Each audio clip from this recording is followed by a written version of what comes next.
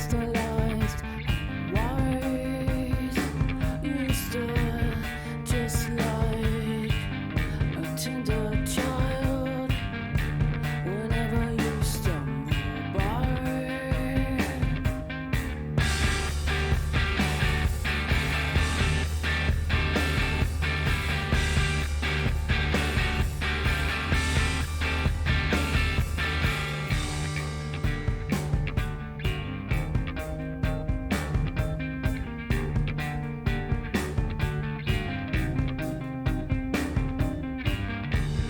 Your smile, familiar eyes, you disturb my sleep. I pursue your cheek to possess whenever we try to speak. So save me in the restless sun and save me before the crashes come, and save me in the rushing sun, and save me before the moment's gone.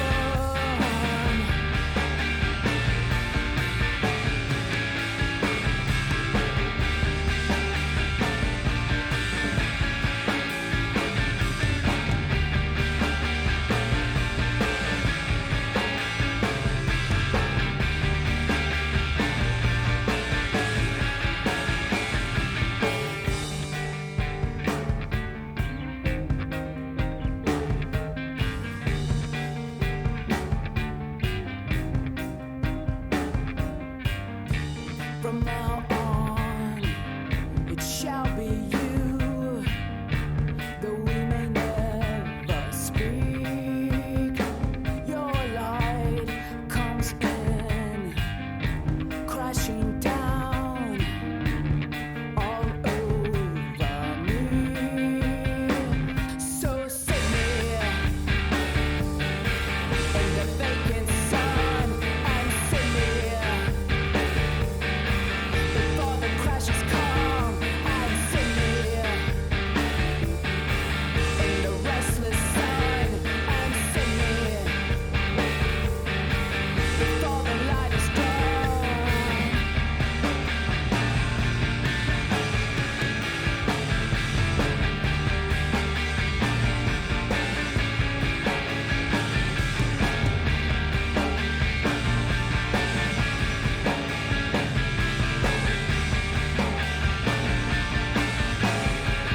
I won't do without you. I won't do without you. I won't do without save me in the restless sun. You save me for the crashes come. You save me in the vacant sun. You save me for the light is drawn. You save me in the restless sun. You save me for the moment's gone. You save me in the vacant sun. You save me. Won't you save me?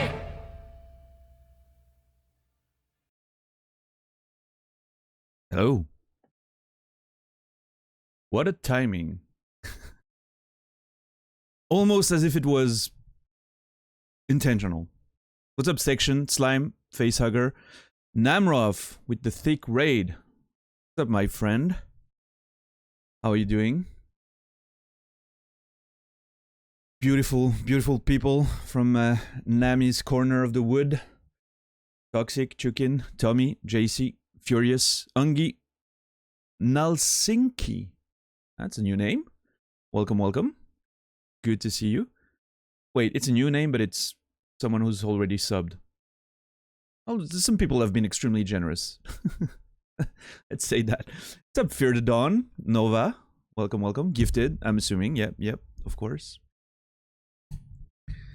Some generous people around these parts.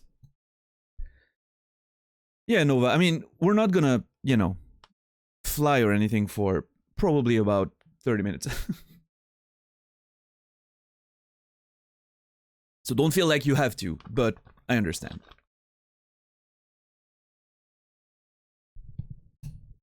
All right, let me just everything looking good? Yeah, we're good.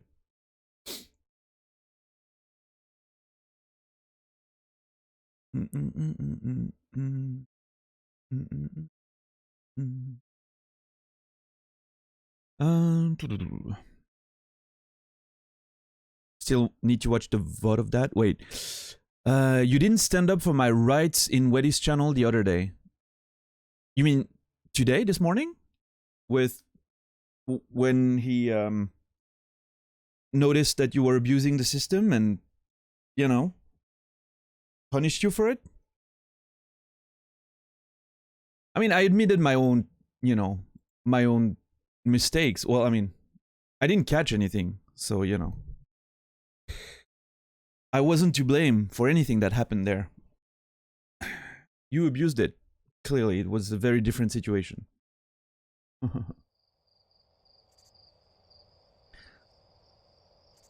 What's up, Neolinks? What's up?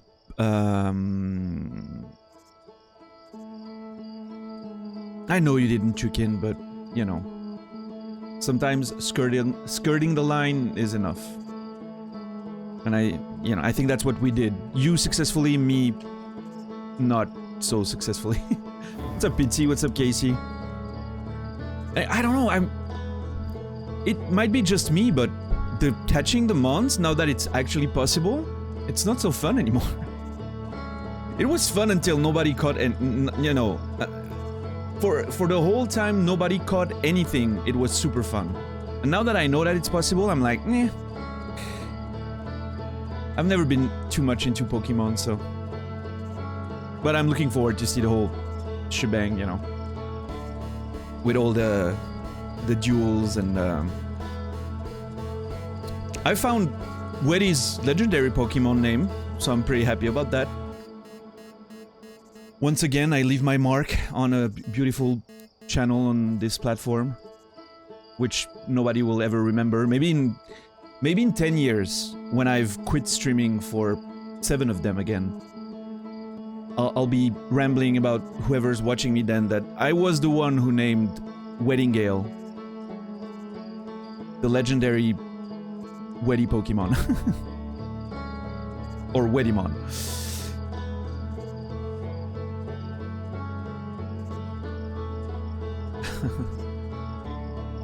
It's a legendary bird Pokemon, and there were, you know, everyone was trying to find names that would sound like bird Pokemons, and Weddingale was my idea, because it sings, you know, the nightingale, so. It seemed obvious, and I think it sounds great. However, Weddy wrote it with 1 T, which I think is... I prefer the 2 T version, but I think 1 T works as well.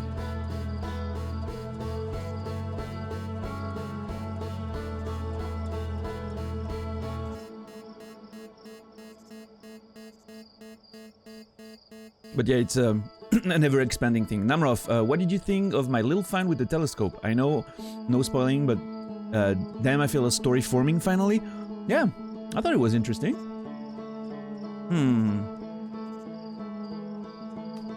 Very interesting.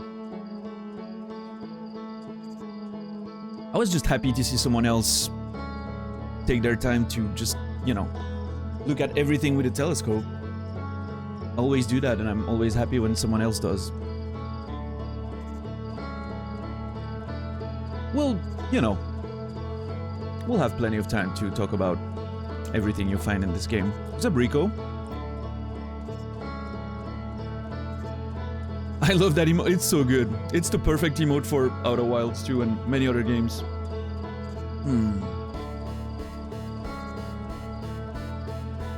Yeah, the completely confused emote is great too. I like the rip emote, which I think will be very useful once we transition into Dark Souls 2. That's gonna be great. Yeah, there's a lot of emotes that will find their day once we get to a game that suits them, you know? Like, could have totally not been a thing for a while. And it just blew up because Outer Wilds, right? But...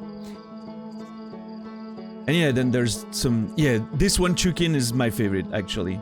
Like, is so fucking moody. Like, it's just like, nope.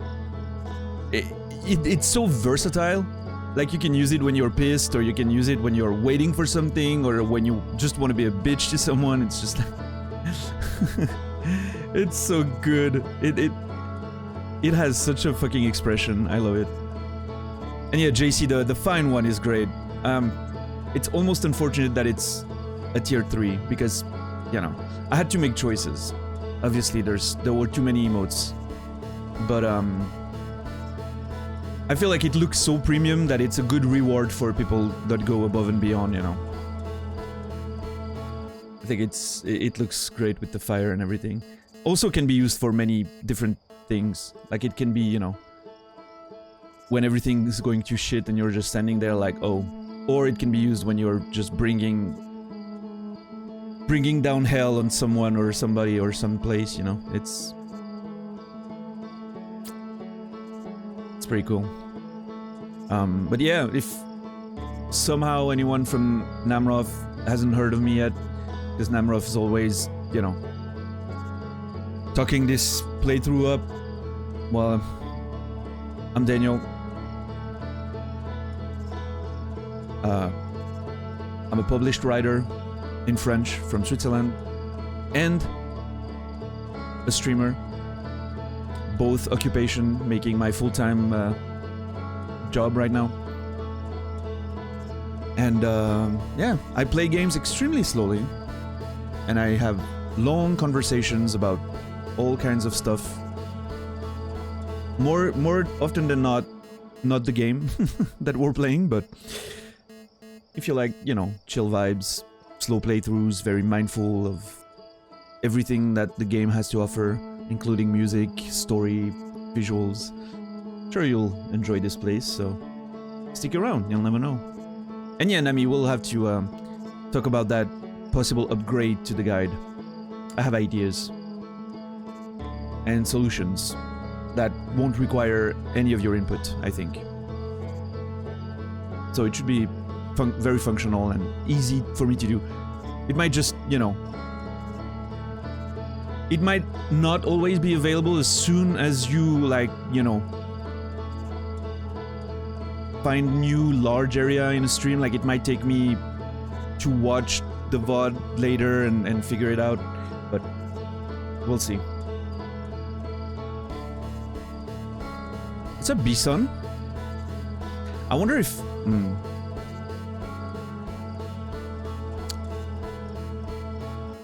Never mind. What's popping? Oh, nothing much. All cool, all cool. Oh, wait, I think... Can anyone look at the channel page and... Oh, yes! Philippi, I want to become God damn it, Casey! I was about to become famous, fuck! Casey's always undermining me, just fucking hell.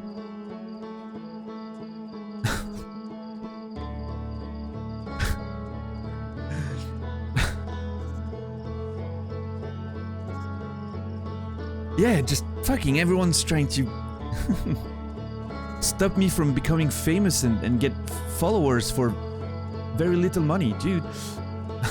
What's up, Electron? No, normal stream today. Well, I mean, a bit longer than usual. 5 hours. Tomorrow's gonna be the birthday stream, and it's gonna be a long one. I'm not sure when we start, when we end, but probably the normal starting time, which is an hour in the future from now. And we'll go the normal 7 to 8 hours that we do when we do a long stream, so. It depends on the game too, like if, you know. I still have a very strong feeling that we might finish this whole thing tomorrow. We'll see. What's up, Coltrane? You're excited to see what this game's about? I have opinions on that, Coltrane.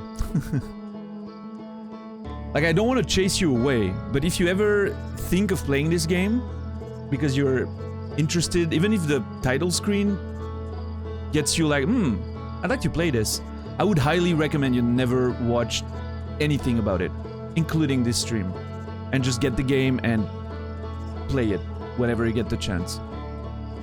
And I mean it, like,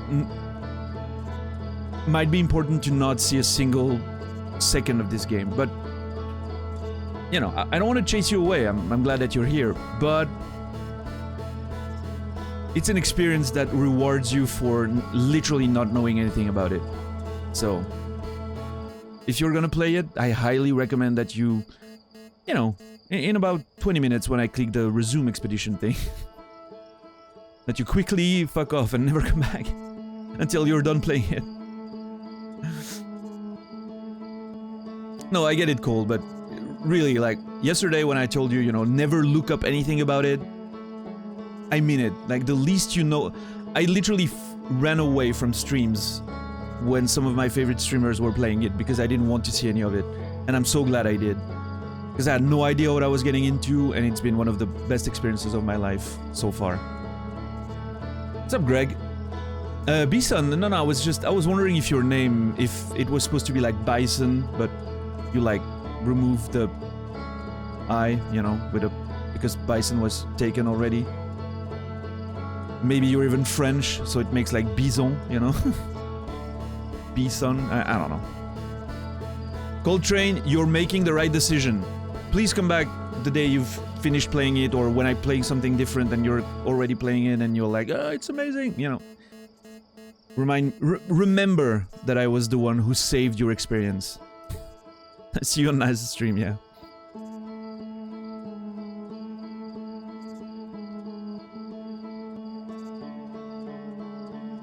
In other news, I didn't sleep as much as I should have because I spent way too long talking shop with Namroth and other good people on Discord yesterday.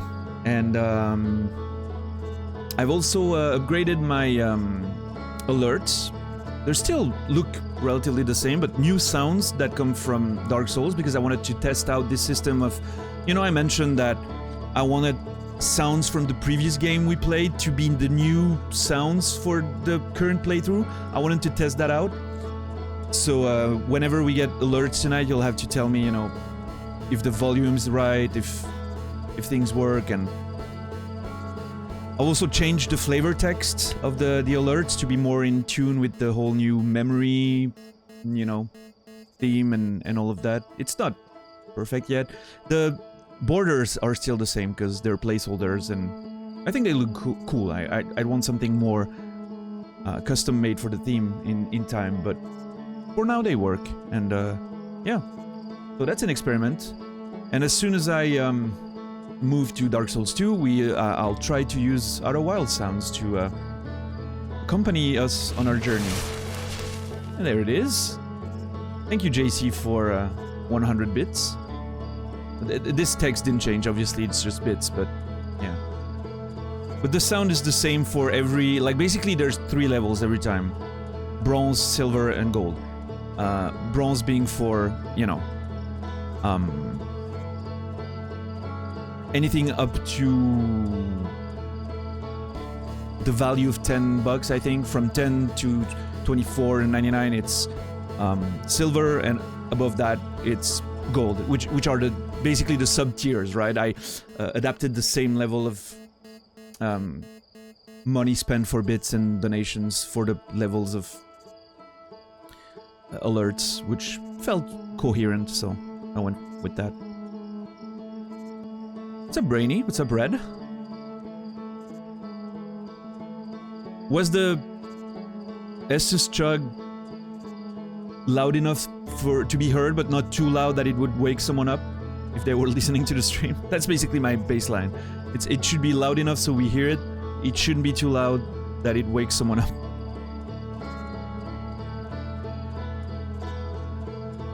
He said your name, $10? Yes, he said the thing. I always said $10's name.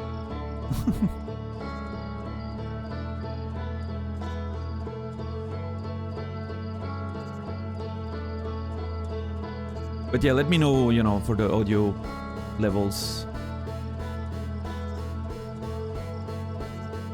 Casey didn't say anything, so I'm assuming it's either... You know, it's either alright, or it was so low that it didn't hear it. Any nightmares about the strangers? No, not really. I had an interesting dream last night. Well, actually, now that I think about it, it was kind of related to Outer Wilds. I was connected to a sort of system that allowed me to be in 2 places at once. Like, I was somewhere, and that wasn't the Earth. I don't know what it was exactly, but I was able to connect back to my body that was in a mall on Earth. And I was having this weird argument with a woman in a clothing store next to a stall. It was like a, a changing stall or whatever it is. It's so weird.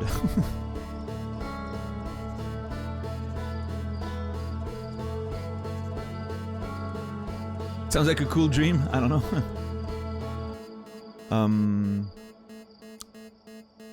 Yeah.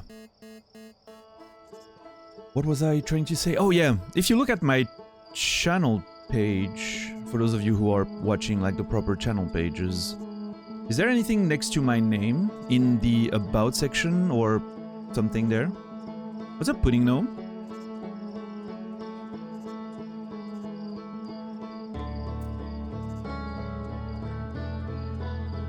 And I don't mean the description, I mean something new.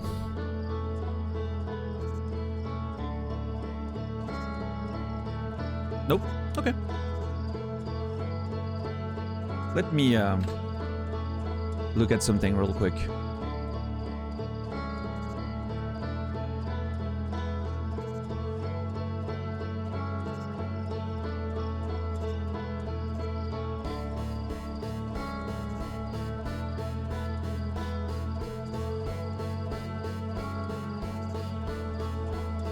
I'll be right with you.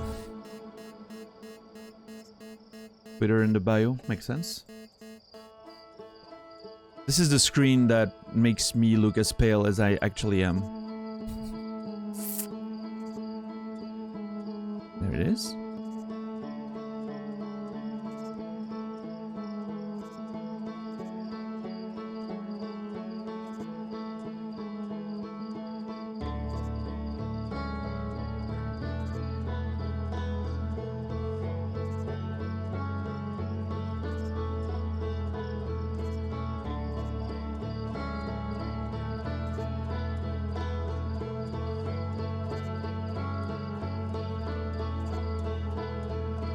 Ah, there it is.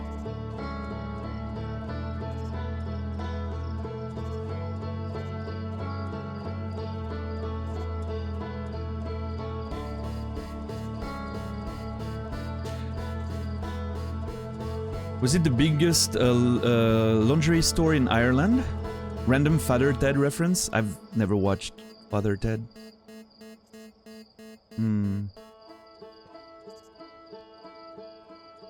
Don't know how that works. Maybe it's gonna take... Okay, I'll wait then. I might have had an announcement, but I'll be waiting until it's working as it should, and it doesn't look like it is right now. Might take a moment. I'll have to look into that. What's up, Hobbs? How you doing, my friend? What's up, Wild Twist? Never tried this game, but it seems intriguing. What are your thoughts on it? Okay, I have thoughts. Hope you're ready. To me, it's one of the greatest experiences of my life. Now, I will say this. If you have any interest of ever playing this, like even if the title screen right now just gives you a vibe that you're like, I might want to do that one day. Just immediately leave this channel and never watch anyone play it. Never watch any screenshot. Don't even scroll down the Steam page when you're going to buy it. Just, squint your eyes to see as little as you can. Click on the buy button and get into it. And never learn what it's about before you get into it. And then just enjoy what happens. And if you enjoy it, come back here one day and thank me for saving your playthrough.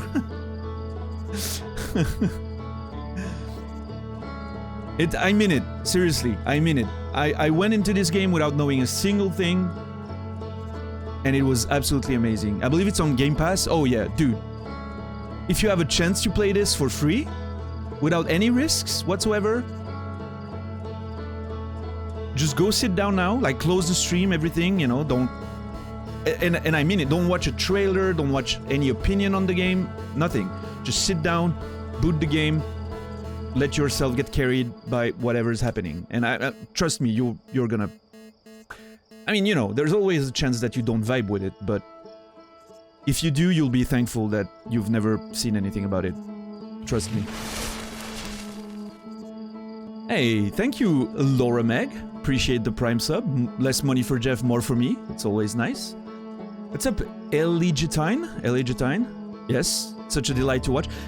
I haven't watched anyone play it before, but I can already tell how much fun I'm gonna have watch other people go through this. It's, you know, it's gonna be amazing. What's up, Shepard? Sending viewers away again? Yes, I know. I could have so many more. When a streamer tells you to not watch their stream, you know, A, they're serious, B, they're the real one. Well, I'm just trying to, you know, Gargor. First of all, hi again. Good to see you, but I'm just trying to allow other people to get the experience that I had, which, you know, I've only been able to have that experience because other people did that to me before. So it's only fair that I pay it forward, you know? What's up, Laura Meg? Well done for your Utopia nominations. What? Is there something that I'm not aware of?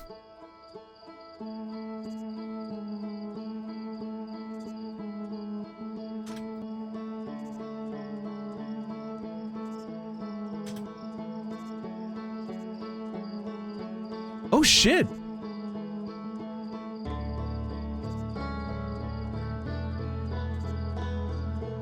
Well, you're literally just announcing that to me right now. I had no idea.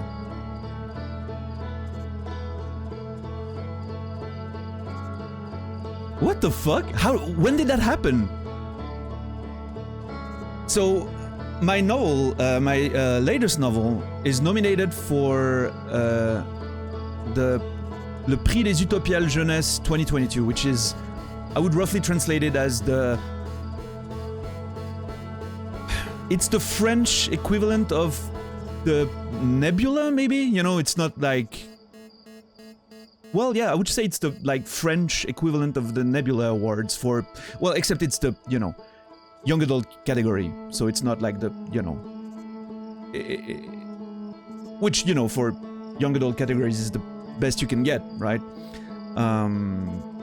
But it's not like the main, you know, best novel prize. It's the side category, but still, you know. That's pretty fucking cool. When was that announced, Laura? Was that announced today? That's one way to learn about it. I've never, that's the first time I'm learning about something like this, just out of nowhere, like suddenly, hey! No, I know when the prize is announced, that I know, but when they announce the selection, like the nominations. Yeah, we've noticed that the other day, Elegitine. Call your publisher? Yeah, my publisher should have been the one to tell me. Maybe they've just learned about it as well, so... Yeah, thank you, Sean. Thank you, Black Warrior. What's up, Nachos? Good to see you, Nachos. Radicon, what's up? Nachos, by the way, Nasrallah always calls you Nacho, which I don't know why he does that, but I think he's gonna keep doing it for just to piss me off now. Holy shit! Okay, that's surprising on more than one account. First of all, because my novel came out in May 2021, this one, so it's surprising that it was nominated this year, not last year, if it was to be nominated. I'm not mad, I'm just saying, you know, I'm the only Swiss writer in the selection.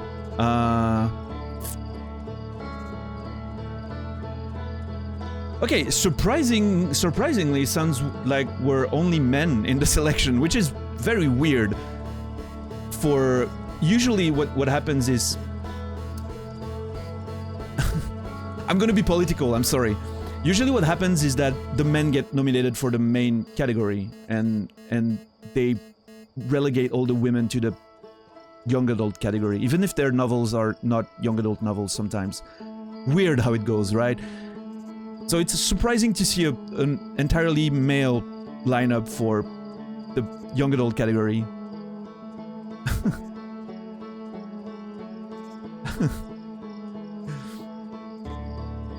It doesn't happen usually. Hopefully there's a lot of women in the main category, otherwise it's gonna be fucking weird. Anyway.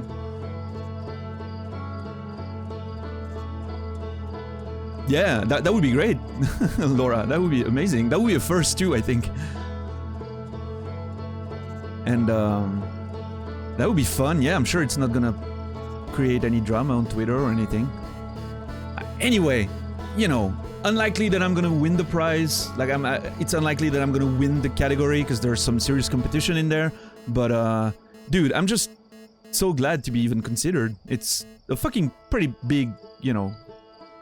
It's a pretty big convention for sci-fi, so who knows, maybe I'll get invited.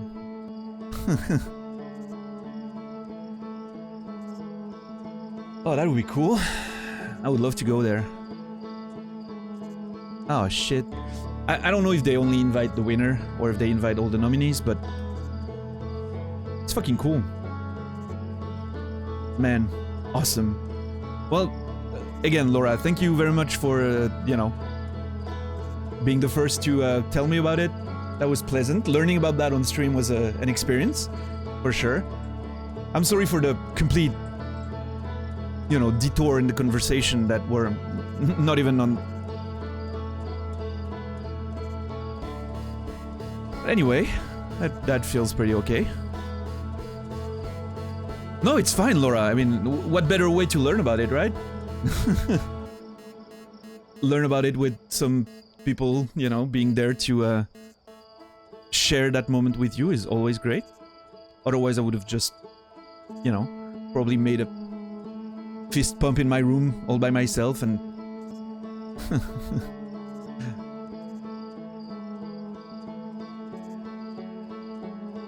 Yeah, that's really cool. And I absolutely, completely unexpected too. Like, again, like I said, the novel came out more than a year ago. I wasn't expecting it to be still in considerations for some, you know, awards and shit. So, yeah, that's pretty cool. Well, I guess, you know, let's see November, October, November, when the results come out, if, you know. One thing that I'll say, and the novel was nominated for another award in a young adult category for another convention I was at this spring. I didn't win, but it was just being nominated was such a nice push for people to, you know, recognize your name, and when you go to those conventions, they're like, oh yeah, I've seen your novel, and more people come and see you, try to, you know, to buy the novel if they haven't read it, or buy the previous one if they want to see more of what you wrote, and just like the contact with publishers and editors, it's, you know, people like have seen your name, right, and they're like, oh yeah, he was nominated for this, so it all immediately gives you a bit more you can I've been able to see the difference when I'm approaching people in the field, you know, when the before and after being nominated for that, you know, it's like you can tell they're taking you a bit more seriously when you're suggesting you might have a project for them, or, you know. And so this is, I would say, arguably a bit more prestigious even. So it's definitely cool. It's making me want to write more again, which hasn't been a thing in a couple of weeks there with the stuff that's been happening, but yeah. This is good. What's the novel about? Oh, can I pitch it in English? I'm used to do that in French, but basically the idea is that it takes place in a world where most of humanity left for the stars, led by a super intelligent AI network that, you know, reached singularity and figured, hey, we might want to leave this planet before it dies. So most of humanity left for the stars. But we don't follow these people. We are gonna follow the people who stayed behind. And it was not their decisions, because the departure happened like a century before. the novel takes place. So it's people who basically inherited the dying Earth for themselves. And the main character is a boy who spends his day exploring the ruins of the old world, trying to find items to repair and sell and, you know, tinker and basically a scavenger, right? And that's how he survives. And one day he finds a tablet, basically an iPad, right? that won't turn on, and it miraculously turns on when one of his friends, Celeste, one of his friend from school, takes it in her hands. The tablet just lights up, and that's how they realize that this tablet is containing an AI as well that's been abandoned as well during the departure. And so the AI figures in her great logic that if she was left behind, that was probably because she was meant to do something important, and she thinks it might be to bring the rest of humanity to join with the travelers again, you know, the ones who left wherever they may be. And that's the idea, you know, that you follow that. It's a bit of a story of going on the trail of those who left before, and, you know, finding out what happened. And that was very poorly summarized because I'm not used to do it in English, but yeah. Kindle has a translation option, yeah, but it's probably awful. I wouldn't expect an English translation anytime soon. Like, very few novels get translated, and most of them, the big ones, you know. But and I would probably advise against using automatic translation stuff. But hey, I appreciate the thought. I can only read it that way. Yeah, I'm sure, but yeah. Anyway, what a start! What a start! He might add award-winning before published YA fiction. Yeah, who knows? Fuck, dude. This is... Well, this is good news. That's a way to start a day. Get in a good mood. I'm thankful. Amazing. Outer Wilds vibes? Yeah, Lython. When I said that Outer Wilds really felt like something that resonated with me, it was for many, many, many reasons. Like, a lot of the first part of the game that I experienced reminded me of that second novel I wrote, the one we're talking about now. And a lot of what's happening in the Stranger now reminds me of my first novel, with the, you know, connection to a memory of a place you loved, and this undertone of grief, and I don't know. And I had no idea about this game, obviously, when I wrote those fucking novels, you know, so it's some synchronicities, right, in the themes and the stuff we like and enjoy. No wonder that this game has such an impact on me right now, but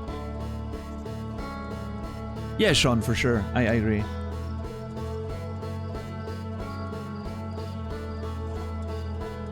But yeah, holy shit, what a start to today. Oh, fuck.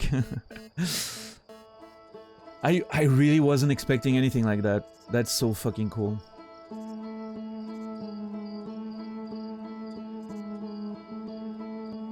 I cannot believe that this book got nominated in, like, 2 of the largest conventions in France. That's, well, probably the 2 largest, in fact.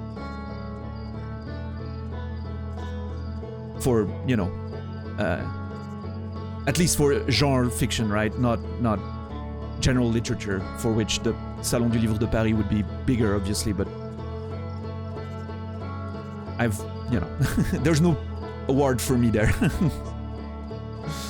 So, for what I'm writing, these are probably the 2 biggest nominations I could have gotten, so.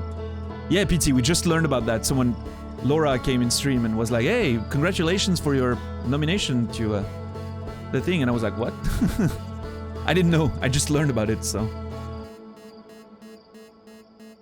Do you think you'd ever consider writing in English? I've considered that many times, Casey, and the answer I always came to was I'm probably not good enough in English to write a book. Vocabulary, you know, I have a few. I have decent conversational English. I don't think I could have decent literary English. The only addendum that I might make for that is, should I one day decide to write an entire book only in dialogue form, which is something I've considered, then I might try writing it in English, yes. Because only dialogue would be very conversational, right? So it would, I would be able to write. And I like that type of writing, like the Sleeping Giants from Sylvain Neuvel, for instance, who's purely dialogue. And that's something that I did in that book we just talked about. Half the chapters, like between each normal chapter, there's a chapter of, it's a recording, it's a transcription of a recording, basically. In between each chapter, there's a transcription of a recording. And it's purely dialogue, and I've experimented with that now, and I really like that format. And I was wondering if one day I would write an entire book like this. And if so, I might consider trying it in English, yeah. But then, you know, making it in English with English publishers would require me to find an agent, require me to, like, I would basically start from scratch, right? So, yeah, it would be quite tough to, you know, make it again, like, and by make it, I really mean like the first steps of getting in there, right? Which is usually the hardest. It's not even considering, you know, making a living with the books, which I'm not doing right now, by the way, so. It's more than decent, I can tell you that. Okay, but again, conversational, Sean. And when I, you know, even writing conversationally, I'm fine. I think I'm fine. I can edit myself quite well to make it look neat, but getting into literary, it's I don't know. Maybe I'm doubting myself too much, but I think I'm being. Yeah, I would agree, Greg. Writing novels goes way beyond being fluent, because, like, think about it. How many people are fluent in their native language but are not able to write a novel that's worth reading, right? Not being gatekeepy or elitist, but it's just a fact, right? We otherwise everyone would do it, right? So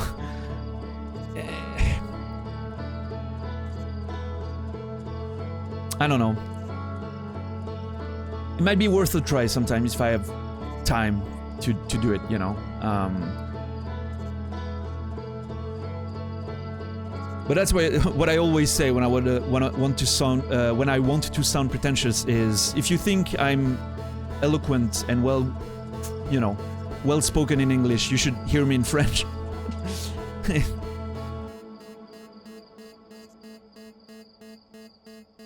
It's yeah. I think I sound like a dumbass when I speak English, because I'm stumbling on my words. I'm not finding the phrasings I would like. Sometimes it's frustrating, but yeah, I mean, again, if I'm ever writing, that's gonna be my thing. I feel like if I ever have the perfect idea for a fully dialogue novel, and I'm already working on a big project in French, which takes all my time for that, I'll get on that experiment and try to write it in English, because that could work. Like purely dialogue, very conversational, that could work. I feel like I could make that interesting, but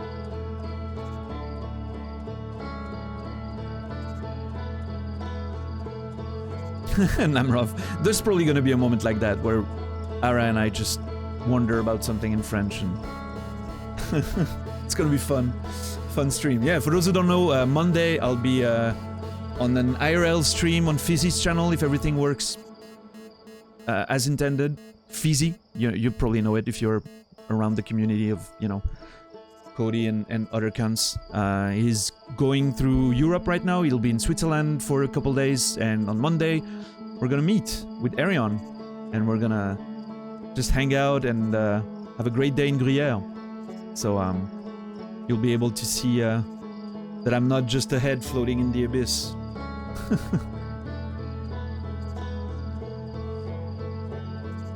Yeah, no, for sure, Nachos. I do consider myself bilingual for the most part. But again, you know, even native speakers sometimes fail to write a novel because it's a novel. It's not just conversation, so. But we'll never know. Which channel is the IRL stream? Phizzi, Phizzi. Namrov is gonna link it, hopefully. How often do I think and dream in English? Every time, well, I think in English every time I'm listening to English or using it, basically being in English mode, right? If I'm watching a movie or reading something in English, or if right now I'm thinking in English, right? For the dreams, it's, I don't know, 50-50. Depends on the context of the dream or something. Thank you, Casey. Yeah, if everything goes well, that'll be the channel we'll be live on for the IRL stream on Monday in Switzerland. It's gonna be great.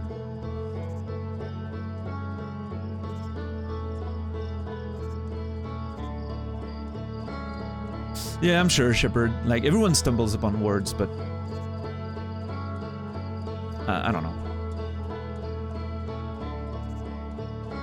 Again, we'll see. If one day I write a full novel, you guys will be the first to know probably that I'm working on something, and it probably will be a full dialogue novel, which I'm always interested in doing, by the way. I like the idea. I just need a proper project that's fitting with that for once, and for a second, I need to have an ongoing project in French that's, you know, planned for publication, so I know that I'm not doing something that might fail while I'm, you know, being negligent with actually publishing, you know. But yeah, who knows? Who knows?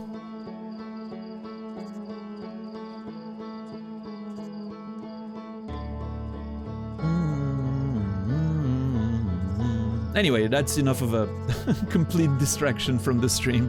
That was cool though. Enjoyed that. Thank you. Ah, what a great news. Holy shit. What's up, Paul Maxu?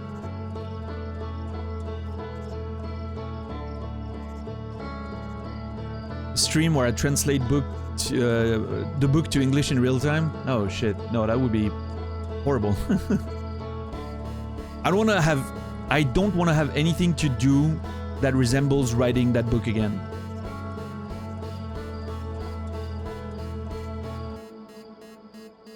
It was enough of a pain the first time around. That second book was rough. It took a lot out of me. Namrov. No, my VOD title, all my titles are very, you know, I have this very specific thing, right? Format, simple, clean, and I'm not gonna change it. Even for the birthday stream on Saturday, I'm not gonna, you know, make a special title, birthday stream, whatever, you know. Come hang out and give me money. No, it's gonna be, you know, as usual. I'm just gonna maybe have a drink to celebrate, and, you know, I want something clean. I like the minimalistic. It's I don't like fluff.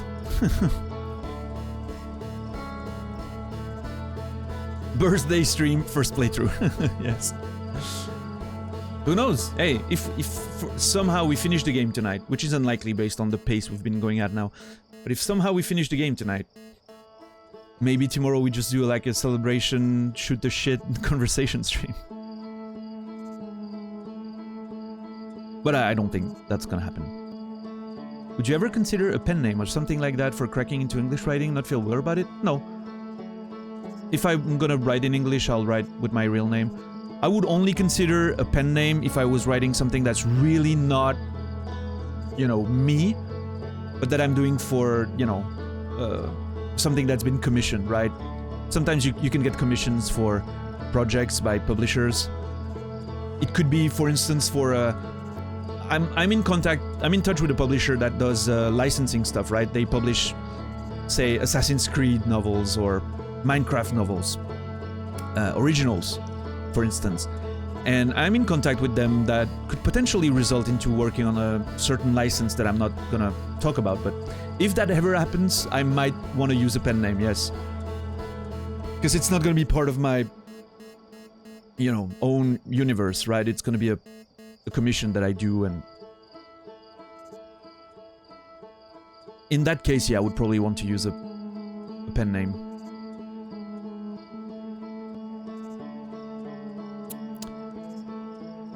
What is going in your about section? Is something going on in my about section? Or are you asking because of something I said earlier? Yeah, Minecraft novels, that's a thing. And some are original in French. Yep. Oh, I think you're just asking because I... Oh, Notch is... First of all, Notch doesn't have to care anymore. He's not responsible for it, but...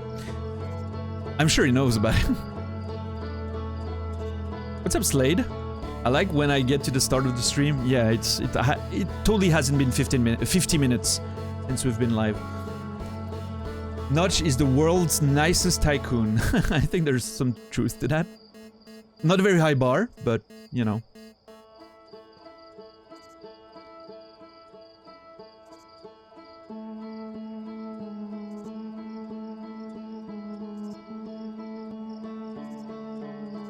Like some smut? Yeah, naturals. I would not completely be against writing smut one day under a pen name.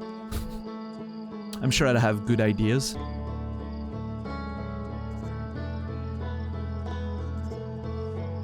Oh, I was gonna say something, but it wouldn't work on Twitch. I was gonna say, imagine if we collectively wrote a smut novel on Twitch.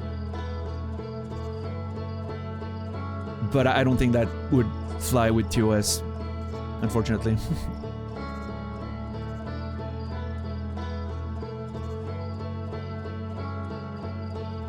What's up, Amen?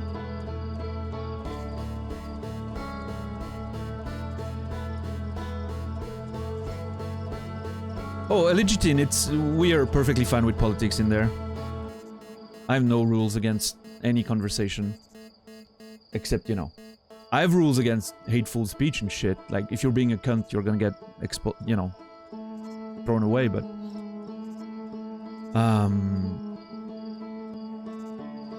I have no problem with hard conversation, and I know what you're referring to, right? There's been some controversy on Twitter, and we've addressed it the other day. I think Notch... Without knowing the man very well, right? I'm just hanging out with him on Cody's stream when he's there, you know? I wouldn't count that as knowing the guy at all. He seems like someone who went through some shit at some point and said some stuff that was provocative, maybe more than he wanted, maybe not, maybe it was exactly what he meant. I know he's a bit of a troll and a provocateur, you know, that's part of his identity. And plus the language barrier and everything, I don't know, you know, how much he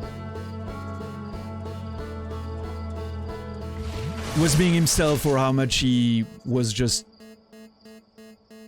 trolling everyone. But in any case, yes, it backfired and he deserves some of the trash that he got for it. I think that's fair. When you have a big platform and you're saying stuff that's, you know, aggressive to minorities and other people, it's fair that you get some shit for it, right? You put yourself out there, you are putting yourself at risk of people disagreeing.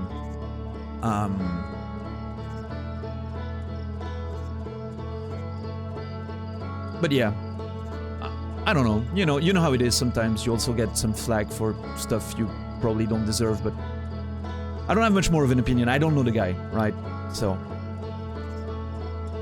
what's up, Michael Lopriore? Sorry for taking so long to say hi. Also, thank you, $10 for gifting us up 2 lopes. Appreciate it. So is the new sound loud enough, or it's a Estus chug, Nachos?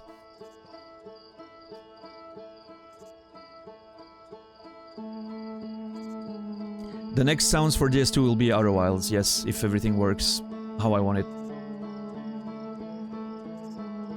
I knew it was familiar, yeah. Is it loud enough though? No, I don't think anyone ever told me if it was loud enough for... My baseline is it should be loud enough to be heard on top of the game, but it should be quiet enough so that it doesn't wake up Nachos when he's sleeping. It's telling that Notch is banned from Minecon. In a way it is, yes.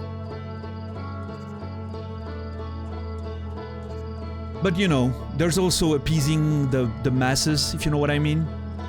Like, obviously, I'm not, you know, excusing some of the comments he made. I'm sure, you know. Again, whether it was trolling or not, some of the comments were over the line, and I get that. But then again, I'm also thinking about GDQ, right? And some people I know that are not welcome anymore at GDQ, even though I don't believe they've done anything particularly problematic. And I'm not excusing the real bad shit, right? I'm not talking about people who actually harassed or assaulted people or were being general cunts, right? I'm talking about some people who had disagreement with the organizers and, you know, on stuff that you can have mature conversations about. But you know, sometimes there's no room for conversation, and I understand that.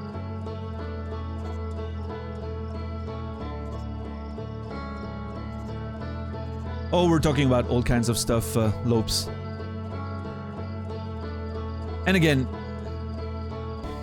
you know me, I'm always gonna be nuanced in my approaches to most things, unless it's proper, you know, hateful shit, but the best I can say is I don't know the guy. I don't know Notch. I will never know Notch, probably. Is he the troll, provocative troll he always seems to be to me when I interact with him? Or is he you know... To me, he comes off as someone who likes to provoke. He's a bit of a troll. And sometimes he goes over the line. Because he's not very politically correct, right? He has that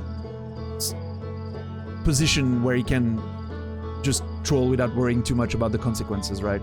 What's up, 2 nerds, 1 black hole? One of my favorite names on Twitch. So again, I understand why some people got up in arms because of some things he said. From what I knew of the guy, I took it as more of a bit of a over-the-line joke, which I don't mind personally, but you know, I understand. I understand all the aspects of this situation. It's not always easy to navigate, but... Hey, what's up, Cody? I know Notch is nice. Yeah, I know you're very familiar with him, with, you know, being an actual friend of him. He's nice.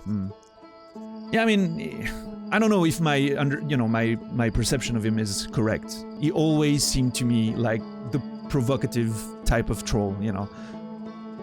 Plus the language barrier, which you can tell, like, he's not, you know, he's from Sweden and he has that bit of a different approach to culture and shit. But it's good to see you here on a day you're not streaming, Cody, by the way. Love that you're here. Hope you're doing well, man. So yeah, weird stream so far. I've learned during the stream that, you know, my latest novel was nominated for the most prestigious prize for young adult sci-fi in Switzerland, in France, sorry.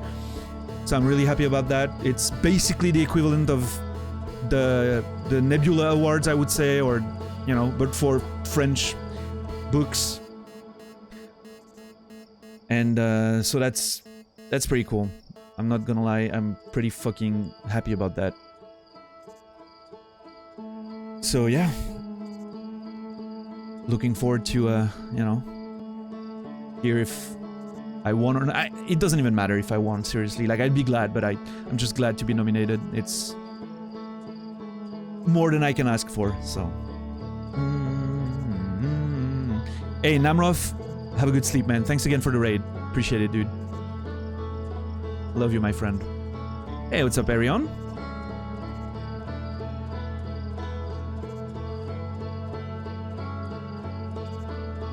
Can you start your book on two gay lovers going to Mars now, starring you and I? You know, we were talking just earlier about me writing a dialogue-only book in English. That could be the idea, right? All in dialogue. You don't see what's happening, you don't have descriptions, you just have the people talking to each other, and you can infer everything that happened or is happening. That's an idea.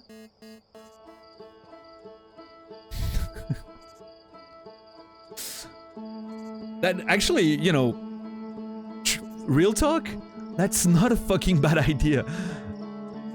Doesn't have, you know, like, doesn't have to be gay smut, you know what I mean? It's just like a love story or Brokeback Mountain, but in space, on Mars or another planet. Purely dialogue, and you can infer everything that happens between them with the right the conversations they're having. Honestly, it's not that bad of an idea. This is actually not fucking bad of an idea. I don't hate it at all.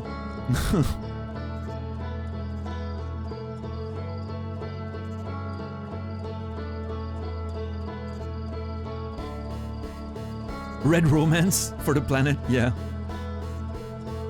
Is that a play on Red Rising, Elias? If that's the case, you have good taste in books.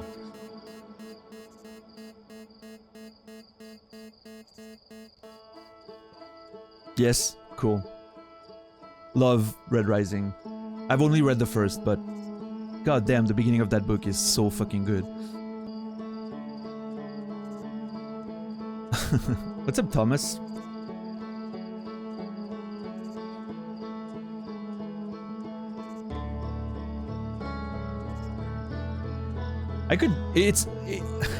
What a testament to how great the soundtrack is when you can just literally sit on a menu for an hour and never tire of a 1 minute loop. It might be 2 minutes, in fact, but still, like, what a testament to, you know, the quality of that soundtrack. A 2 minutes loop and it never feels boring. Red Rising.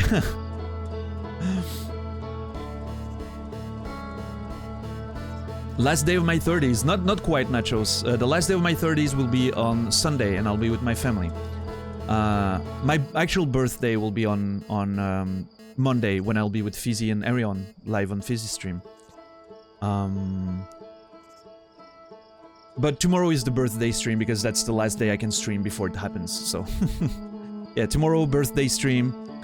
I'll have a drink and play more Outer Wilds if we're not done with the game, which is unlikely we are, but...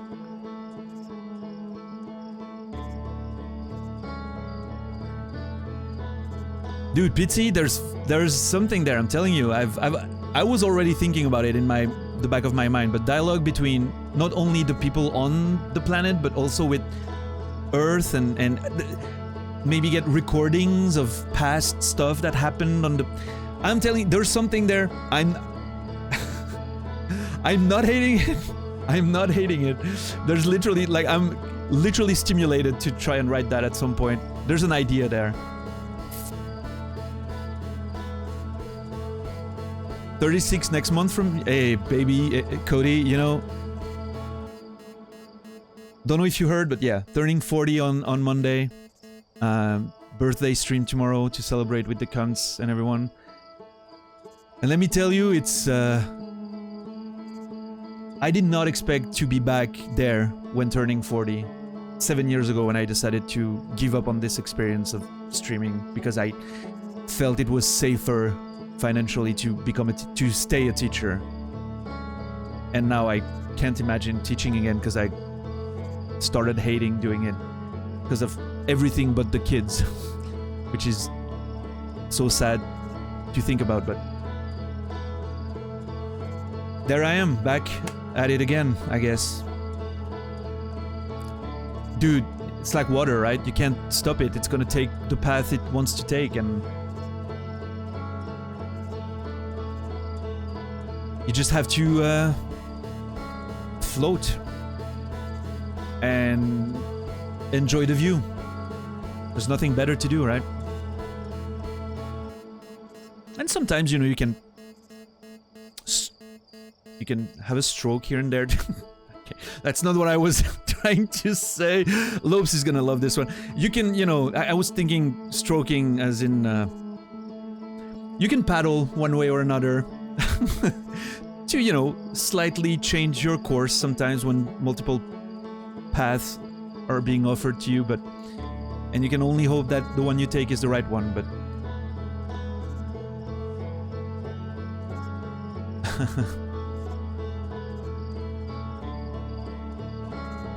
I don't know. I'm grateful for what's happening now between, you know, I'm really feeling that between writing and streaming, there's a chance that in time, I might be in a position where, you know, I can be safe, which is the only thing I want and ask for is to be safe, right?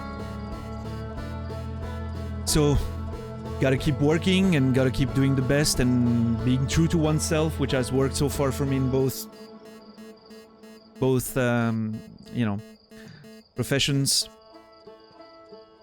It's the same with writing, right? That I've had many discussions with my editor sometimes to, you know, change some things in the novels and many things that are very valid, you know, when you work with an editor and you change it and you correct it and you make it better. But some things that are more on the real groundwork of the novel and like, are you sure you want to do those weird dialogue-only chapters because it might, you know, some people might not like that or might find that difficult to get into and are you sure with your ending it's a bit open-ended and there's mystery left open and are you sure you want to do that? Like some people might not like those types of endings and I'm like, yeah, that's just me. That's how I want to do it. It's what feels right for what I'm doing, you know? And so I'm taking the risk to lose some readers, you know, maybe lose more readers for the sake of being true to those that want to read you and not something that's been too neutered. You know, that's important, I feel like. The people who are not gonna like my books the way I truly feel they should be written are probably those that I'm not writing for anyway. So why would I change my work for them, right? I'd rather make it stronger for the people who enjoy those things, right? And the people I'm writing for. And I'm very lucky that my editor completely is on board with that. Like, they're just suggesting, you know, she's just suggesting stuff for me to be aware of it, of course. And then we just work on the stuff that works for what we're trying to do, and she's amazing. Like, made my books a million times better than they would have been otherwise, so.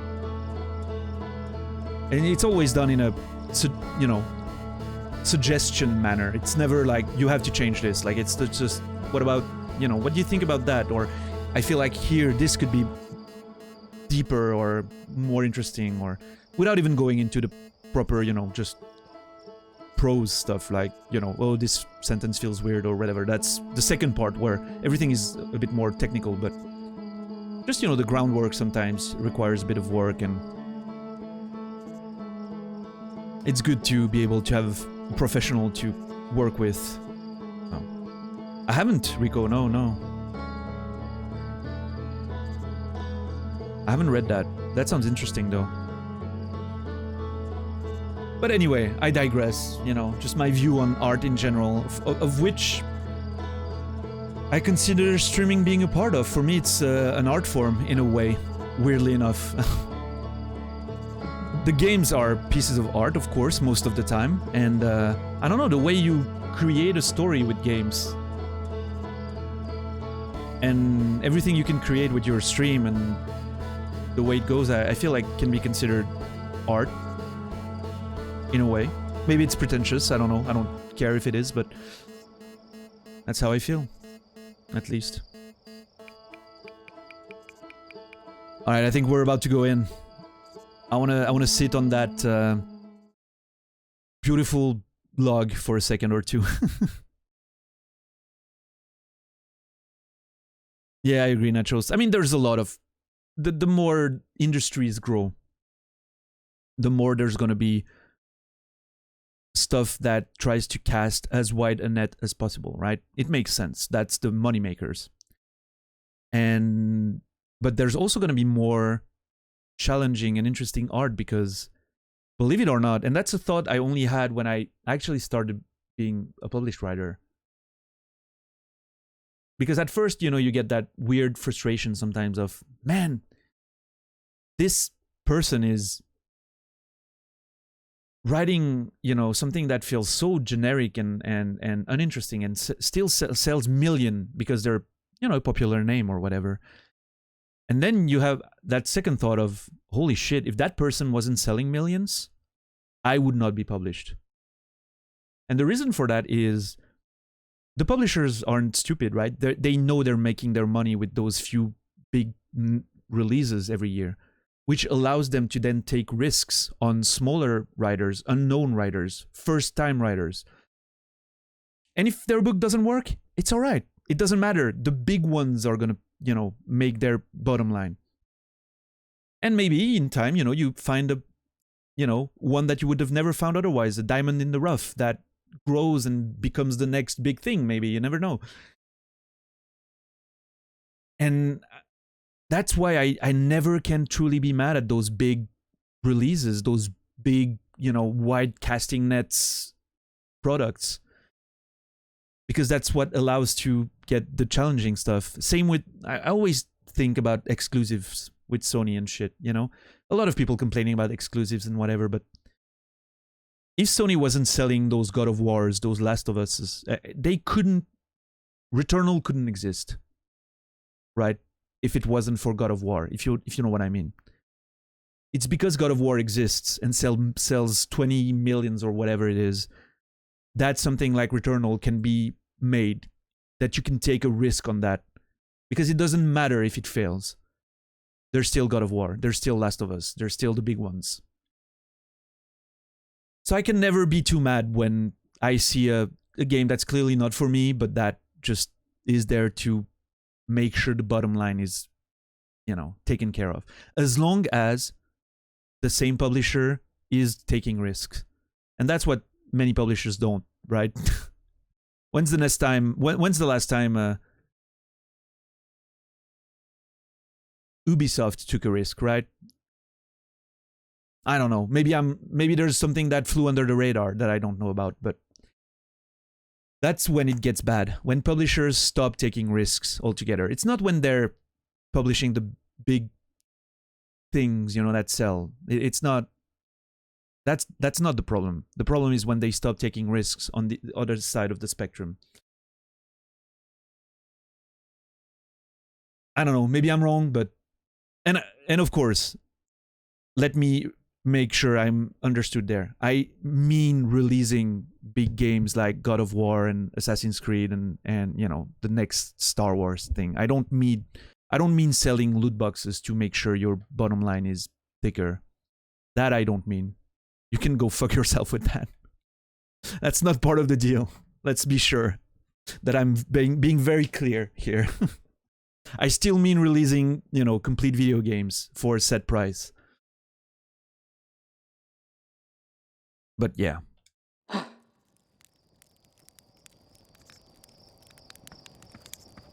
That's my view on it, and it works for many of the artistic fields, and same reason probably that streaming is working the way it does, right? If it wasn't for XQC and Amaranth and Asmongold and all those big cunts, right? I probably wouldn't be partnered. I probably couldn't make money off of it. The platform might not even exist at this point anymore.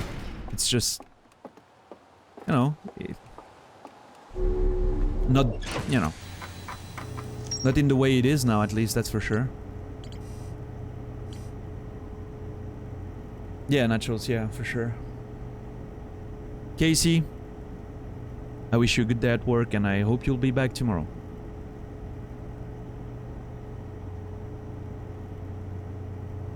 Yeah, Pitsy?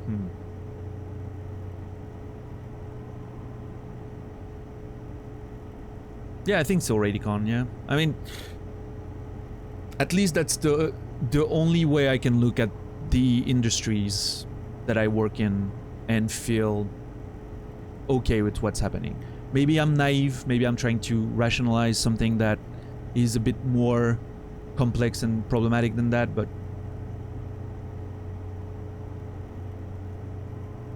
I don't know, it feels like I'm not too off base based on my experience, but again, I'm not an expert, I'm not an economist, I'm not, you know, a publisher. I don't know what I'm talking about really. I'm just, as I always say, I'm just a nerd with an opinion. But so what's the plan today? The plan today is to figure out the last solution we need to open the vault. There's one more code that we haven't cracked, and based on the way it's been going so far, I'm expecting the last one to be another mysterious way to cross the water, right? We'll see. Ended on quite the blue balls yesterday. Yes, we did, and I'm not sorry about it. Simulated reality modeled after their home moon found a slide reel that appears to be some sort of error report. It shows one of the strangers' inhabitants dropping their artifacts on the ground and walking beyond its projection radius. Yeah. So the last one I haven't been able to solve was...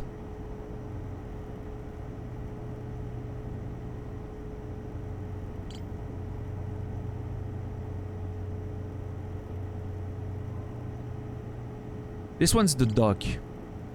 This one's the tower. This one's the... Yeah, the cliff. Sure. We develop any thoughts on the vault, by the way? I'm not fully sure what the vault contains. I'm obviously thinking that it contains the truth about what they learned, potentially about the Eye of the Universe. Something they're trying to hide from maybe their own people. I'm not fully sure yet. I feel like there's still some mystery that I'm gonna have to uncover, right? We'll see. You know, we'll take it as it, you know,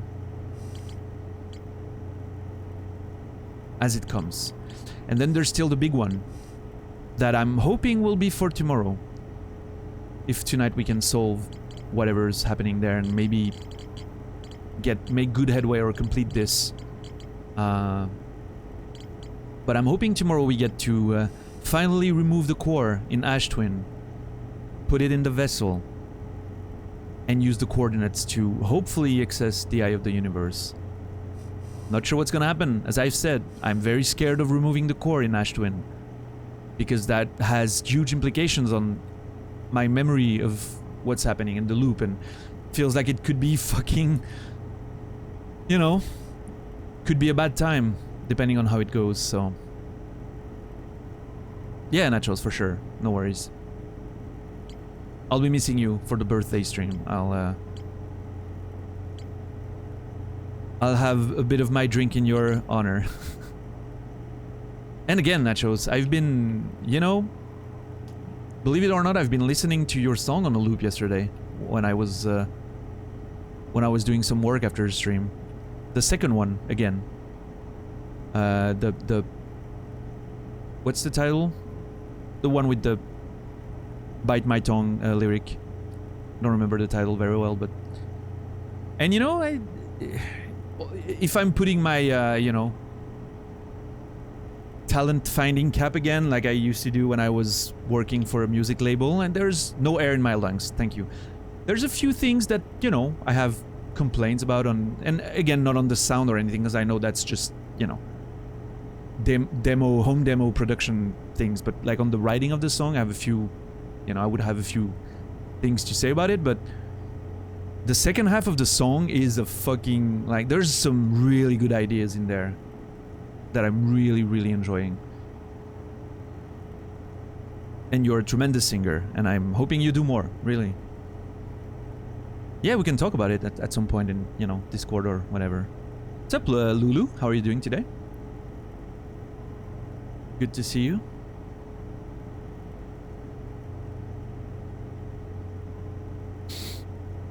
Okay, anyway, let's put that behind us for now and let's think. I wonder if... Because I've been a bit stuck on this one, right?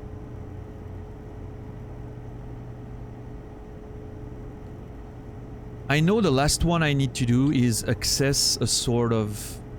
Oh, I have an idea. Oh, I have an idea. Oh, I have an idea.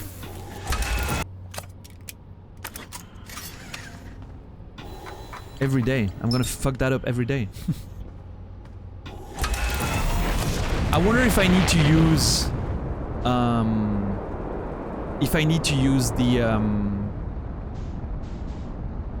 projection stuff when I drop the lantern to do whatever I'm trying to do now. We'll see.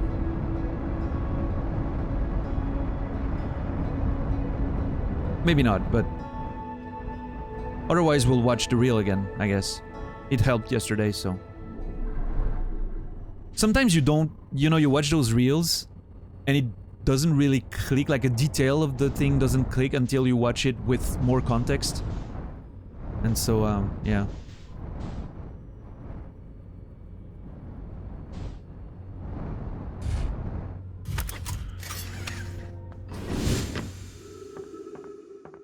Doing okay? How are you? I'm doing fine today. You know, I was feeling a bit tired because I woke up way too late just before the stream. So I was still, you know. And then some great news was brought to my attention in chat and I was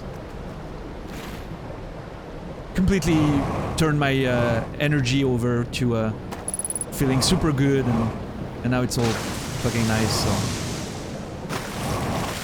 Yeah, I'm having a good day.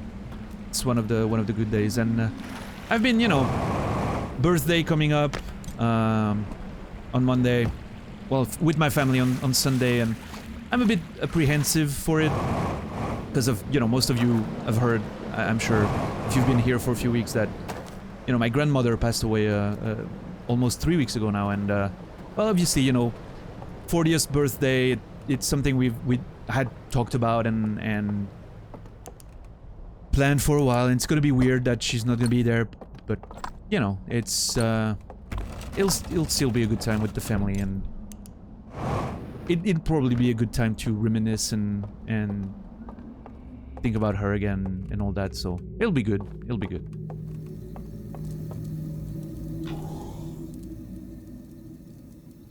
Don't solve anything without me? Well, Pitsy, I cannot promise that. Because I'm on a time limit in this place. When I get there from here, it gets a bit... I have to be quick. So one thing that I might have to do, because this place closes so quickly because of the water, one thing I might have to do is go to the Hidden Gorge, which gives us the full, you know, 22 minutes, and take the raft to here. Maybe something happens later, or maybe I need more time, right, to figure things out. So I'm gonna take a look around first, and then I'll try to drop the lantern and see if it does anything. I'm not sure if I've explored that area before.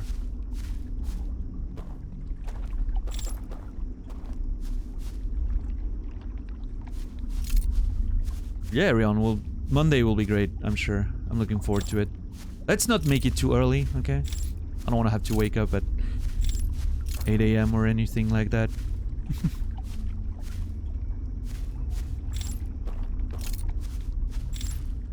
Got my Aldi snack today. Took a big walk in the fucking heat. Goddamn, I hate the summer. I'm not a fan of summer. We made rankings yesterday about the seasons, and I think my ranking is fall, spring, winter, summer. I think that's it. Well, of course, it's gonna depend on where you live in the world, right? Not everything is the same everywhere, but for Switzerland, fall, spring, winter, summer. What's up, Dad? Yeah, thank you, Dad, for reminding everyone of the sponsorships. It doesn't exist, by the way. Don't use the Daniel 10 code. I don't know who that cunt is. It might be someone with that code, and I don't want to give them money, so... Thank you, Dad, for bringing the much-needed sellout vibe we don't have on this channel so far. Hopefully never at all. If I ever become a sellout, guys, you're allowed to give me a whole lot of trash in chat for it. Just want you to know. I want you guys to keep me accountable for future decisions. Oh! I don't think I've ever found that.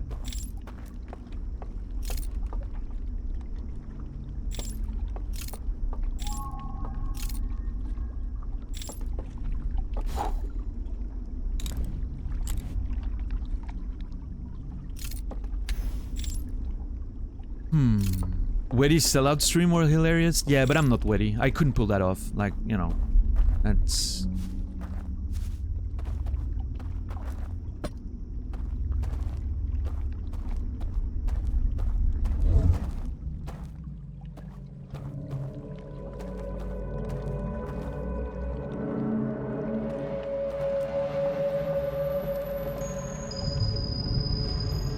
Wait.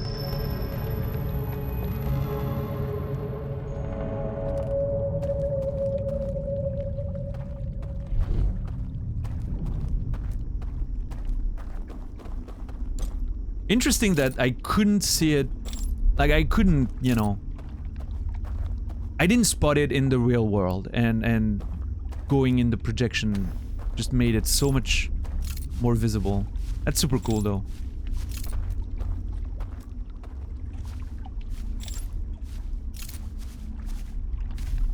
Oh my god, don't tell me it was just a matter of me exploring a bit more, and I've been a cunt about that for the whole time.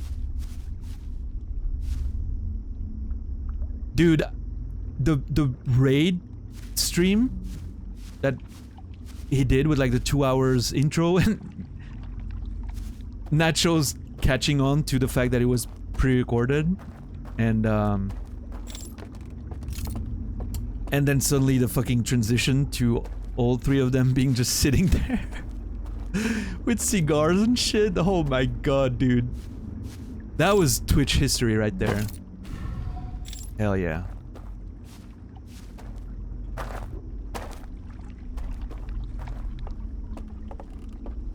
Twitch history.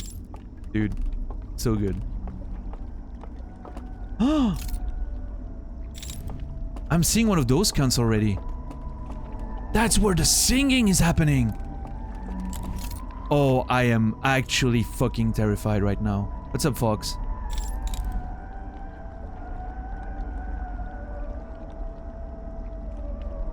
Oh my god, I had to keep the worst one for the last, right? I had to keep the worst one for last. It had to be that way. I fucking hate myself sometimes.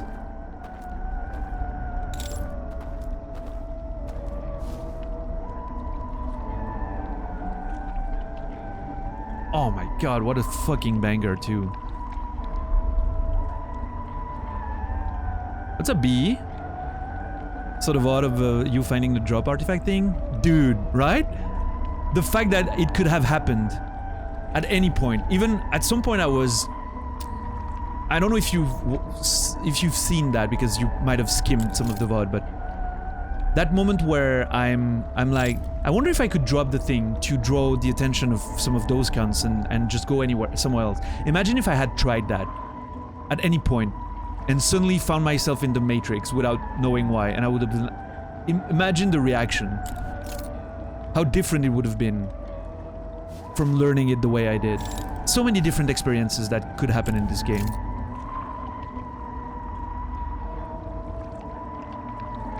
One of them is playing on their one-string guitars. I can hear it. Well, I mean, I think that's what it's suggesting, but... Okay, okay. What a fucking beautiful game. That happened to you? Dude.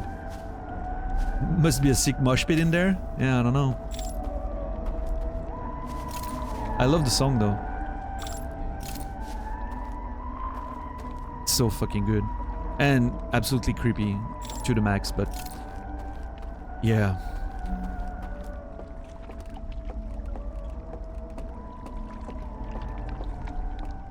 Hey, you never know, Dom. You never know. Maybe, you know. Oh, okay. I'm seeing hands, which means there's a puzzle of sorts. Wait.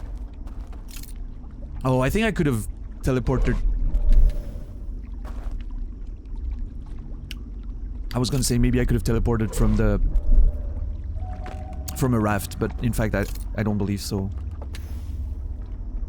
Okay, I'm assuming I have to create a bridge, maybe something? Well, maybe not. I'm not gonna have enough time. I'm gonna have to go to the Hidden Gorge and get the full loop from there.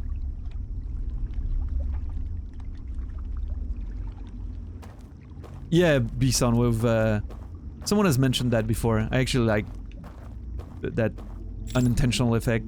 It's cool.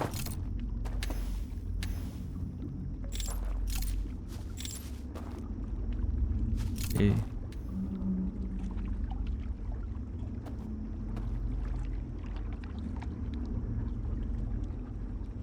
Wait, could I teleport here to be faster then? Maybe. From the top of the thing. Maybe now that I've lit that up, maybe it's visible so I can teleport to it. Cool, okay. Some fucking Dark Souls shortcuts style in this game sometimes.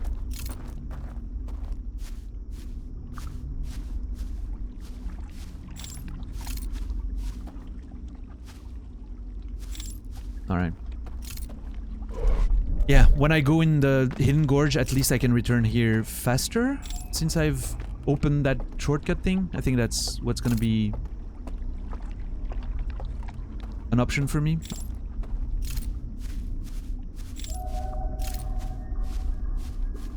In fact, I should, like, the right decision would probably to go now. Because what I'm doing now is probably gonna be wasted. And if I go now, I'm overall... But I want to take my time and observe all around. I don't want to make the same mistake as before and just go too fast and miss some obvious stuff and not know where I'm going. Oh, cunt.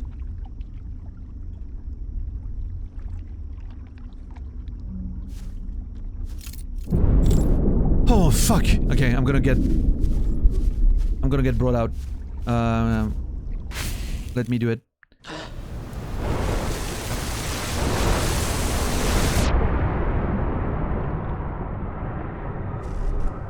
Okay. Hidden Gorge. Up. Let's go. Yep. Alright, let's go. Perfect timing. Oh.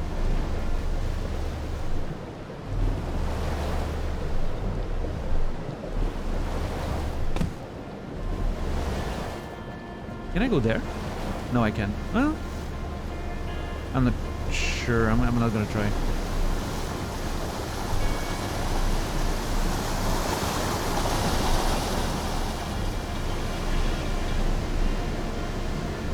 Alright, Hidden Gorge. Back with the shortcut. Hopefully find more.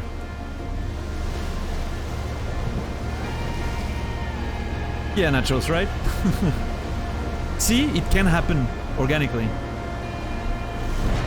Yeah, I was gonna say that's gonna hurt. I was going really fast there. Oh fuck, I'm actually going way too fast.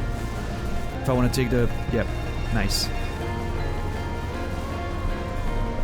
What a jam, this song. Alright. Oh shit, we're coming in hot. I love how I kept the momentum when jumping from the, you know, the physics are so well done.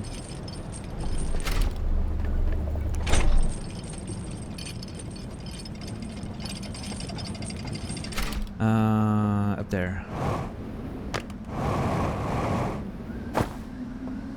I still have a good 10 minutes, I think.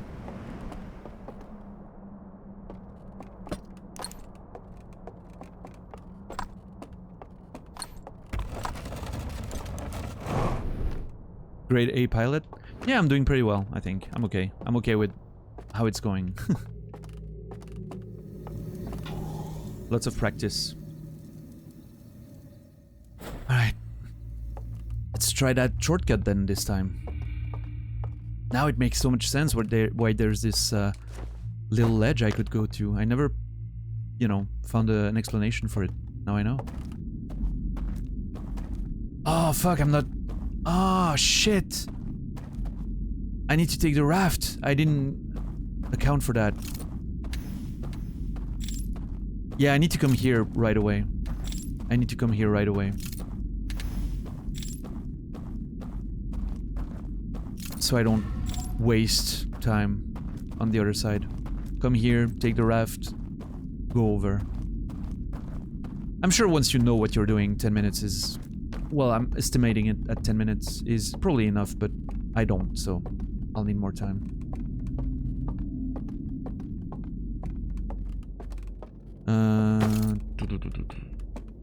Ah, shit. Do I need to go all the way down? Ah, please.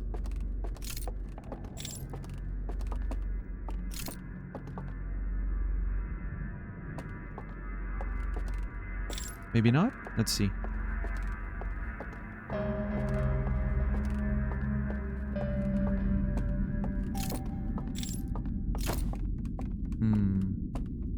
Fuck.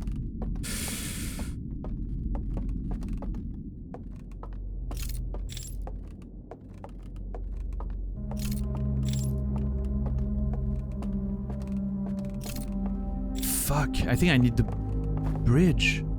Oh, that actually sucks. Maybe not? Maybe... Wait.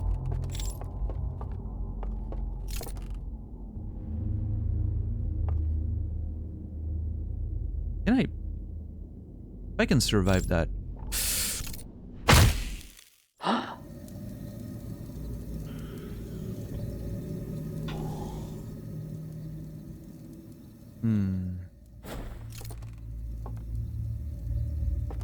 I really don't want to...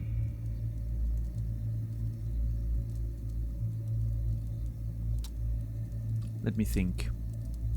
I know of another way to use a raft, right, in the tower, which is a bit less time, but at least I don't have to do the whole...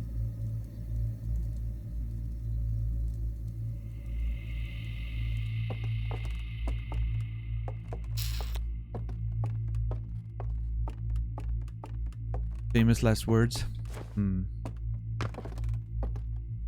The problem is... Fuck, I wish there was just a quick way to go down there, but it seems like I need to do the whole... Lit the bridge thing, right? Light the bridge, sorry.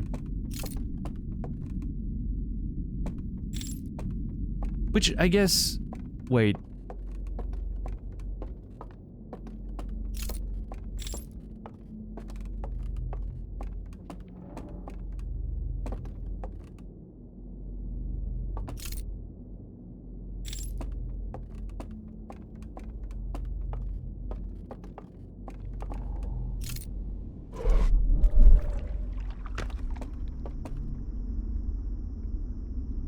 I did that yesterday more than once, and I'm somehow super confused again.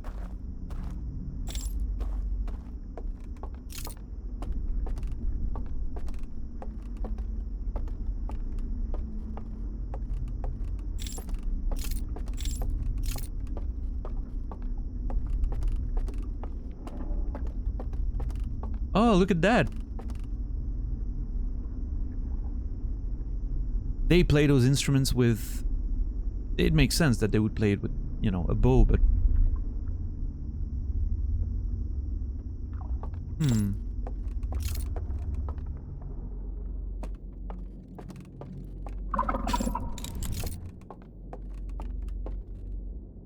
I thought they only appeared when the lights were off, but apparently not. Apparently they even appear during the day. Well, I mean, when the lights are on, should I say, rather.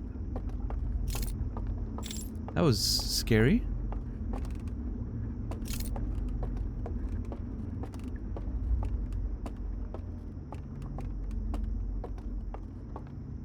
Does that mean I can't escape them if I'm there during the when the lights are on?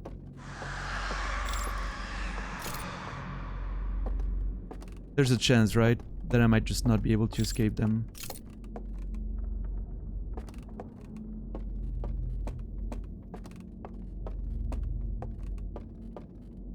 Oh, the music's starting. You know what?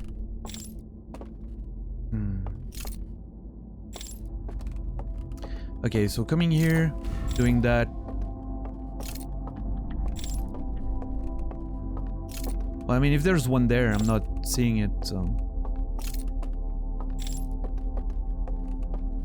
And then, rather than... That was a door opening. Rather than go all the way, just jump in the water. And then go back. Because it's faster, I think.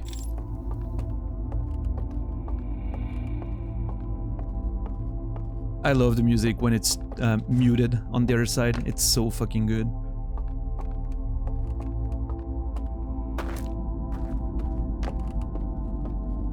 It sounds like Hammock. I don't know if you know Hammock, the post-rock ambient band, but it reminds me of that a bit, which is pretty strong plus in my opinion. Okay, and then I'm here and I can just... Yeah, okay, that seems fair. It doesn't take too long and I don't have to actually escape those cunts, so... And then go down there.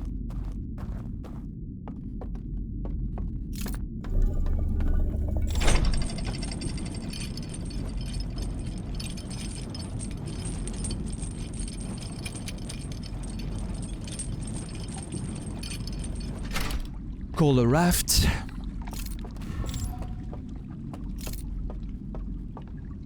Come on. There we go. Make sure the raft goes fast. And we're on our way. What's up, Strange Pie? Not much. I'm slowly figuring out the third area.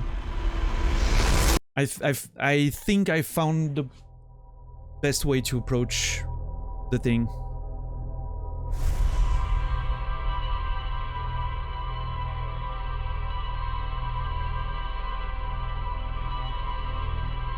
So now the question is, do I first go from the river, the low river,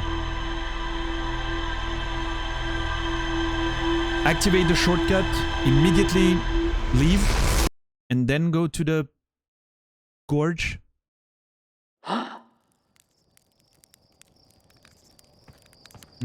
Let's see.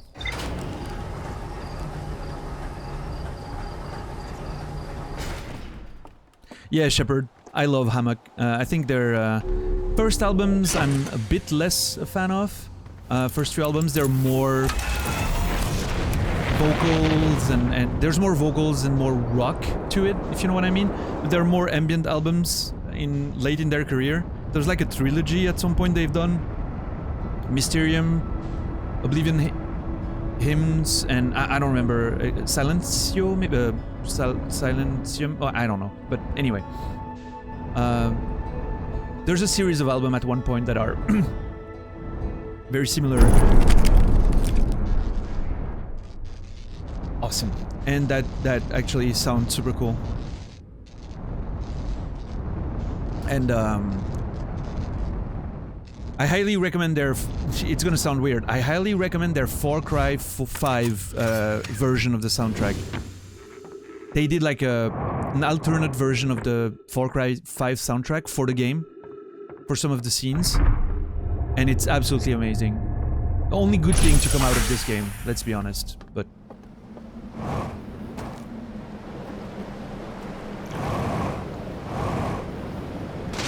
Who needs a ship? Yeah, I know, right? My care for the ship has been going down drastically since we've arrived to the Stranger. Okay, this artifact's pretty fast to catch. And then it's pretty quick to get in there. Okay, I think it might be worth... Nah, you know what? Fuck it. Let's do the whole thing immediately.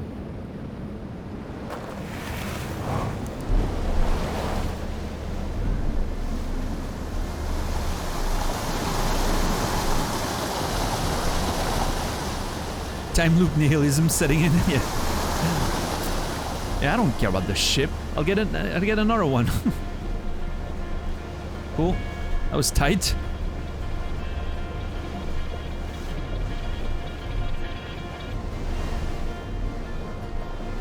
Look at that control, man.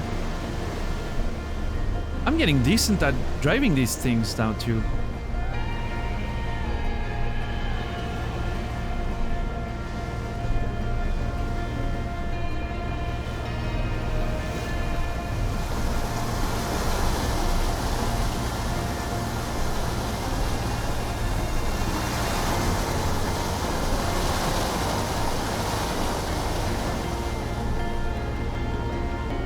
Not a single bump. Look at that. Holy shit. Am I gonna slide in right in? Not a single bonk the entire way.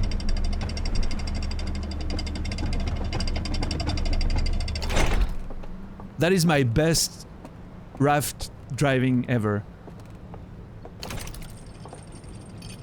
I think there shouldn't, Neolinks. I think there shouldn't. Because I don't like the idea of splitting the community and me sitting there in silence. Let's just talk about, you know, stuff that doesn't have to do with the game, or just react to what's happening. It's fine.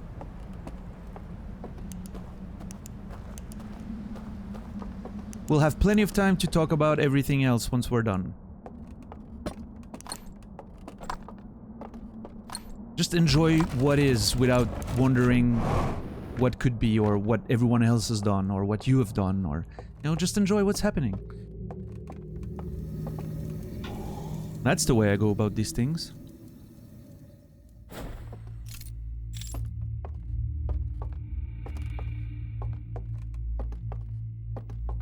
When can we see you on the speedrun leaderboards? Probably never.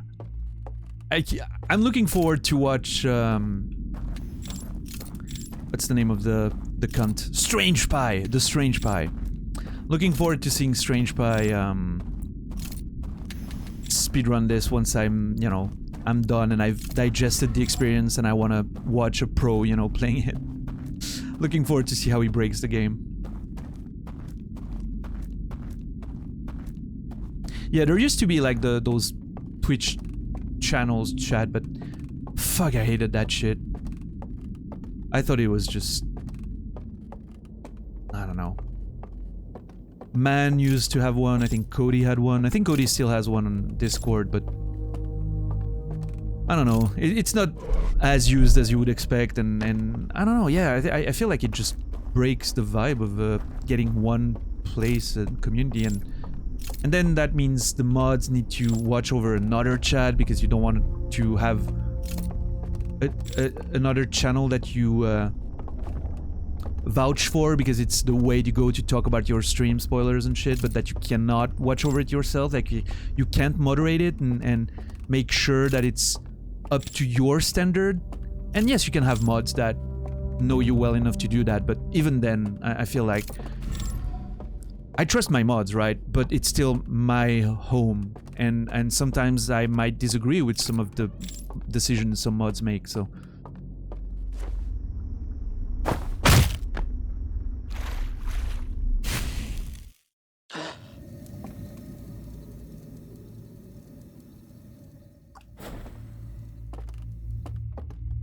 Well, I was thinking it was faster, but in this case... Well, yeah, actually, no, it is, I think. In this case, it's faster. However, when I'm gonna be on the other side, it's not, because it's gonna bring me back here. And I would need to take the raft again. So when I'm on the other side, I take however time I have, and I make the most of it. So the shortcuts are not gonna be important if I'm coming from this side.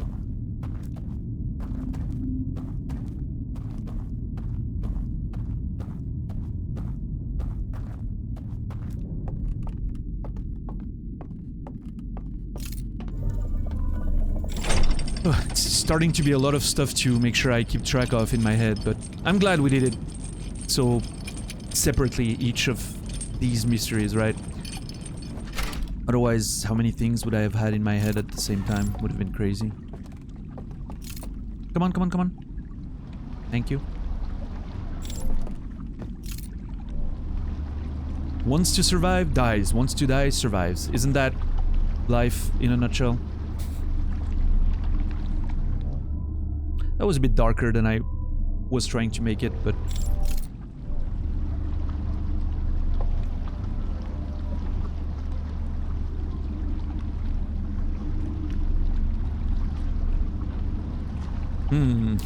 yeah.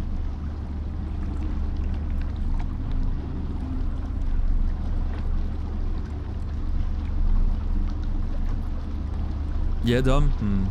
I think there's other better reasons not to, but... if that's the one you hang on to, works for me, you know. I think we're there. Yeah, I'm not gonna miss the dismount because that would be a lot of time loss. Okay, cool. Now, now I want to know if.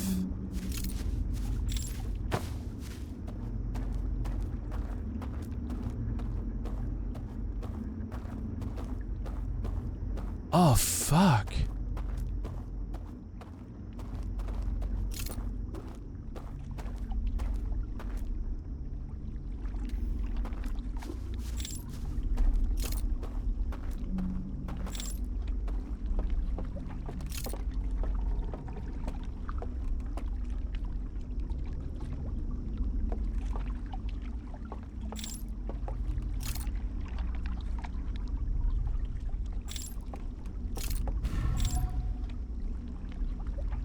That's a problem.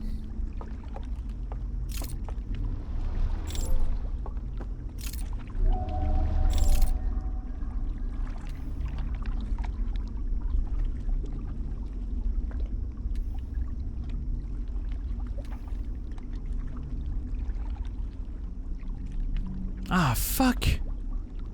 Well, that didn't work quite how expected.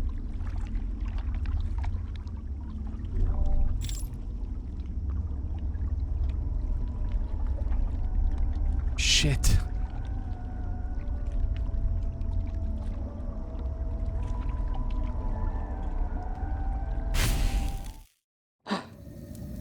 That did not at all work how I hoped it would. I didn't think of that.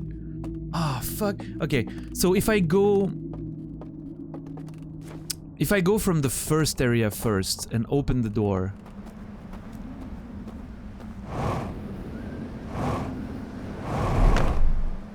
If I go from the first area and open the door, then I should be able to get back from here to have more time.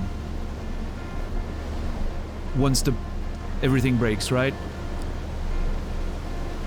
Yeah, we'll have to do that. But that's gonna be for next loop. Because I don't have, I wasted too much time already. So you know what we're gonna do? We're gonna just chill to the tune for a bit. Because every opportunity to chill to that tune is one to be taken.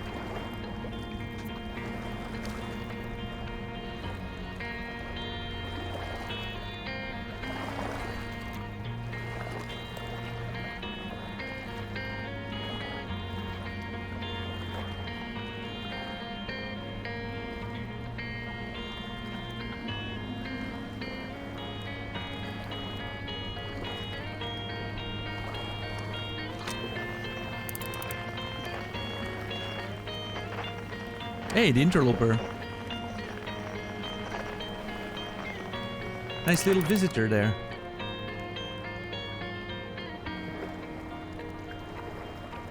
Wait for it. There it comes.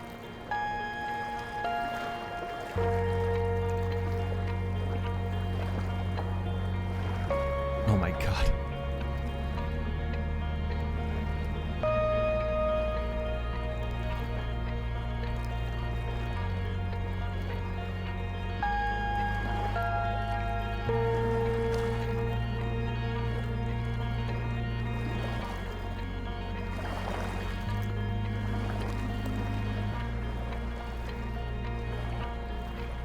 That little organ in the back there. There's a little, you know, synth organ type sound that just comes just for that part with the notes, but it reminds me of something. I don't know what it is. It brings me to a memory of another soundtrack. And I'm not sure what it is, but it's so good.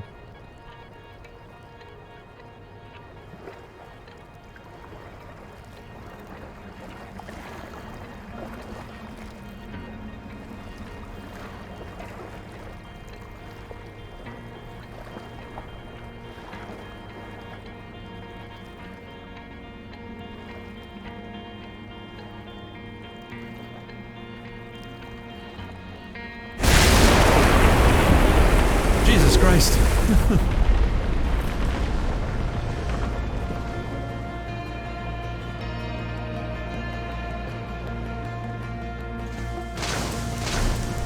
Oh shit, we're going fast. Oh god, that's gonna be hard.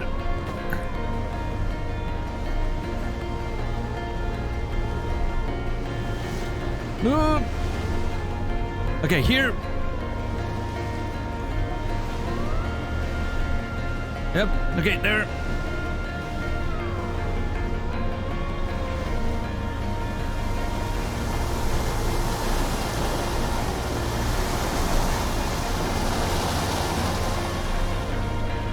What's up, Fifth Elemental? How are you, dude? Alright.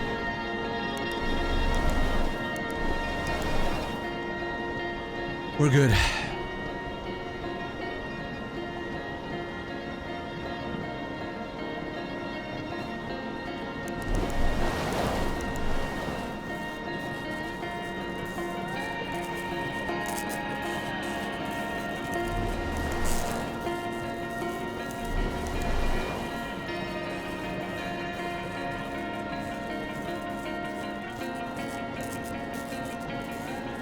Alright.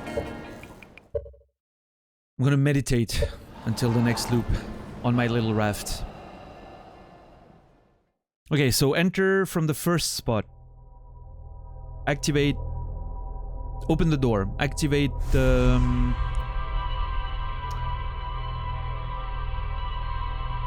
shortcut. And then, when running out of time, go to the Hidden Gorge. Use the raft. Yeah, if we need more time. We might just not, but... if we need more time, we have... I would say at least one more shot at it from the Hidden Gorge. Once the shortcut's open.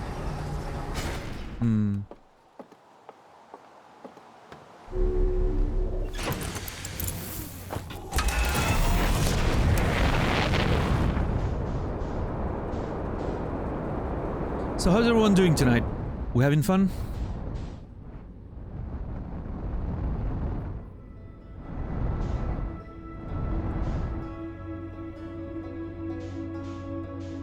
I have 30 more minutes before I can open my window, which is gonna be so good because it's so warm in here. Super excited about that. Still morning here on the West Coast. Yeah, 11, well, almost noon. 30 minutes to window, yeah. That's a name of my future band. 30 minutes to window. It's gonna be a 30 seconds to Mars cover band. Obviously. Too little sleep during the week, Shepard? You done with work or still at work?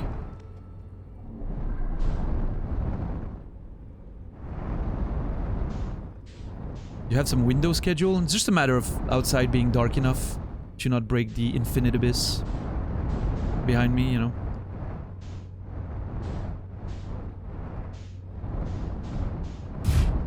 Okay, you know what? I need to stop being careful with how I land. We're on the time-sensitive loop there. Oh yeah, Besson? Man, I miss Tekken tournaments. I used to play competitively in Tekken 3 and... oh boy, do I miss it. Mostly miss Not really the tournaments, but the practice with the, you know, the friends, with my team. That was cool.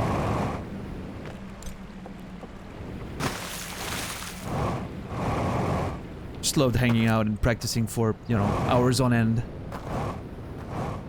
Good memories there. Yeah, Arion? You knew I was a cult leader? Wow. Fucking baseless accusations.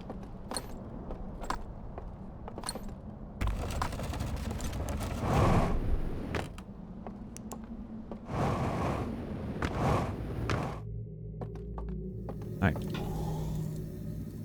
Used to compete too? Yeah, of course, you know, back when I was doing that, it wasn't the same as today, right? There was one official Sony tournament that would crown the real quote-unquote world champ, but it wasn't actually, you know... it wasn't the most interesting part. The most interesting part was finding small local tournaments where all the actual good players went. And, well, also,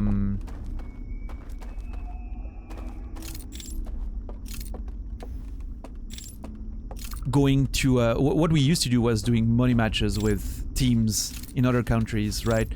Find each other on the internet, which was very limited back in the day, but you'd find the people from the community and, you know, Tekken Zaibatsu and all that, and then you would do money matches and, like, meet either in Switzerland or France or Italy or Germany, and then you would, you know, there you would engage in proper competition, right? That was fun. For money, of course. Everyone would... the way it goes, well, everyone would bring, like, say, $100, right? And then the winning team would take everyone else's money. And it was, like, first to 100 wins. And you could swap team members at any point you wanted. That was the way we did it.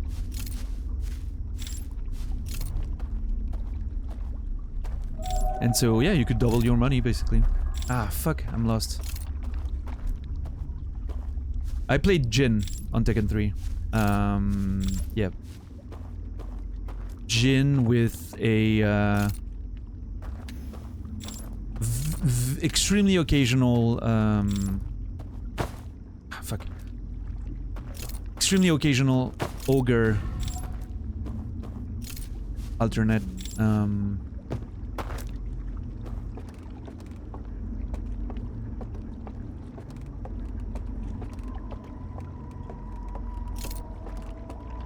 Yeah. Good times.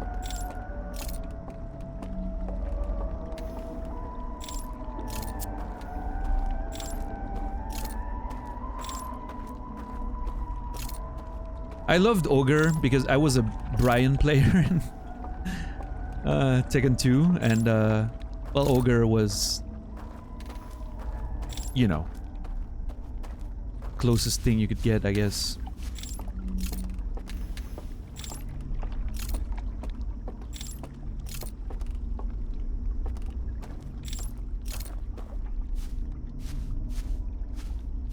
Hey, Nachos, have a good night, dude. Appreciate you being here, and I'll see you soon, I'm sure. Okay, what's that?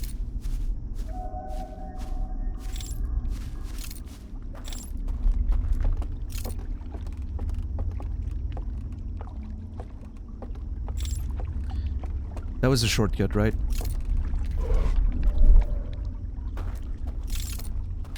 Yeah, and then up there. Light up the things. And now I should be able to shortcut from the other side, should I need to do that.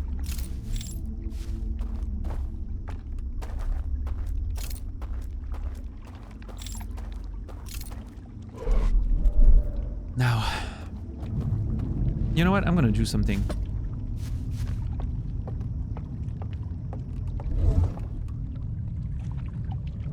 This is so much easier to look around.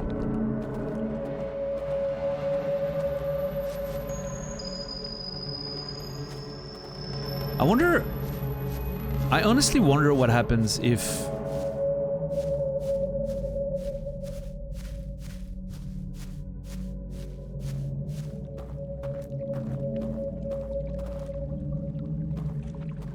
Okay.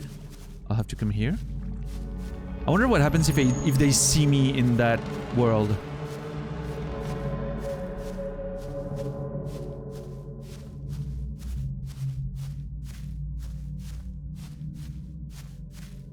I'll catch up on chat a bit more when I'm, you know.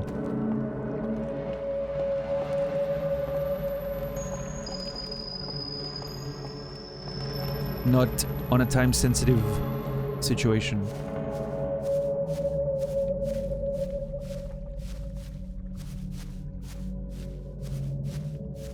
So I'm thinking there's a way to call for a raft over there. Oh fuck. Oh. Oh.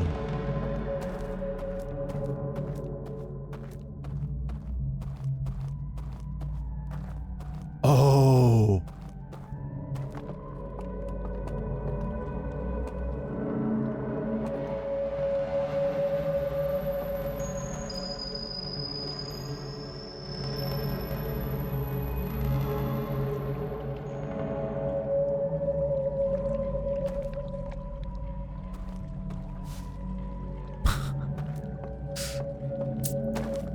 Well, sometimes, you know, you can be talented or you can be lucky.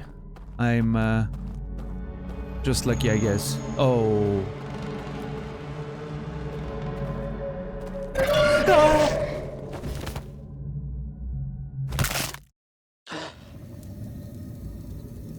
Okay.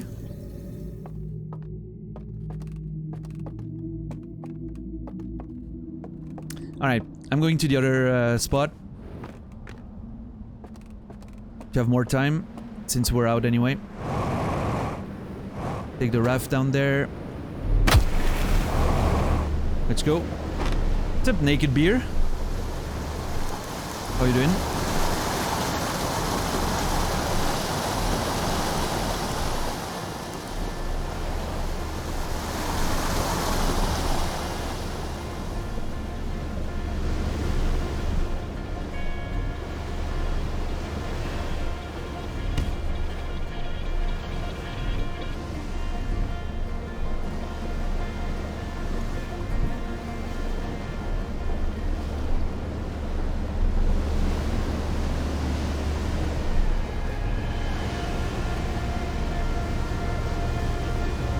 The wilds are treating me pretty well today.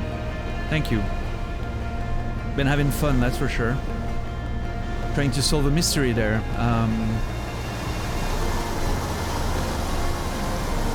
Now, before I get inside, I think...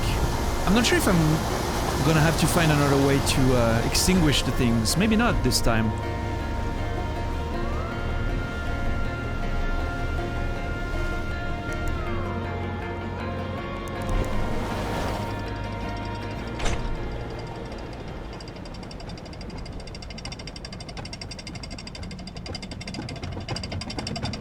I don't know if it's worth doing what I'm doing now in terms of having more time against how much time you lose, or if it's just better to try and make it in, you know, in 1 or 2 loops from the other side, but I'll try and see how I feel.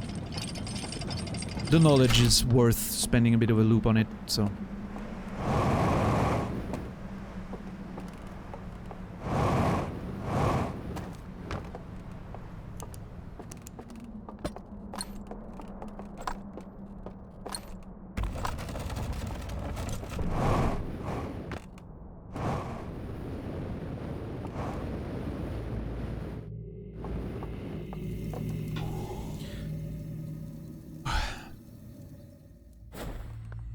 Again, I'll catch up on chat. There's really no point for me to stop here, so I'll I know there's been a Tekken conversation, and I'm very much looking forward to take part into that one.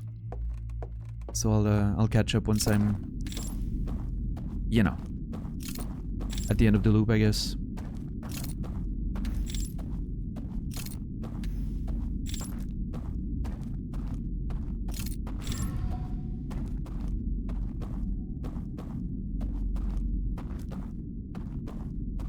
But yeah, after 3, I played a bit of Tekken Tag, in which My main team was Bruce and Kazuya.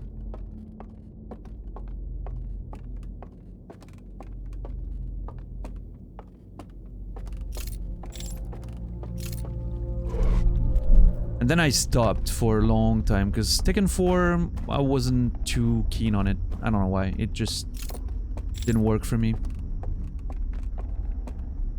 And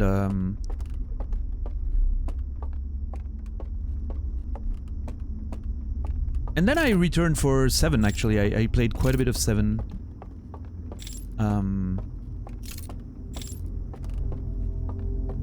About 2 years ago.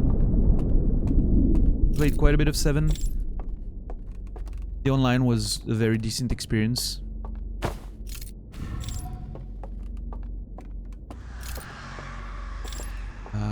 Okay, now I'm here from there, so I can jump down, right? Yeah. And in 7, my main was...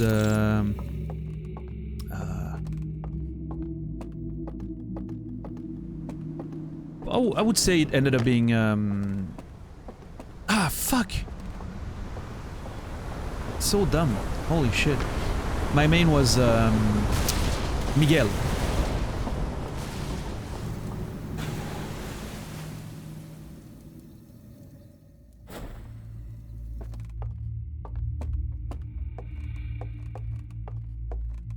Loved Miguel. Mostly because I think I was still somehow better with Kazuya, but somehow, you know, wanted to try something different, so I went with Miguel and mostly played him.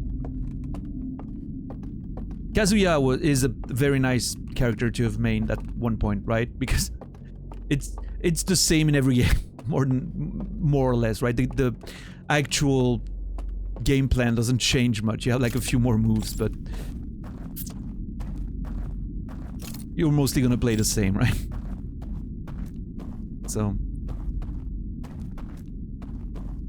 was an interesting one to always have in your pocket. And yeah, Miguel is cool. I like that, the aggressivity of Miguel. It's very, you know, when you can't be aggressive, it becomes difficult. Doesn't have such a great neutral game with the lack of range on his arms, which is very weird because he's very tall and shit. But yeah, once you're in the aggression, like you're straight up in the pocket and just blasting, holy shit, so fucking nice.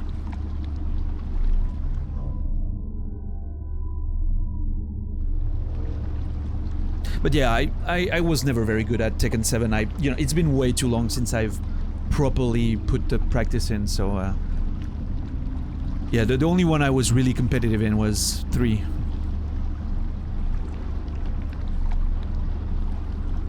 I love Hwoarang, yeah. Hwoarang was actually one that I would bring out sometimes in Tekken 3 when facing people who could just had my number on both Ogre or Jin. I would sometimes bring out Hwoarang because it was so hard to... not many people played it. I don't think it was that good, you know, like objectively speaking, but the fact that nobody really played him very well made it for a nice pocket character when you needed to... So back in Tekken 3, I was playing on the original PlayStation controller. Like the very first one, you know, like the non-analog one. Because I just fancied that controller a lot in the day, but... later on, I moved to... Well, when playing 7, I was playing...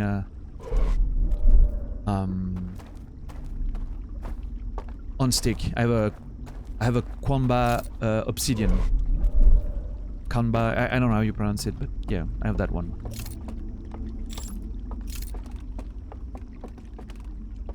I still think I'd... Somehow I still think I'd be better on pad, but...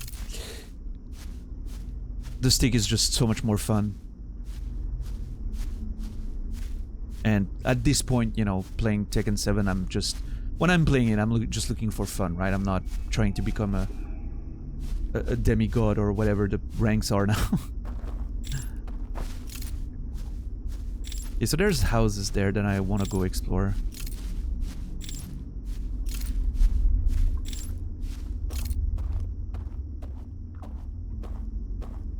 Yeah, you have the same stick. It's a cool one. I really like it. It's big, heavy, you know. Without being what's the other one, like the big one, the dragon something? That one was a bit too big for me. Like, I think the obsidian is the perfect compromise. Have I been there before? I don't think so. I want to make sure if I have something to do here in order to... Oh, it's gonna be... I'm gonna find the thing to extinguish the place, am I not? Was that really nothing? Like, not even...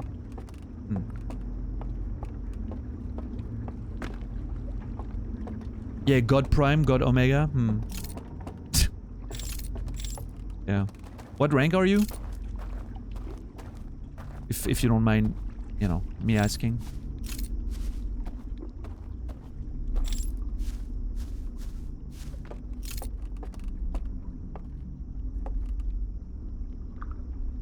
Hey, I've seen that before. Their game they were playing.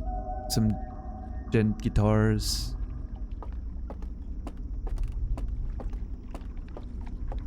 Come on, nothing? Is that really just for flavor? I mean, I'm okay with it, but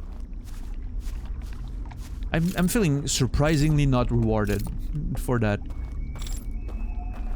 Might have missed something, I don't know. We'll see.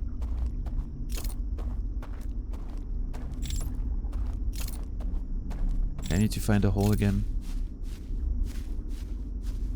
The highest in Tekken with Yoshi. Oh, cool, cool, cool. Tekken got Prime with Leroy. Nice. Yeah, I stopped playing, I think, like a week or two before Leroy got released.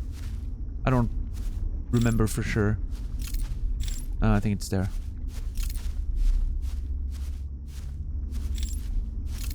So I never got to experience that. The plague that is apparently Leroy, from what I've heard.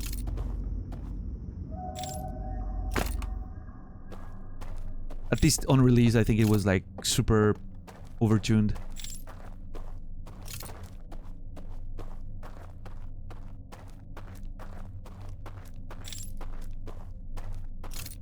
Yeah, I get it, Furious. When I was playing Tekken 3 a lot, you know, getting to the arcades was always a bad time because I couldn't play at my level at all because of the fucking trashy sticks. And even if somehow I found like a good arcade with proper replaced sticks and everything, it just... I was so bad with a stick at the time, so...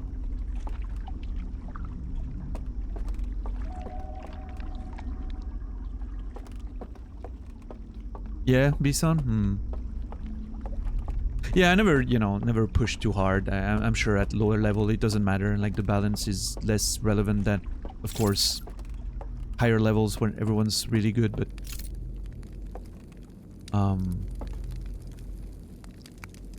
So, it's interesting. I could see those things from a distance, and...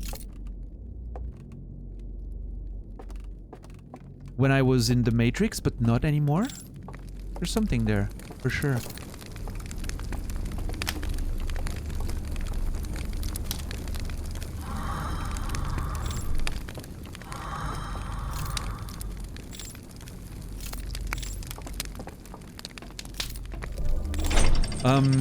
Yeah, I think I went... The highest I went one season was... Ah, fuck. What was the blue one? Oh shit, there's like a blue Japanese, well, yeah, Japanese sounding name.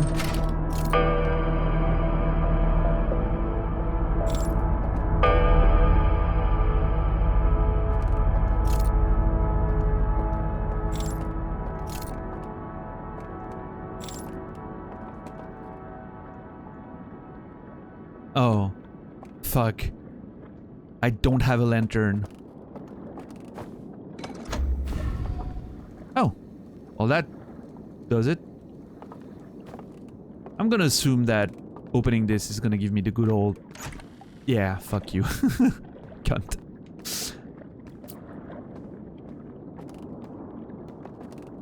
Well, movie time! That's my favorite. That's really, honest to God, my favorite part of this whole Stranger thing. Pun not intended, or reference not intended.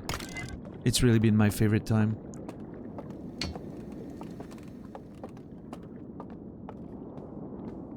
You know what? I should hurry. I don't have time to dilly-dally there.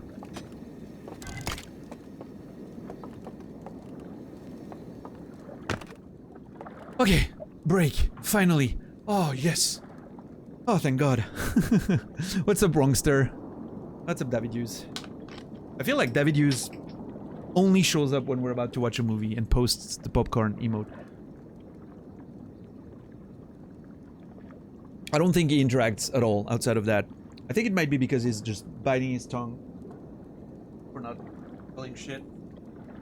He doesn't want to spoil shit, so he's just like, you know, being a cool cunt and putting the popcorn down.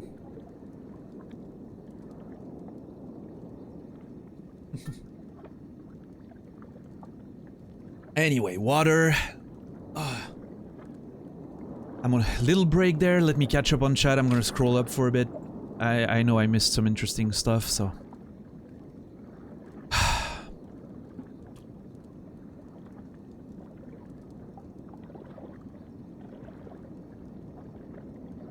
Bit stressed, everyone? You're a little shy about being seen for the first time on stream? You shouldn't. It's gonna be fine. I understand, but it's gonna be fine. Nina Williams wins. Yeah.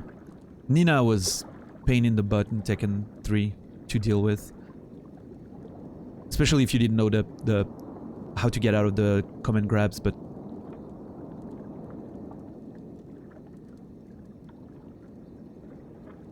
like those chain grabs, if you didn't know how to get out of it, was difficult. Then that's when I fell, okay. That's when Naked Beer came in.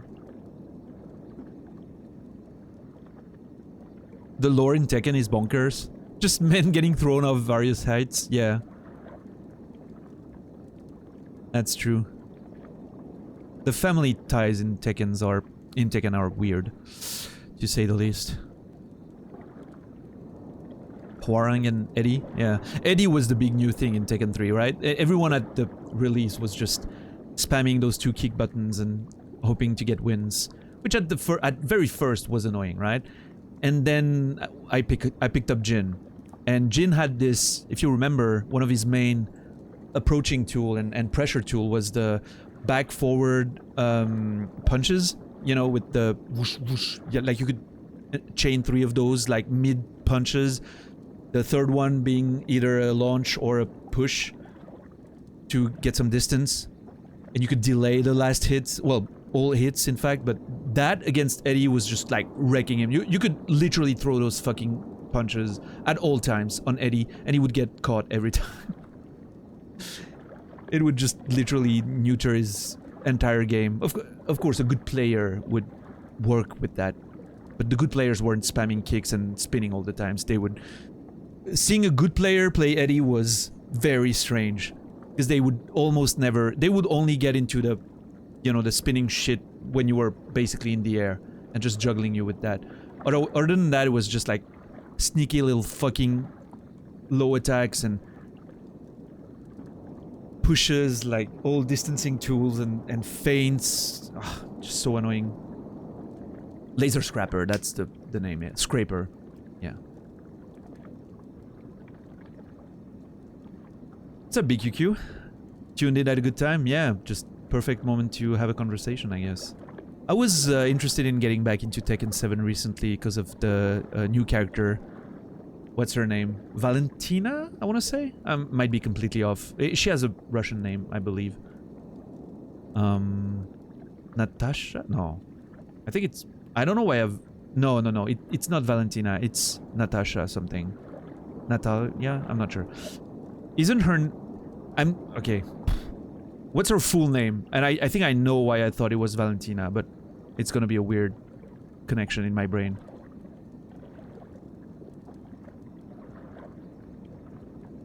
Lydia. And her last name is...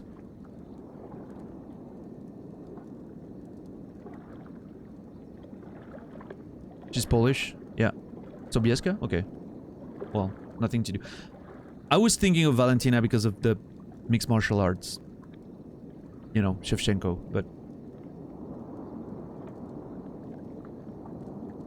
I don't know why I went there. Completely different. Okay, Lydia Sobieska, yeah. I almost wanted to come back to Tekken, because I watched a, you know, like a in-depth video on her, and she looks fucking stylish. I love her moveset and the very nervous playstyle. Like it's, you know, very short strikes, a lot of impact. Makes me think of a sort of better version of Jin. It feels very weird to say that for me because I love Tekken 3's version of Jin. Not so much the newer one. I would rather play Devil Jin because he's closer to old Jin. But new Jin always felt a bit weird and off to me. But yeah, Lydia has a bit of a... Yeah, that's exactly that. Clean and efficient. I love that. Reminds you of Jin. Yeah, same. Proper... better version of Jin. Like, cleaner and a bit more stylish. And I guess I've grown out of Jin's look. Looks a bit... You know, it worked for teenage me, but... Now I like the more... subdued style of some of the new characters, I guess. And I played Miguel, so of course that doesn't make sense, but...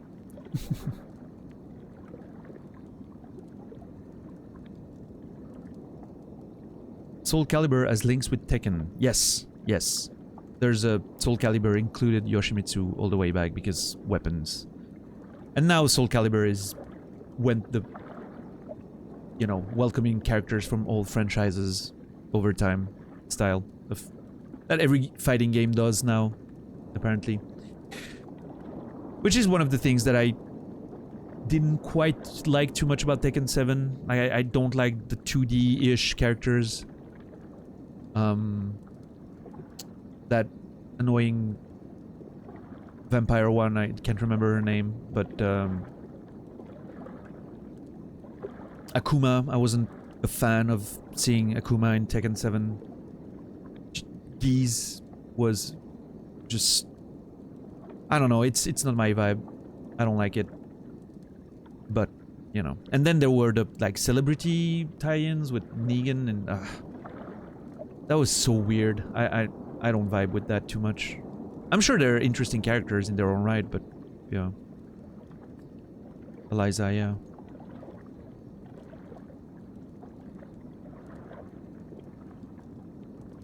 Played a lot of Kazuya in Tekken 2, yeah. Yeah, me too. At first I was maining Bruce and Kazuya in Tekken 2. Because I was mostly playing Kazuya in Tekken 1. And so I was very disappointed at first to find he wasn't in 3, but that's the only reason why I got to play Jin at the end of the day. I was like, closest thing, you know, with the lightning fist, and so there I went.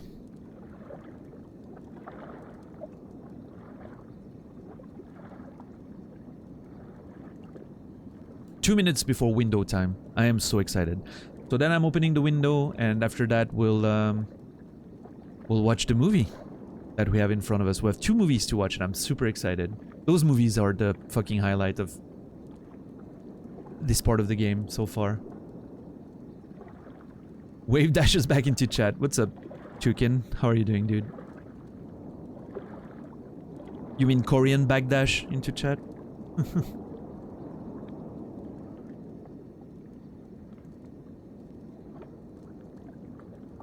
It would be even more stylish coming in, you know, backwards.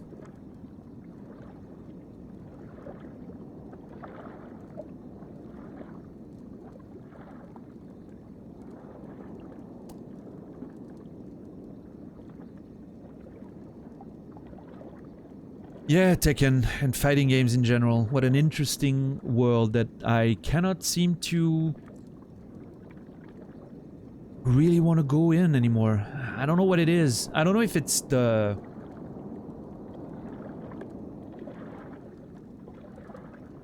I don't know if it's just because I'm older and probably slower, and so, you know, me being very competitive at heart, when I get into something like that, it just annoys me that I can't perform as well as I would like. Or maybe it's might be an online thing, in fact, I think. Oh, I think that's it. Thinking about it just now.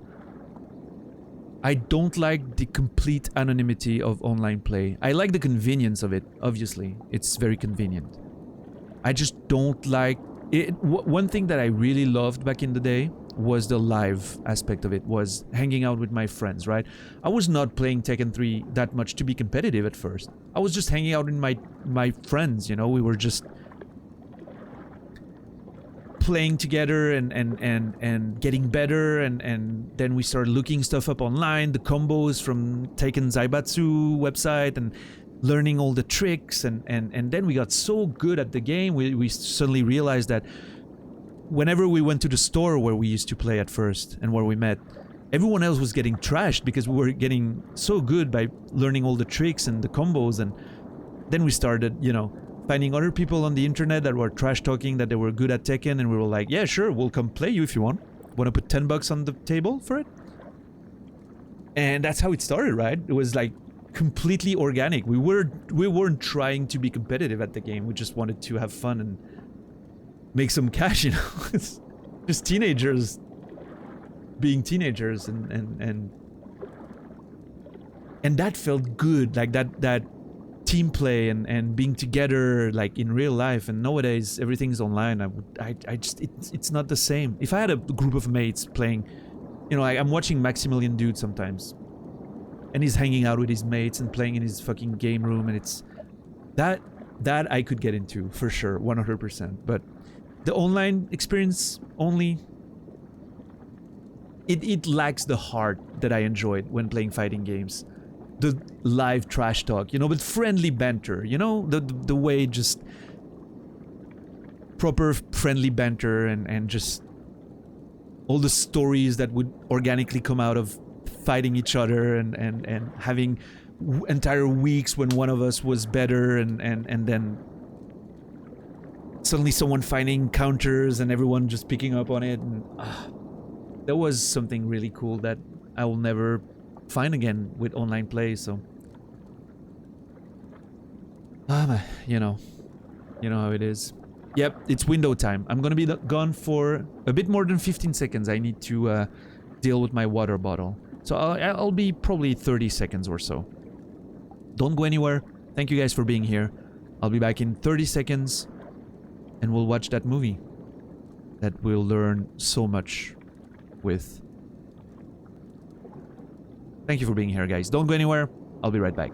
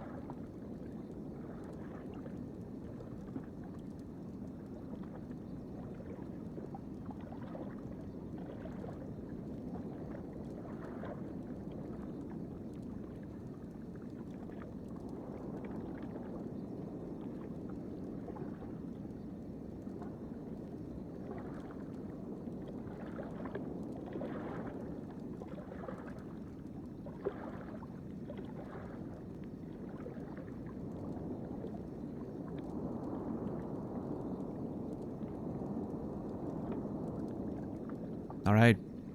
Thank you everyone for your patience. It's a Brastafario. Pharaoh, sorry for mispronouncing your name every time. Tekken is like Mario Kart in that way? I would say so, yeah. I mean, it does somehow give me a bit of the same feeling when I was playing Mario Kart 8 online. It just didn't feel right. Being on Discord with mates and playing could be a lot better. That's also why I considered getting into Tekken 7 again lately, because Nasrallah got the game. And I was like, you know, if I'm hanging out with Nas on Discord, playing Tekken against each other, maybe I could have reasonable fun, right? It'll never be the same as it was in the old days, of course, but... nostalgia, man. I'm a very nostalgic person, but you gotta move on. It's... life changes, I guess. There's something... I will always miss... that game store we were going to back in the days called Power Games. It started as a simple game store in a small town, and we just started meeting there and having friends and making friends there and playing games together, and it ended up being something where I went to every day, and I was just hanging out and we played Tekken 3, and then it evolved into a whole like LAN team. Like we were ended up being like 10 or so of us, like from the core team, organizing LANs every week at a friend who was the owner of the store, who had a huge basement at his home with computers and computer gear. He also had like a computer store on the side, and so we'd meet there every fucking week, bringing our computers. My parents were going crazy having to drive me there every time with the computer in the car and everything, and just setting up, and from Friday evening to Saturday evening, 24 hours almost every time, we would just sleep under the desk for a couple hours and take a nap, you know, and get back into it and order pizzas, and all stemmed from that one game store we went to all the time. And man, I miss that era, dude. The main guy, the owner of the store, passed away over a decade ago now, I think. 2009 maybe? Very young he was, but heart attack, you know. But man, those days I'll never forget. It was so fucking cool.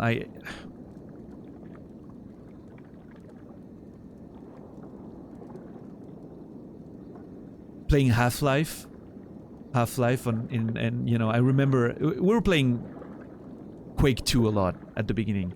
Total Annihilation 2. Total Annihilation was our main RTS. And then Half-Life happened. And oh my god, Half-Life. The fucking, I don't know if you remember the first Half-Life when you played it in you know, multiplayer.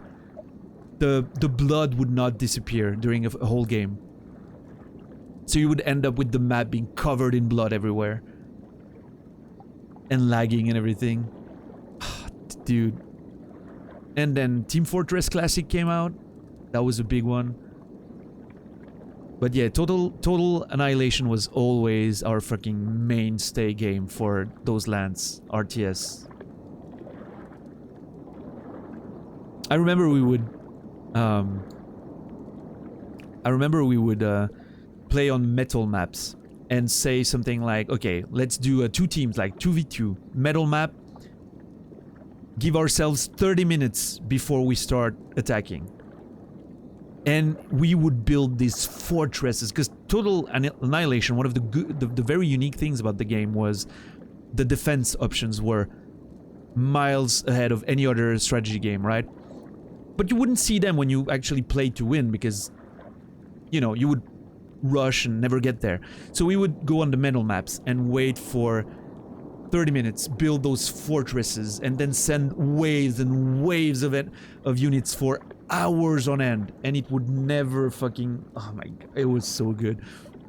And then the battlefield would be littered with you know, carcasses of units, and you couldn't go through it. You had to send construction vehicles to clean up the fucking path to get through it. Oh my god, So many memories.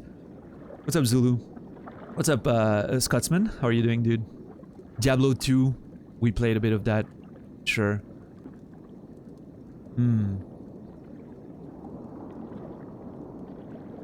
Yeah, exactly. Fear the Dawn.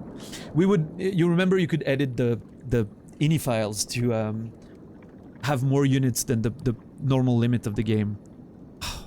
Dude.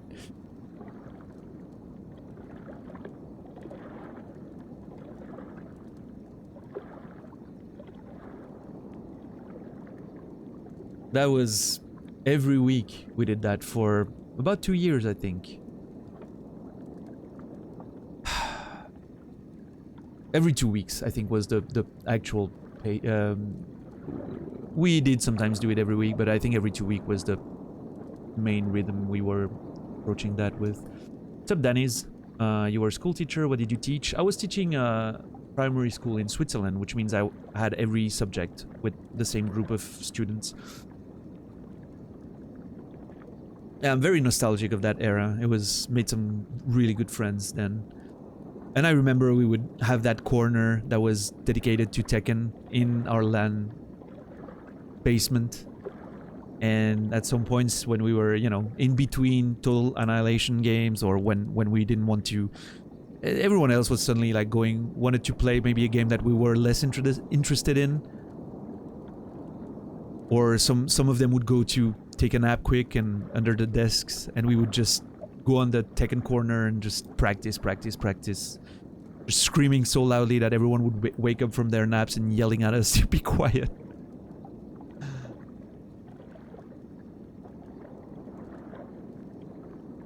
And then I remember at some point during that time, Napster became a thing, and DivX, you know, the video format became a thing. And so every LAN at that point would start with everyone sharing their folders, so everyone could, you know, leech all the movies and songs, because the internet was so slow back in the day. We didn't have time to download everything, you know. So we were like kind of talking to each other, like, okay, I'm gonna download Matrix, and you're gonna get Fight Club, and you're gonna get The Beach for next Friday, okay? Yeah, sure. And so we would take the whole week and a half to download one movie. And then on Friday was like sharing the movies we grabbed during the week and a half. And I had the worst internet at my home of them all. I had only 56k internet, so I couldn't download shit. So I was like, okay, I'll grab a few albums of music, because that was more manageable. They all had DSL and shit, and so I was like curating, downloading like proper, you know, good curated playlist of songs, and they would all just download my new mix every week, you know, of songs that I just got. And I would get the movies in exchange, and yes, exactly, FTP servers and using that and all that. But at first it was just like sharing the folders through Windows, and it stopped making me feel nostalgic of things I haven't experienced. Dude, it was a different time, right? I'm sure we'll have our own nostalgia of these days, like the Twitch. Dude, I'm already nostalgic of 2014 Twitch. In 10 years, we'll think back to when we were playing Outer Wilds here, and just...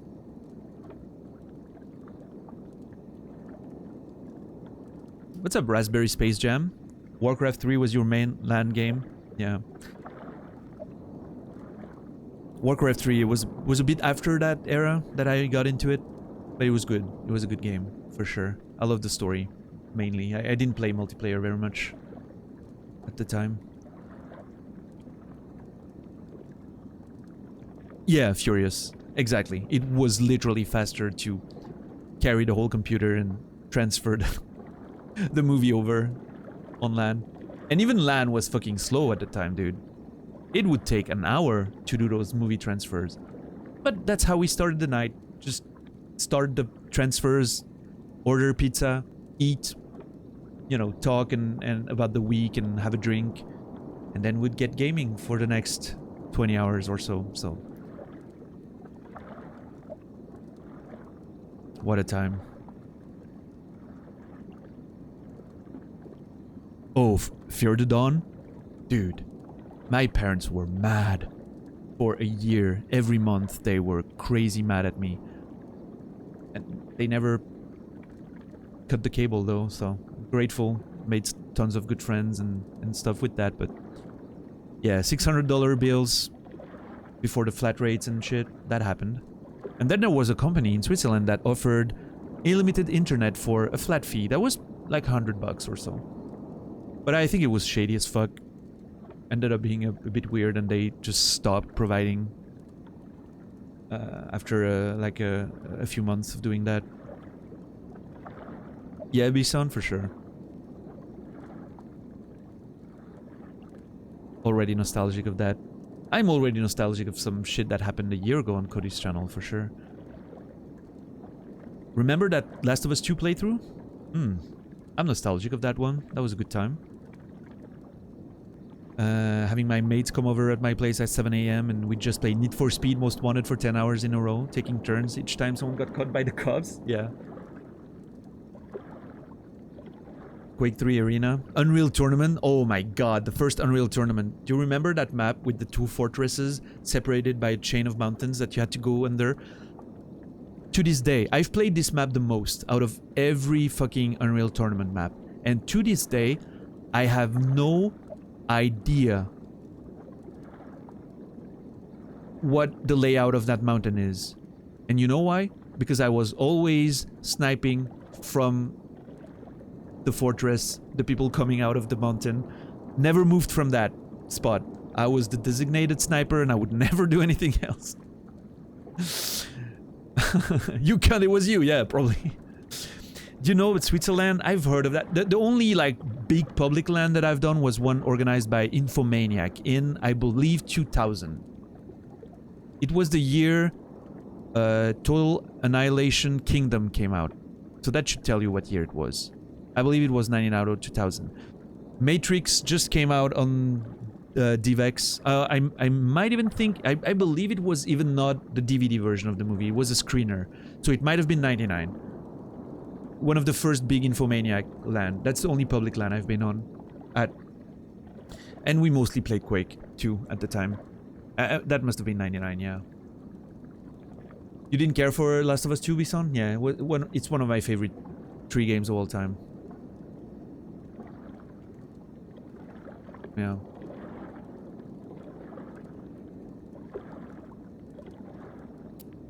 But I understand that people have issues with it. That's fine. Oh yeah, Fear the Dawn? Fuck. Well, and hopefully, you know, hopefully that you made memories that maybe today are worth more than that car would be, right? So yeah. I think I've heard of Switzerland. Yeah. That was yours? Nice. I've, you know, probably heard it in passing from friends, but...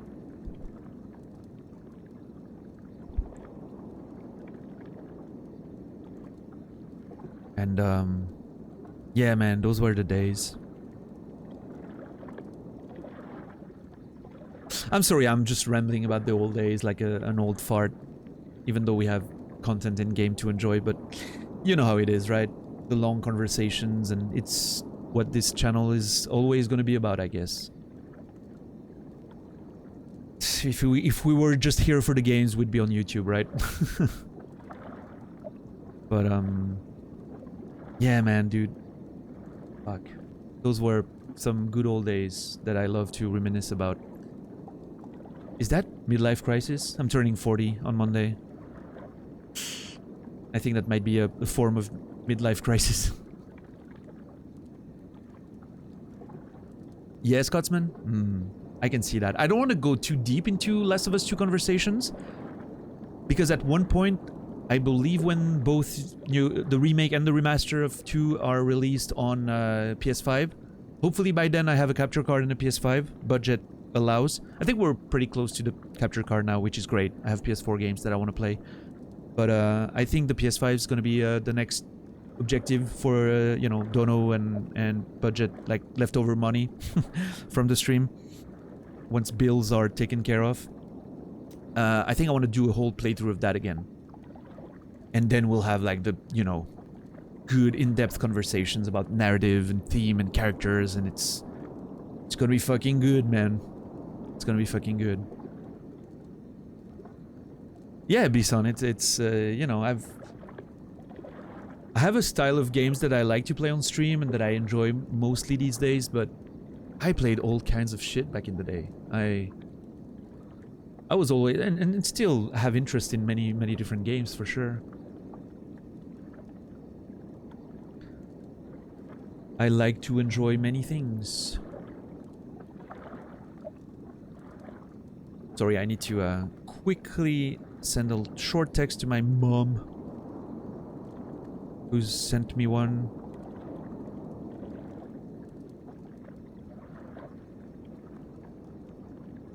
There. Tell mom we say hi? No. You let my mom's name out of your fucking mouth, chicken. You got me?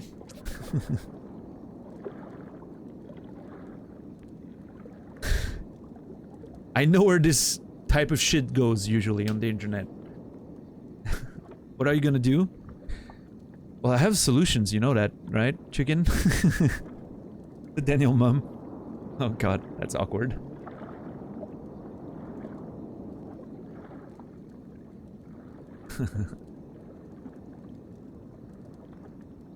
Yeah. But anyway, I'm hoping, you know, you guys don't... I'm hoping most of you enjoy those conversations. Like, I don't care if some people don't want that and just go somewhere else, right? Those are never the people I'm gonna stream with. Same logic as we talked about with writing earlier, right?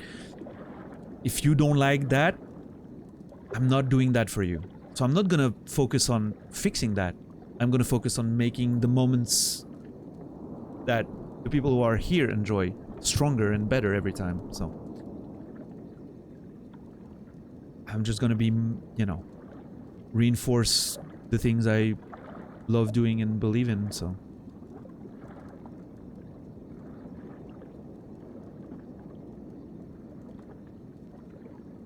Yeah, at this point, if someone's staying at this point, they're putting themselves through a torture. That's why some people just watch the VODs, probably to skip the...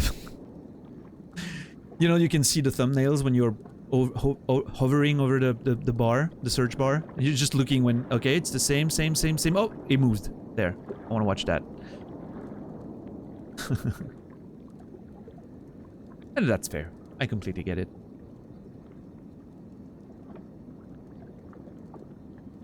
I'm sure the stream will get good next season.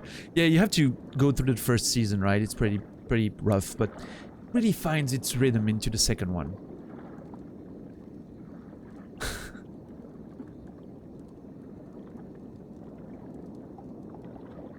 Yeah, I mean, you know, I'm excited to get to Dark Souls 2. I think Dark Souls 2 is going to be great. Lots of gameplay, lots of conversations again, and it's going to be fantastic. Everyone's posting their butts emotes right now. Wasn't there a fucking crackdown on the butts emotes at some point?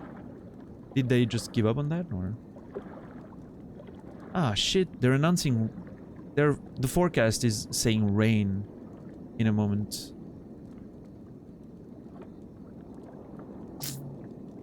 Man's cat bongo got banned.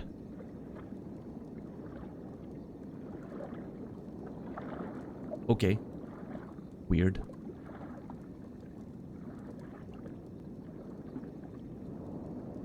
Yeah, Lython, I get that, for sure.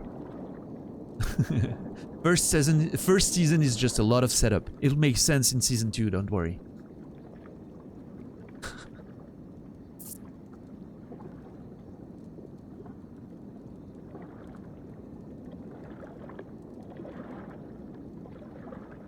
No, this one is gonna be a good one, guys. This is not gonna be a filler, for sure.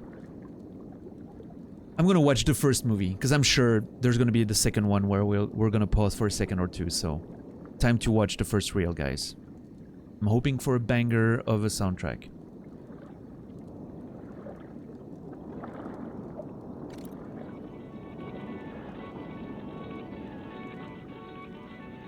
Oh shit. The signal was sent. I've seen that before, but a lot of the slides were burned. So they're living on the moon of that ringed planet, which makes sense. It's probably a, you know, gaseous gas giant. So they're living on the moon. Makes sense. Cool. He notices that.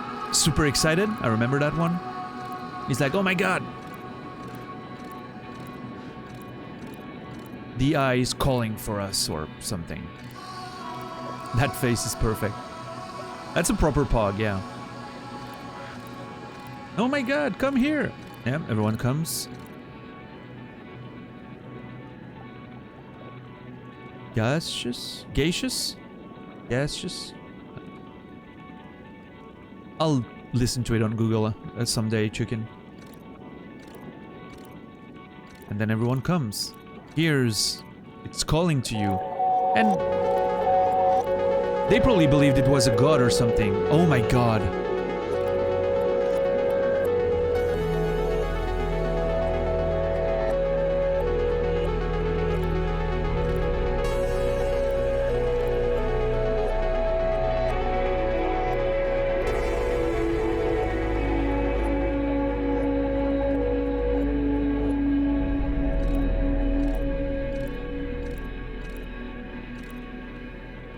Dude. Okay, I'm having major goosebumps right now for two different reasons. First of all, obviously they destroyed their planet in order to go there. They made a huge sacrifice. No wonder they're fucking mad at the Eye when they learned or thought the Eye was actually an omen of destruction, which I'm still not sure, you know, if it's true or if it's their interpretation or if it's a lie they're putting forward, some of them. I'm not sure yet, right? I've only seen the reels. I'm sure I'll learn a lot more about that when I actually find the Eye in the other part of the game, once we enter the coordinates and put the core in the... Which is, again, another whole thing that I'm not fully ready to do yet, but I'm looking forward to learn the proper truth about that. We'll see. Maybe in the vault, even. You never know, but...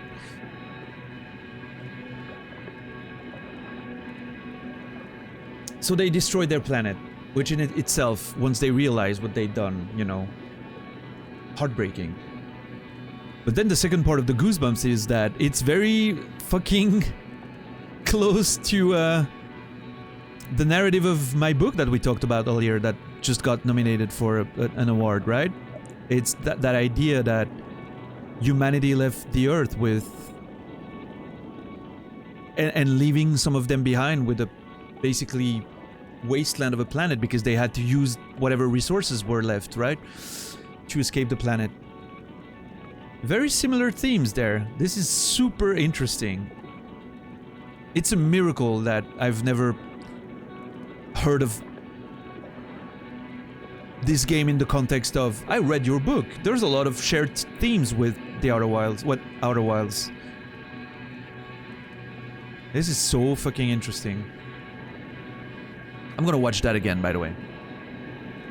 To quote John Locke from Lost, we're gonna have to watch that again. When did you write that? I wrote the... Okay, I wrote the outline, the first ideas and universe and everything in 2016, end of 2016. And then I wrote a different novel first. And then I wrote the first draft of this one in early 2018? Early 2018? And I rewrote it in 2019. And it released in... Should have released in 2020.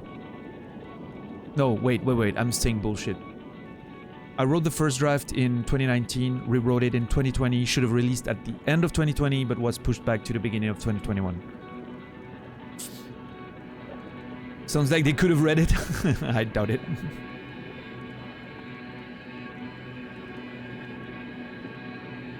Alright, let's watch that again.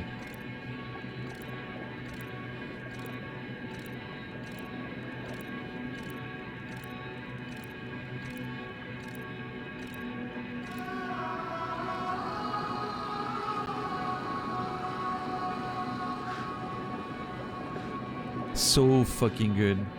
That delay that hits left and right with the choir. Let me see if I can trigger it again. At the end of it, it goes left, right.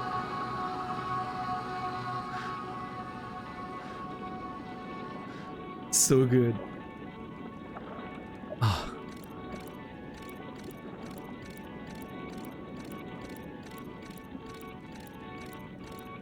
I wonder what they thought it was. What is that guy thought about the eye, but what was the vision precisely? Was it just a vision of the eye and they didn't know what to expect or what they would find, or were they lied to? What?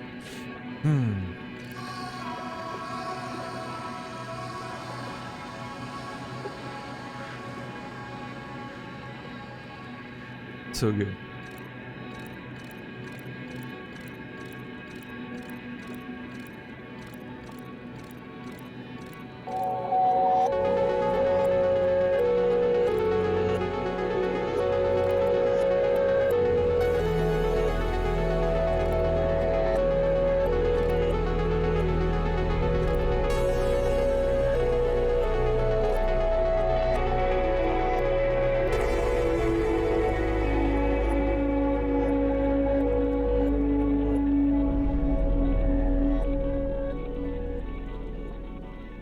Yeah. You know, I've mentioned it, I believe, right? At one point that I really liked the inside of The Stranger because it made me feel like those people were very connected to nature, you know? The way it looked like an old pagan community and lots of trees and water and... Man, watching that when you know for... with pretty good reason and you know... anything but just confirmation, like, you know, that they were so close to nature and probably loved their land, and they truly believed that what they were doing was the right thing, right?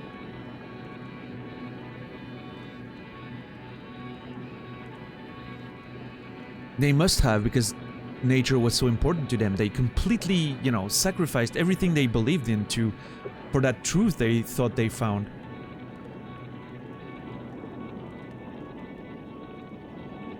Puts a whole different vibe on the, you know, creating a different world to go back to your home one way or another. What's up, Hope? How are you doing, dude? Hey, dude, Hope, thank you for the tweet you made yesterday. I don't think the first part of the tweet is true. In terms of you being, you know, you have your own gripes with your own self, and that's, I relate to that, but I'm very honored to be in that list of cunts you've listed, so thank you.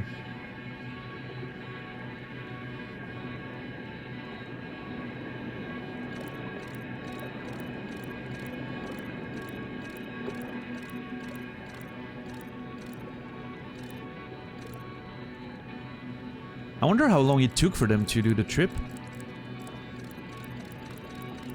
Like, did it take long enough that the guys who are here now are not the same as the one who left? Which would add quite a bit of, you know, theme to the idea that, well, no, okay, I would, thematically speaking, that it's probably more likely that those are the guys who left because they missed their homes. They probably have very long lives. Or their ship is a lot faster than, than it appears, somehow.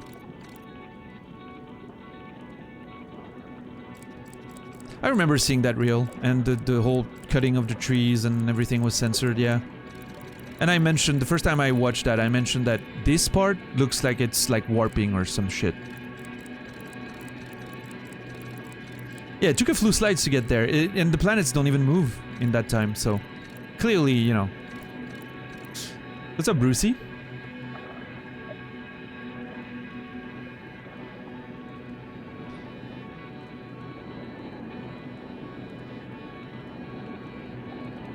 The Stern friend, that's who I am, Hope? Yeah, I have the Stern dad mustache now going now. Hope? You go to your room, young man. Don't make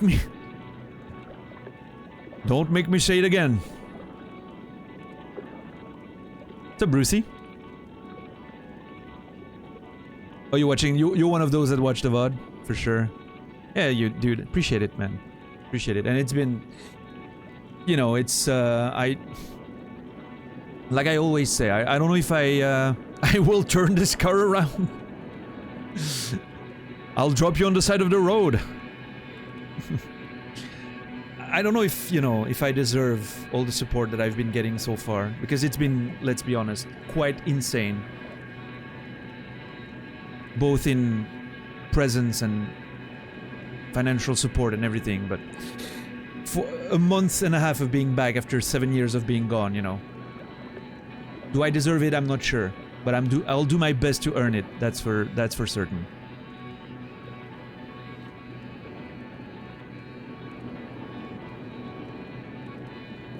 No more LAN parties for a month.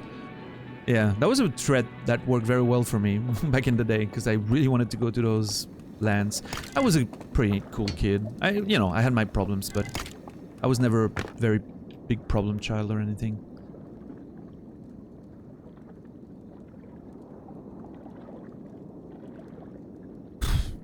Sorry, that was loud.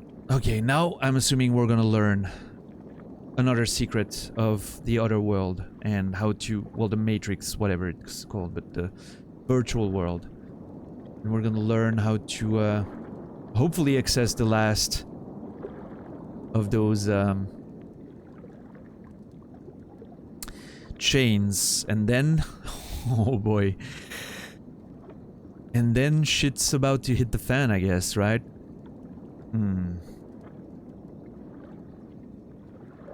No, I appreciate it, Arion, but you know, it's...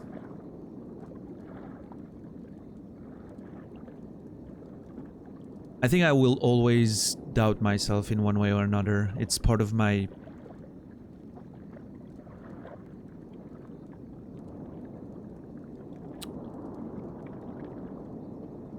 I don't know. It's the way I function, and I managed with time and experience to turn that into somewhat of a positive, right? It's not something I can control, really. It's irrational. Imposter syndrome, or however you want to call it, right? Fear of success, or fear of failure leading to a fear of success. And I don't know what it is. You know, I'm not a psychologist, but I managed to turn that into a motivating thing, right? I want to do better. I want to always earn whatever I get. I'm never going to feel like I deserve something. Like, oh, I deserve this and I failed. That's unfair. No. I'm always going to be like, okay, this is how far I've been able to go, and I've been helped in all these ways along the way. And I will never be sure. I'll never be able to convince myself that I deserve it. So I'll always try to earn it later. That's the, you know, the way I managed to turn that around, to always push me to be the best I can, right? And better, and always better if I can. And it works for, well, most things in life, in fact, I found. Whether it's art or relationships, or, you know, it's always... I feel like it helps, for me at least, it helps me not being stagnant is the right word, I think. Human brains are cunts? Yes, they can be, for sure. Alright.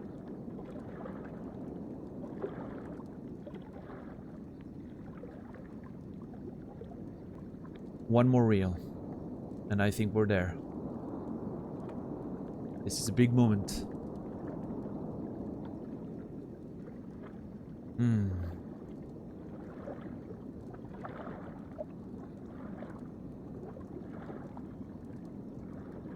I'm thinking about those burning the reels and living for this place. I'm thinking they're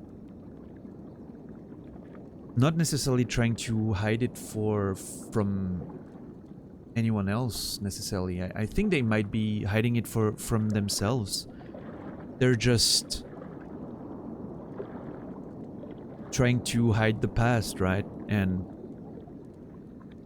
escape in that dream world and never come back, just letting themselves die and transfer over to that other world, and where they can pretend like nothing ever happened. And they still have this entire knowledge of their species in those gigantic libraries that they made sure to conserve in the other world, which is very interesting, and I wonder why.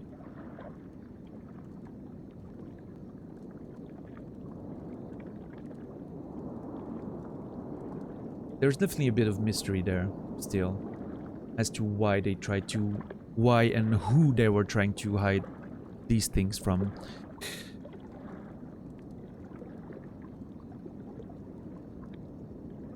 I'm gonna have to, I mean, you know, I've mentioned their whole thing, their whole setup is so well designed to keep people out of their shit.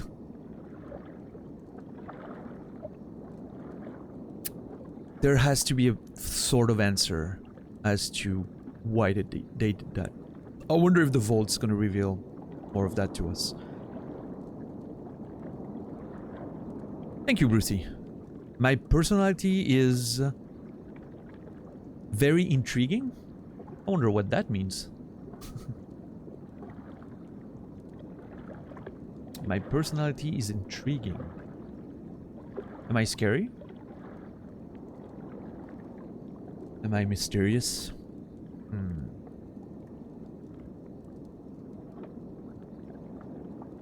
I know from, you know, experience of with people, I've heard that I can be a bit intimidating.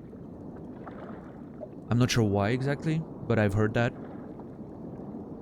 But it's a shame because I really want to be just approachable and open with everyone, you know. I'm very transparent. Don't have a lot of secrets that I'm not telling people when the conversations arrive, and I don't know. I guess I look maybe a bit meaner than I am because of the eyebrows. I've heard that before. My resting face is a bit, you know, stern.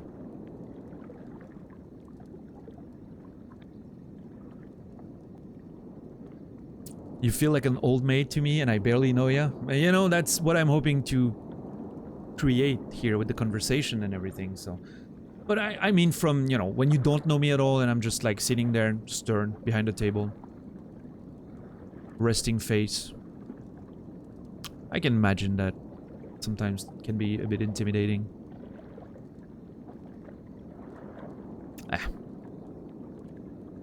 Can't control that, right? So. You call that resting bitch face where I come from? I've heard that in the past, yeah.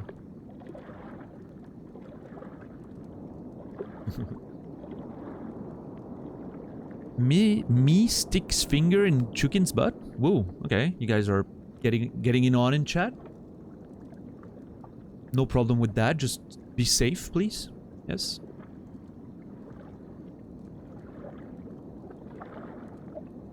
Yeah, Scotsman. I'm a bit smaller than you are. I'm more often than not, I'm a bit of a big boy, you know. Whether it's muscle when I'm in shape and fat when I'm not. I'm a bit of a bigger volume sometimes, so I'm not that tall. I'm 180, but yeah, I guess it doesn't help. I haven't watched Red Dwarf Ollie. What with this and everything? I'm a bigger volume, I'm using that. That's tall. I don't know, 180 is pretty much... Isn't that pretty average in Europe? 178 is the average, I think. So I'm just, you know...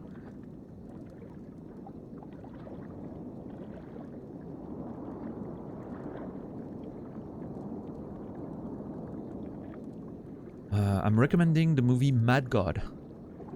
I write that down, Hope. Remind me of it one day when I'm in a chat. When I can just take notes.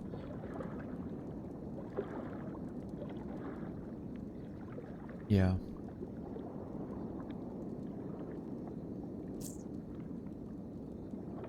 A movie that took 30 years to make? Holy shit. Is it anyone I know that might have made it or plays in it?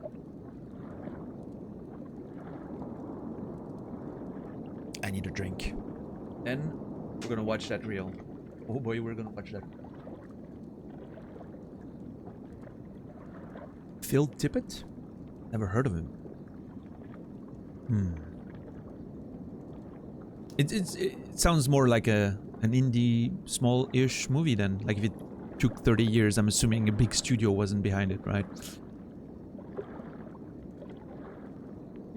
Yeah, Brainy, I don't know. You know, maybe it's different averages in Europe and Switzerland and US or whatever. Maybe that changes my perception a bit, but... Chicken, it's tap water. But it's a San Pellegrino bottle, yeah. I just try to not down the San Pellegrino every day on stream because it's not the cheapest water. So I just keep those bottles for meals, like the proper ones. This is just a bottle that I refill with tap water. You have the rare skill of being thoughtful in your conversation without sounding up yourself. What does sounding up myself mean? I'm not sure. What I'm getting is like, you know, sound like I'm listening to myself too much and enjoying listening to my own voice and that kind of pretentious shit. Which, if that's what you mean, I'm surprised because I truly think I sound pretentious half the time when I speak, but I'm okay with my... You know, I'm okay with that, you know. if that's how I come off, I you know, whatever the fuck, I guess, you know.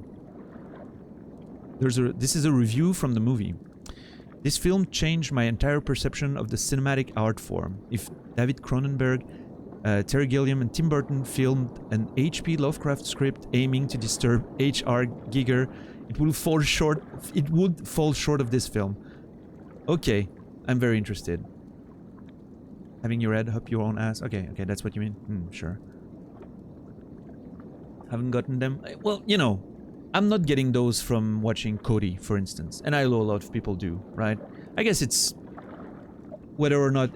I think it comes down to whether or not you vibe with the person. When you vibe with the person, you're not gonna find that too pretentious. And when you're outside, you might... When you disagree or you're, you know... Oh well. What I mean to say is I'm not worried about it. If, you know, if someone... Again, same thought as I said before. If someone gets that vibe from me, I'm probably not making content for them, so whatever. Yeah, so I'm super interested with that, Hope. I haven't watched The Lighthouse yet, which everyone screams at me every time I say that. So get on with it. Just get your anger out. I know I need to watch it. I am going to, I swear. I'm just, you know, haven't found the time yet. Yeah.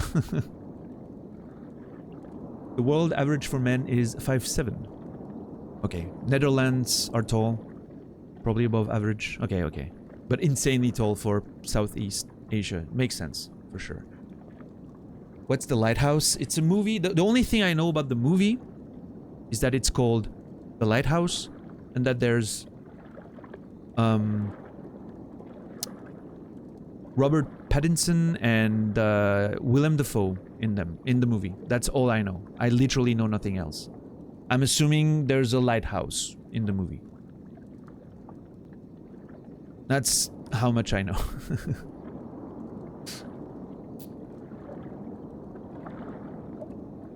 So, I don't know. I'm looking forward to giving it a try.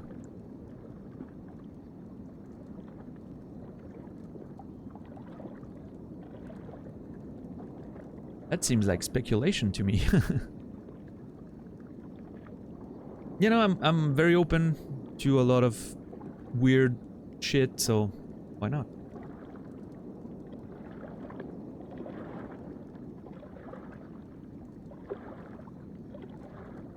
Also, Dan, you do come off as a bit of a cunt, but to be frank, it's not enough to warrant worrying about it, and it comes off more as you understand the world and just don't want any bullshit. I'm okay with that, I guess. I'm gonna go with I'm too old to change now because I'm turning 40 on Monday. Birthday stream tomorrow, by the way, guys. It's not gonna be anything special. I'm just gonna have a drink. And we're gonna keep playing Outer Wilds, because evidently we're not finishing that tonight. And it's not gonna be like a title with fucking weird celebration stuff. I don't like that. It's gonna be the same as usual. I'm just gonna mention that it's my birthday, and we're gonna maybe reminisce about my life as I always do anyway. So yeah, it's really not gonna be different. But yeah, I'm turning 40 on Monday, but I won't be streaming on Sunday and Monday, so I'm making the birthday stream tomorrow. And I'll get a drink. I don't know what yet. Maybe a good beer, maybe a cider. We'll see.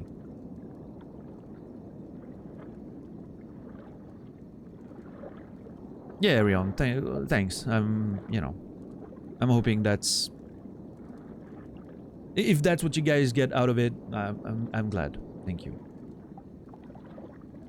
Make sure to get a lawn so you can yell at people to get off of it. Yeah, I do that. And get like a blunderbuss, you know, with blanks to just shoot in the air and get those kids off my lawn. And yeah, Monday 25th, IRL stream on Fizzy's channel. We'll all be there in a beautiful castle in Gruyere. Eating cheese and being silly cunts in real life.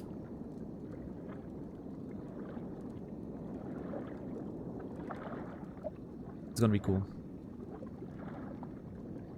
Gruyere fondue. I mean, if we eat fondue, it's gonna be half and half. That's the standard one. It's half Gruyere and half Vacherin Fribourgeois. Xenomorphs. Oh yeah, we're gonna visit the Giger Museum. Xenomorphs, fondue, Xenomorphs, melted cheese, and IRL Dark Souls exploration. Yeah. It's gonna be great. I'm really hoping everything works out for the stream part of it on Fizzy's channel. But he seems to have a good setup, so. IRL Dark Souls. Yeah, we're gonna explore a castle. Rainy. And as someone who's visited that castle many times before, when I was a teacher, we would go there every year. There are a few parts that actually are pretty damn reminiscent of Dark Souls. There's a part in the castle that has a gallery of art pieces from an artist called Woodruff. And some of those paintings are absolutely fucking sick. There's one of a moon that's like leaking towards the earth. It couldn't look more like something out of a fucking From Software game. It's absolutely fucking sick. I'm hoping the exposition is still in the chateau, because it's been 4 years since I went there. But if it's still there, we're gonna make sure to be able to film that for you guys to see it. Fucking sick. It's still there. Yeah, I knew it was like a permanent exposition, but I figured they might, you know, after 10 years, they might have changed it, you know. But yeah, no, it's awesome. And the Giger Bar, yeah, that's gonna be great. Oh, we're gonna have so much exhibition, thank you, yeah. It's gonna be so much fun. Hypothetically, if I were to have a wedding and I could fly you down here, would you come? Dude, are you kidding? Free trip to Australia? I'd be there tomorrow, man. Well, I mean, with, you know, planes and the flight length, and probably not tomorrow, but... Are you kidding? For sure. Are you getting married? No. Is that a thing that's happening? You don't have to, you know, get into it there, but...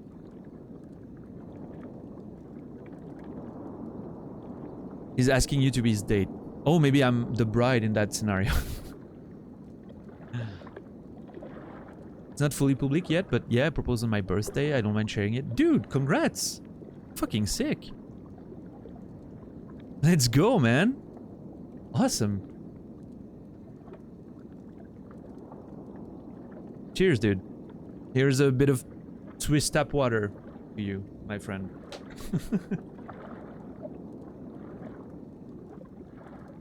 What's up, Weasel? I love that name. I'll never get tired of pronouncing that name. Weasel.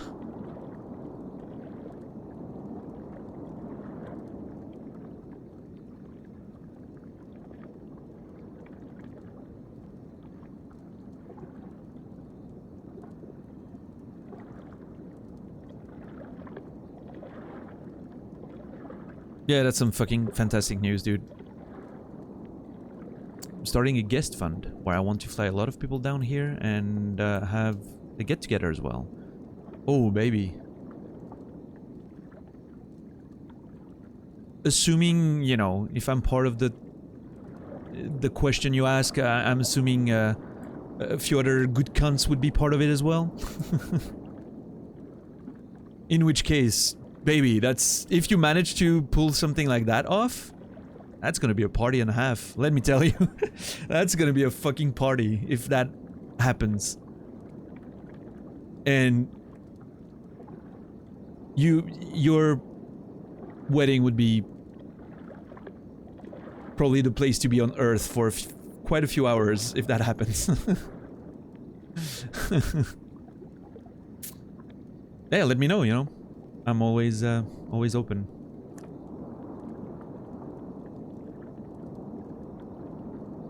The way that is pronounced is equal to the Hungarian word vizel, which means pissing. Okay. In my head, it's more of a French thing. Weasel. It's a weasel, but maybe feminine, you know? In French, you would, you know, a word ending in el, like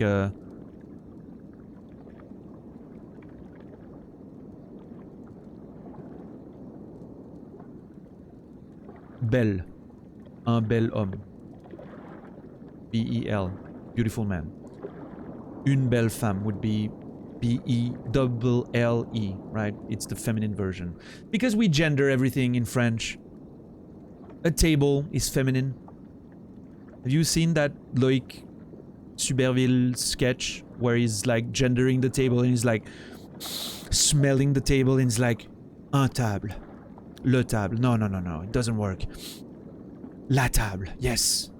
A table is of the female persuasion. And he's so proud of himself, you know, like, yes.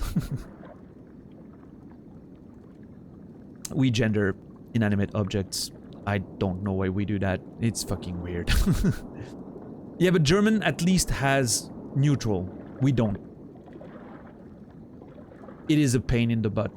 As a writer, when you have, you know, let's say gender neutral characters, or you want to do something a bit special with that, you are fucking in trouble, let me tell you. Neither does Spanish, yeah. Yeah. That always reminds me of that scene in The Office. La telefona. El teléfono. And he's just like sticking boobs and penises on everyone and everything.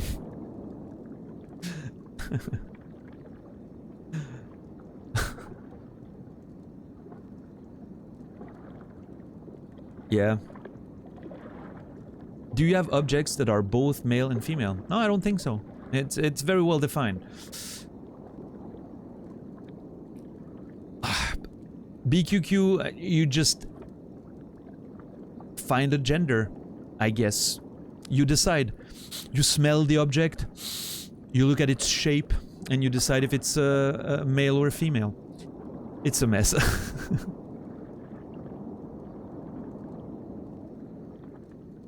Banana is female, yes.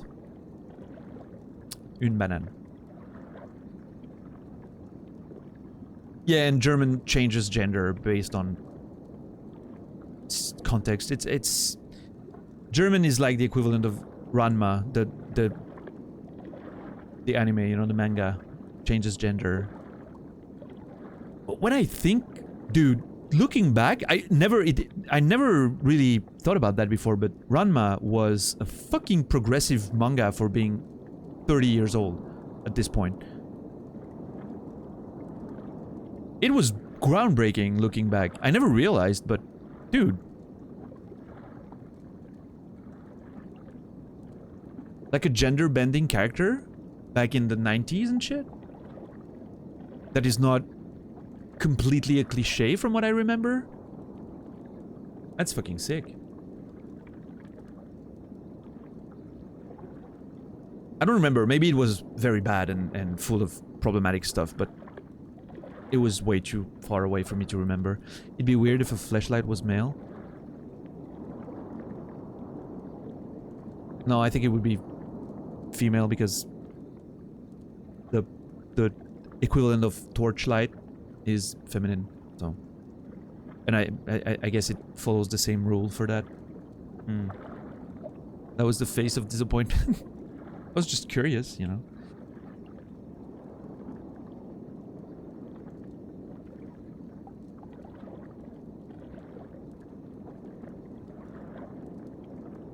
Yeah, furious.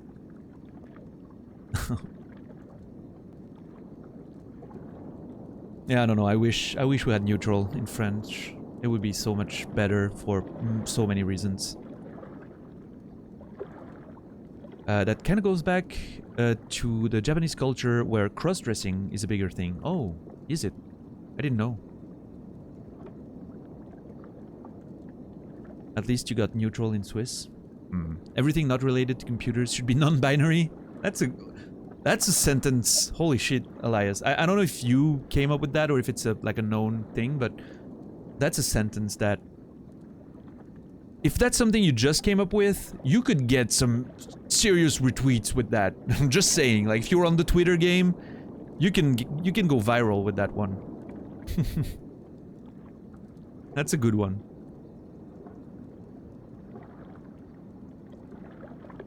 Computers should be non-binary too. Quantum computing. Yeah, we're getting there though, right? He's onto something, this Elias, yeah. Alright, I'm gonna watch the real, guys. This is getting... Oh no, I was gonna say this is getting real, but now I can't because... It's a fucking terrible pun. Alright. You guys ready? Here we go.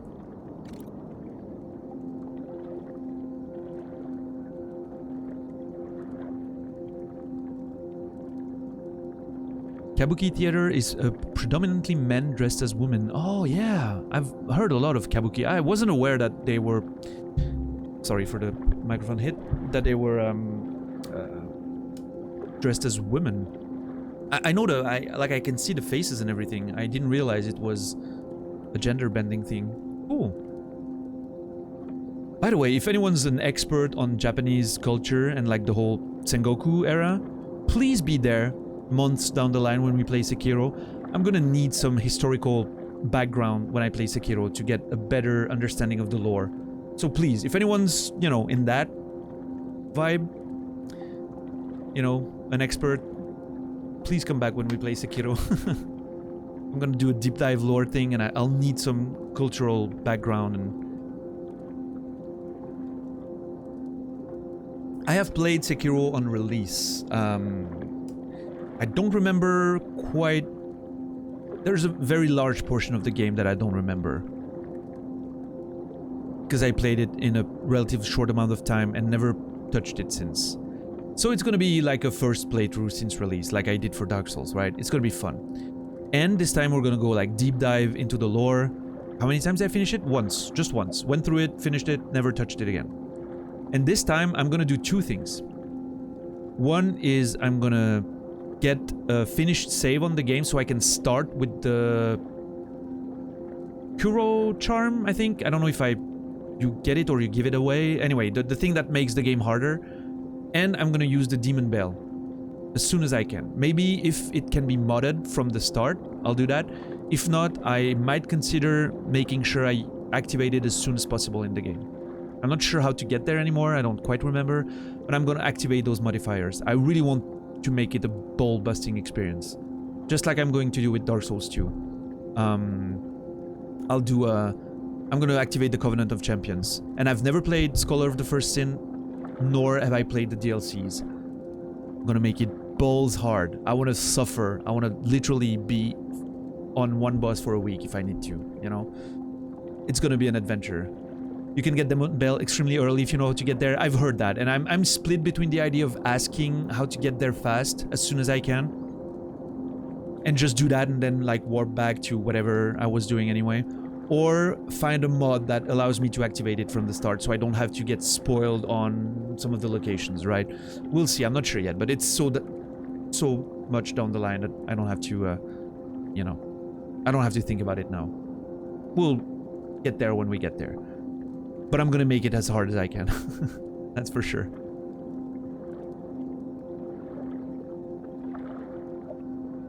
I don't think accessing it early gives you access to anywhere else in the process. Okay, that's interesting. We'll figure it out when we get there. But I appreciate you saying that. I'll get my, you know, trusty informers to let me know what's the best plan once we get there, I'm sure. Sasha Grey donged the bell, yep. Super impressed she finished it. Dude, we talked about her, was it yesterday or the day before? She's just going hardcore on those games, man. It's fucking wild. I enjoy her stream a lot more than I thought I would initially. It's really cool. And her community is very nice. I think it helps that she's been remote from that other line of work for a long time, so it doesn't get as wild as it does on Adriana's channel. Even though Adriana, holy shit, that was a door that just slammed. Scared me. Adriana still does a wonderful stream, you know, but the community can be a bit more rowdy because she's still doing porn and everything on the side, so. Oh, dude, Furious. Have you seen the stream a couple weeks ago where she was wearing, like, you know, a whole fake chest and everything? Dude. The amount of questioning in chat was absolutely wild. Storm is coming now? Yeah, I think it's gonna come here later. Not the shower one. Like, she did one after that with, like, she had a fake chest on, like, with huge breasts. One of those, you know, rubber breast chests. It was hilarious just because of the questions in chat. She picked up streaming very fast. Oh, yeah. I mean, she's, you know, she was always an entertainer, an actress, a writer. She's an extremely smart person, and, you know, she knows how to work with an audience, and yeah, she's fantastic. And so is, you know, speaking of Adriana, despite her community being a bit more rowdy, she also is a lot smarter than she pretends sometimes. She has that persona of being, you know, that's very much herself still, but she hides her smarts a lot, I feel. She's a lot smarter than she appears. Like, actual big brain, you know.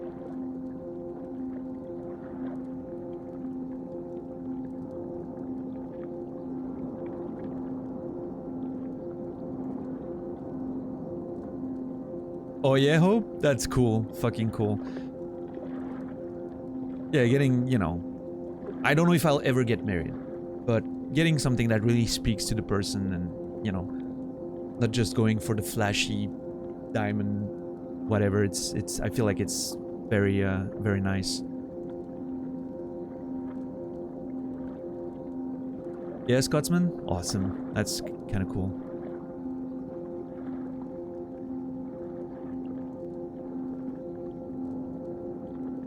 Yeah, dude, let us know when you've... Well, I mean, I'm sure I'll see it. I need to follow you back, actually. I don't think I did that. I saw your follow and I was like, oh yeah, I need to follow back, and then I did something and forgot. What's up, Facehugger? I know you were here at the start, but that's your first message in a while, so... Yeah, dude, Hope.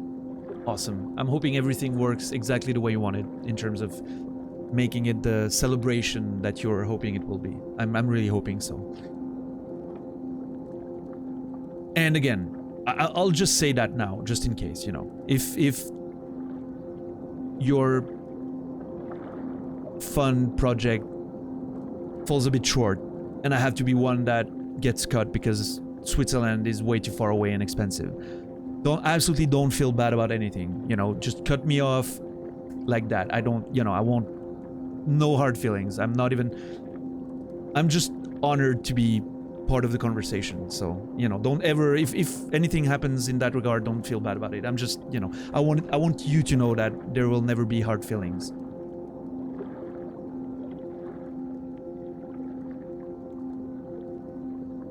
Alright, I'm a bit worried about the weather. Because if the storm is hitting Arion now, it means it's coming my way. Looks like it's just missing me, at least until the end of the stream. We'll see. No one's gonna get cut. You know, just in case. Alright, let's watch that reel now.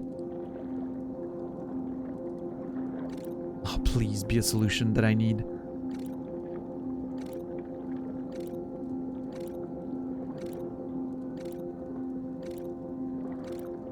It's a loading screen. Oh my god, I was wondering why it was getting all black and you couldn't see anything. It's the loading screen.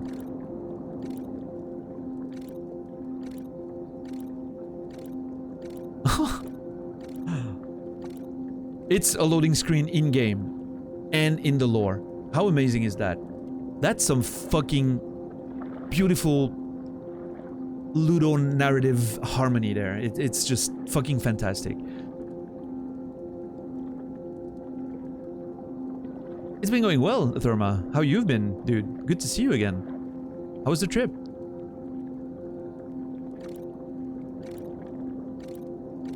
Alright, how am I gonna... Now the question is, how am I gonna manipulate those loading screens, right?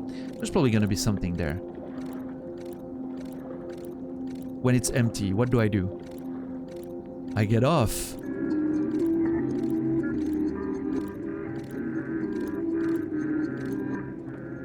Am I actually gonna glitch that shit?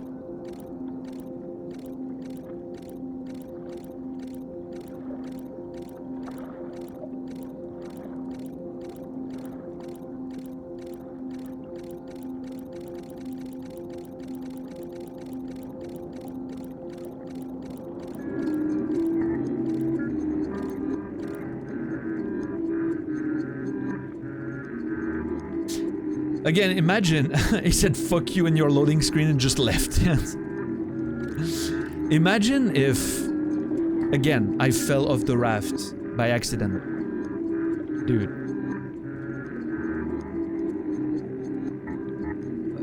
You heading out, chicken? What's up? What happened? Oh, you're making a joke, sorry. That's an IRL Alt F4, yeah. Yeah, sorry, Chicken. The way you phrased that was like, wait, is there an argument in chat? And you're like, nah, I'm gonna leave that. Fuck that conversation. I was like, what happened? Missed anything? Well, shit. We have something to try then, I guess. Okay, I wonder... I wonder how that's gonna relate to everything else now.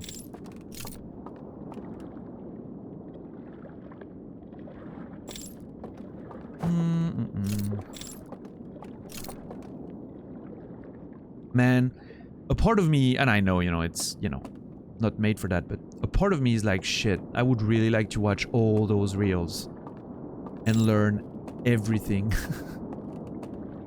about the fucking...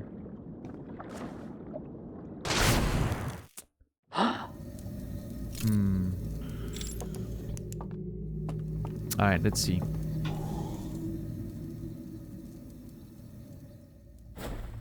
I was so close to falling off, yeah. Just like I was close to dropping the thing. It's could have happened so organically, but instead it didn't. Oh shit, I'm not... Wait. Ah, yeah, okay. I'm in the wrong one. I can get to the raft there and try, see what happens. Make the most out of this loop.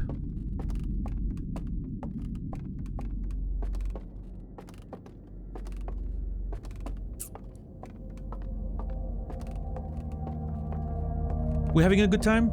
I think we do, right? Like, I feel confident that we're having a good time now. It's been such a fucking cool stream tonight. And they all are, but sometimes you feel more in tune and sometimes you feel a bit more floaty. Tonight has been a tuned in type stream. Like, I don't know if it's the news at the beginning of the stream that I wasn't expecting and that just like locked me into gear, and I was like, yep, this is gonna be a fucking good stream. But it's been fucking amazing, and I appreciate each and every one of you sharing that, you know, those good times with me. It's fucking great.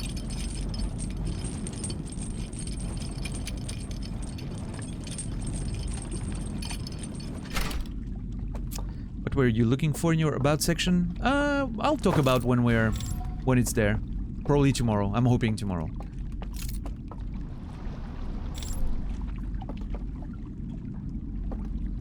Alright.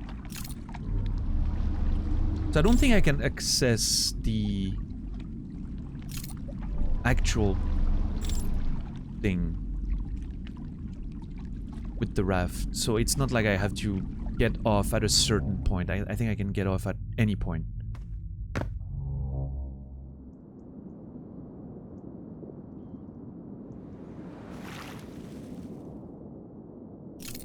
You have got to be shitting me, dude.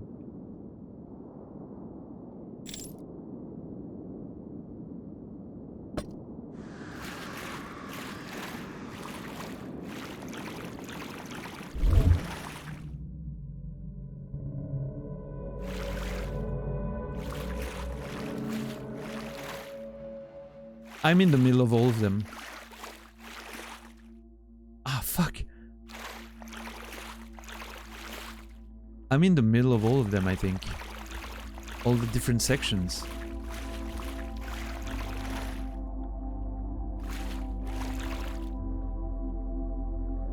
No idea, Quadzi. No idea. I might have thought that it was a bug. But then again, no. I don't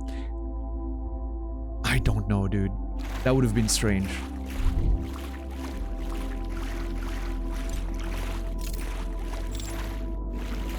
I'm not sure which one I'm supposed to go to now.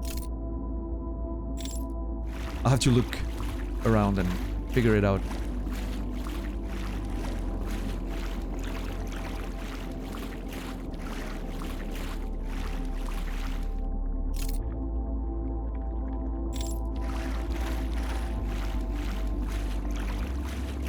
Oh, this one. Yep, yep. I can see the light of the missing bridge.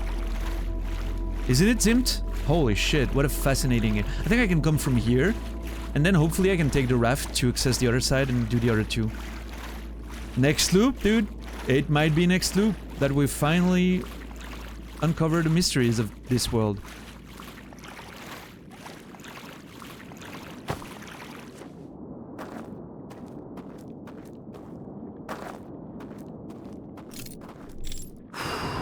Yep. And then hopefully I can go back.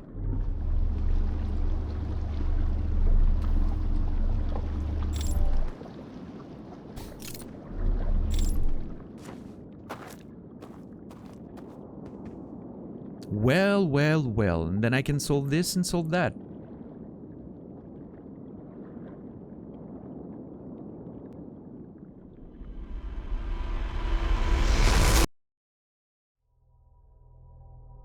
I wonder if there's gonna be a thing that I'm not thinking of that's gonna put a hurdle on that one.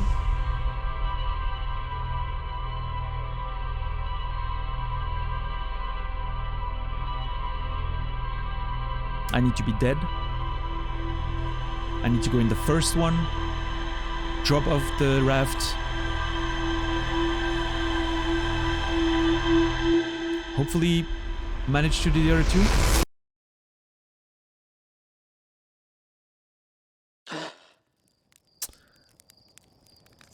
Slate, I'll see you soon, I'm sure.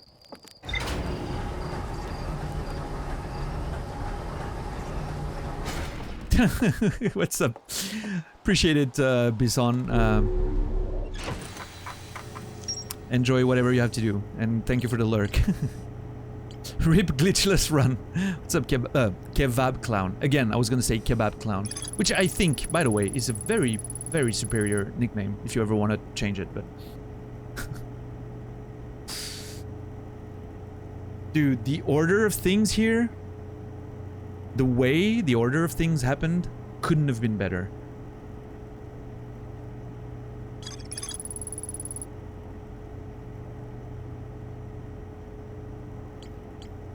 Well.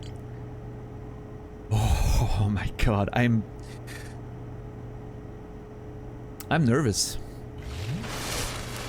Hey, Zimt. Thank you for the sub. Tier 1. Appreciate it, dude. Thank you. You've been here for a few days, hanging out. I'm glad you feel that it's worth, you know, a bit of your money. Appreciate it, dude. Oh, I just got it. Zimt Stang means like a stick of cinnamon, right? Stang is a stick. Just hit me.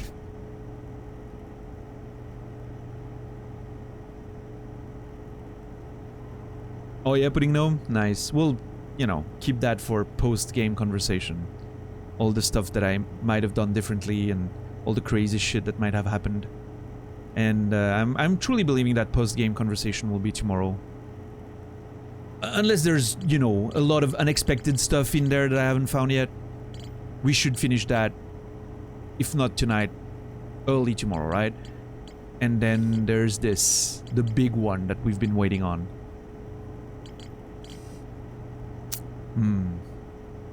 Tomorrow's gonna be a big one, guys. And Nasrallah's gonna be so mad because he's gonna miss it. Hey Dom, have a good ride. Thanks for hanging out. It's missing an E at the end, but yeah. Oh, is it like Stange? Really appreciate this calm and friendly stream. Dude, that's exactly what I'm trying to do, right? Something that you, something that's loud enough so you, you know, you have some energy sometimes and you get the feels and everything with the games, and but not too loud that you cannot sleep to it. I don't want to wake up Nachos when he's sleeping, you know? Hey, Nachos, you listening? Nachos! Nachos! He wakes up.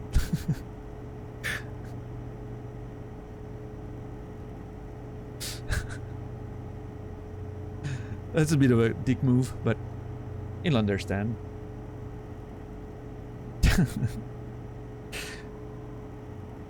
Tell him to gift subs in his dreams. Maybe it will work. Hey, Nachos.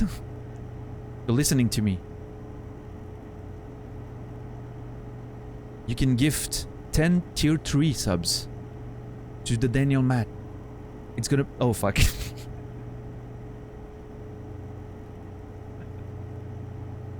It's a baby.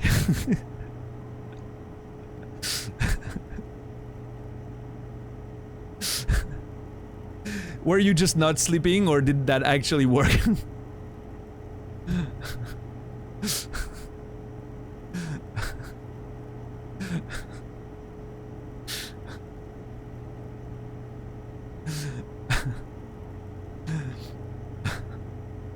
I've been too enthralled? Okay.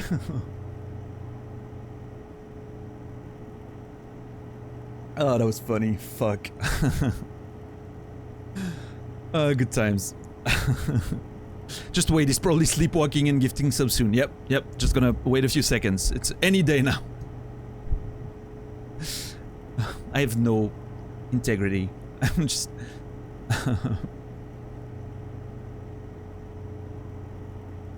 Disclaimer, nobody who's actually attempting some conscious sleep suggestion in this stream. This was all part of a, you know, all a charade. All for good fun. Oh, well, there we go. An anonymous gifter gifted a tier 1 sub to Kebab Clown, which I'm from now on gonna call Kebab Clown, and there's nothing you can do about it, unless you tell me it's offensive to you. Thank you, Anonymous, for a tier 1 sub. Going back to bed. Good night, Nachos. Love you, dude.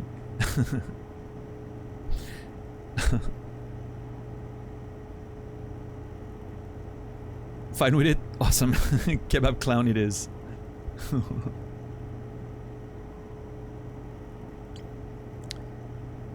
Kebab Clown and the Donner Magician. That's a fucking story there. The Anonymous was Nacho's subconscious. Alright, let's do this, guys. I'm probably not gonna be able to pay much attention for a while. I mean, you know, less than when I'm just standing still. Because there's quite a bit to do, but that's the title of my new book. Maybe it can be the title of the Mars romance thing we were thinking about. Kebab Clown and the Donner Magician. Alright, let's go. And just in case, I want to preface that by saying, remember, if this is indeed the DLC, and I don't want it confirmed, I have very strong, you know, everything points to yes, this is a DLC. But if by any chance we reach an ending for the DLC right now, remember, I am not done with the other portion of the game. I have not done the core into the vessel with the coordinates. I know what I'm supposed to do. I've simulated it without the core. I haven't done the full thing.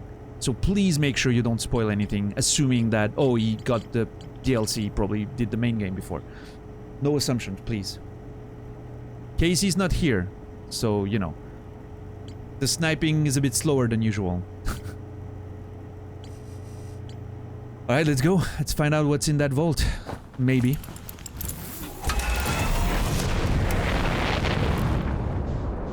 No, I love you, Arion. But let's just say sometimes you're absorbed in your own writing and I know you. You'll be the first one to admit that Casey's faster than anyone else. Casey's literally watching with his finger on the mouse, hovering over the chat.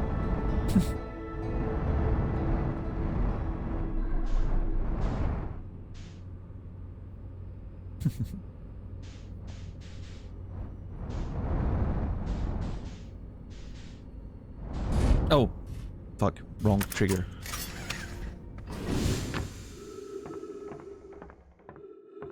I like quality. Yeah, you're more of a, you know, taking things a bit slower and being smarter.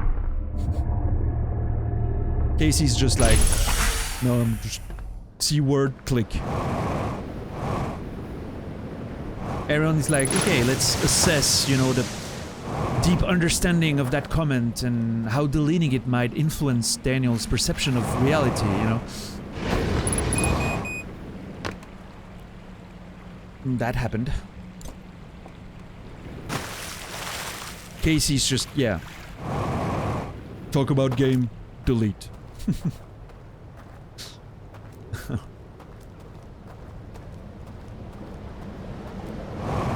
Love you, Casey, by the way, if you're watching the VOD.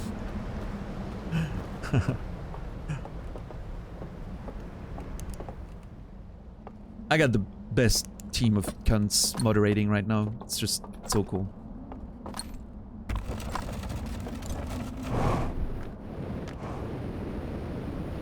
Alright. Oh, I need to be dead anyway. It's perfect. Less time to die. Let's go. What's up, JC? Were you here before? Yeah, you were. You've been lurking today, I think. Hope you're doing well, dude. The ghost matter was a calculated time save, exactly. That's what I'm going with. If the game wants me to speedrun, I'll speedrun that bitch.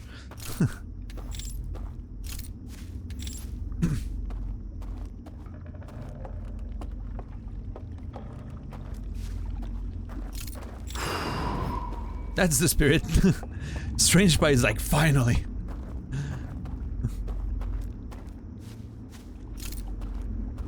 Finally I can watch something without falling asleep. Swiss esports extravaganza here. Yeah, for a Swiss man, I'm just like breakneck pace right now. It's just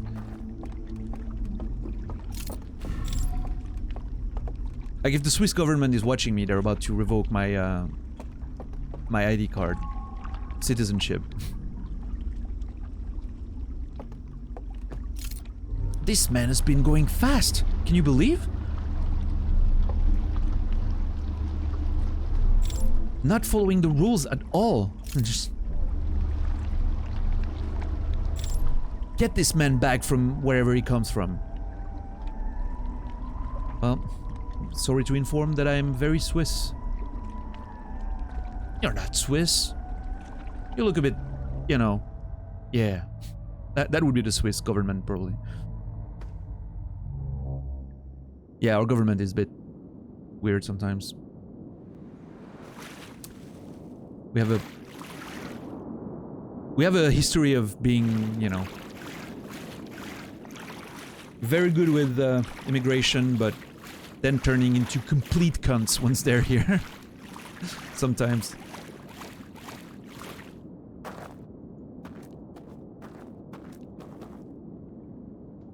Which is way too big of a topic of conversation for me to get into it now that I'm trying to actually achieve something in game, but...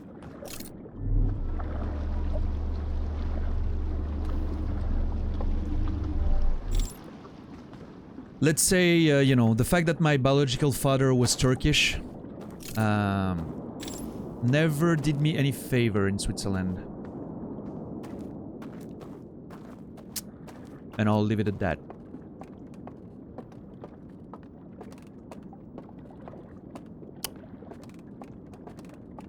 I wasn't looking like the typical young Swiss boy. Oh boy, here we go. Holy shit, we're getting there.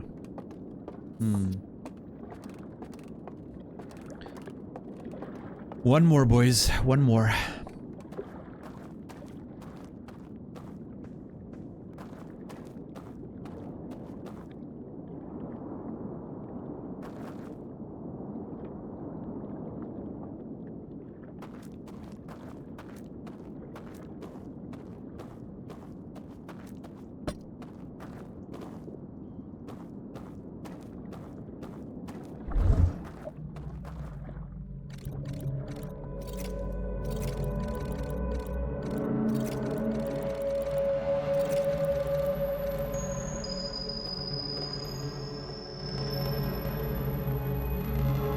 I wonder if I'm gonna be able to blow it off, or if I need the lantern, and then I can walk on the invisible platform. I'm gonna try. Let's see.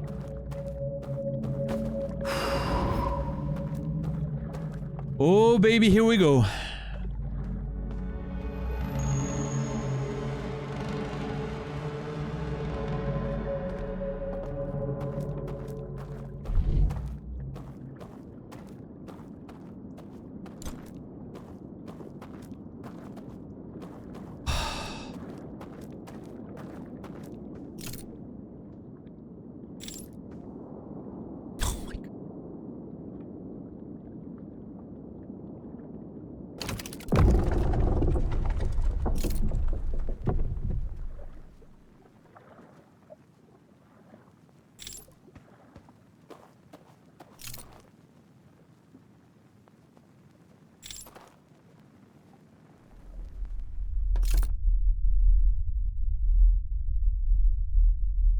Oh my god, what the fuck?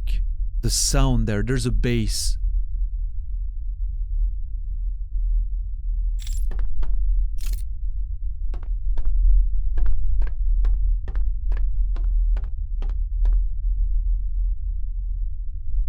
Getting louder.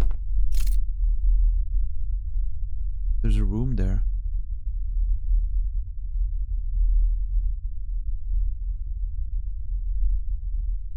It's just a K, right?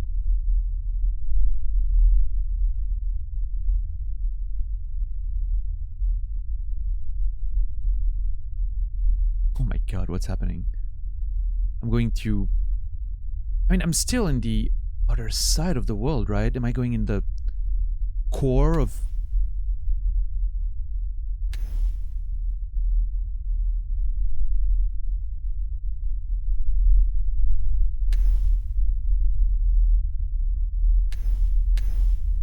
telescope?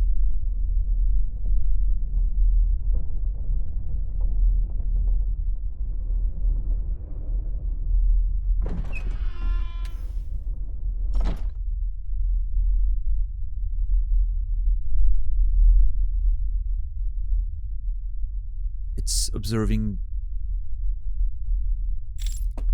Is the telescope gonna allow me to... Nothing? Okay. Telescope was pointed towards the planet, the ringed giant, right? Their moon. Maybe they were trying to see it again?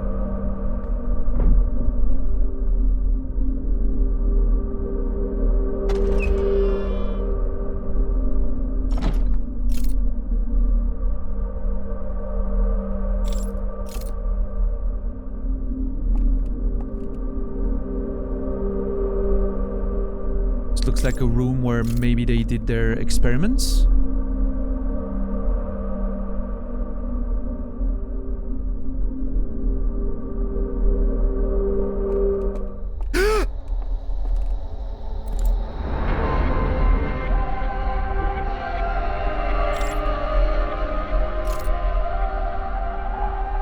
It's the one that has a missing antler.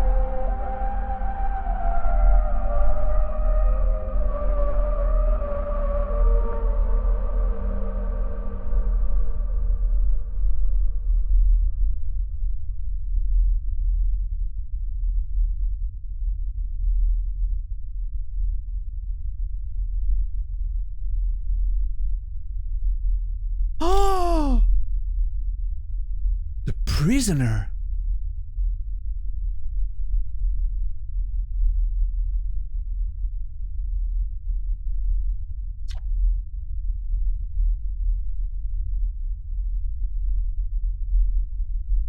I'm dropping my controller. This is a drop of the controller moment.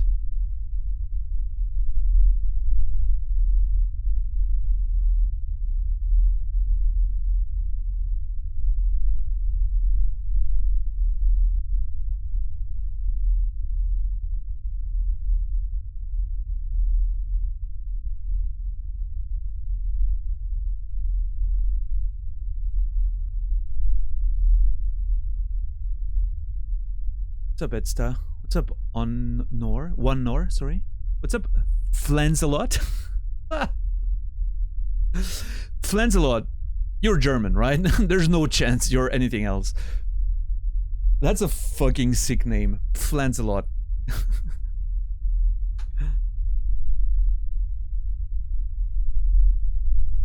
And yeah, thank you for the wall of That's such a beautiful fucking wall. I love it.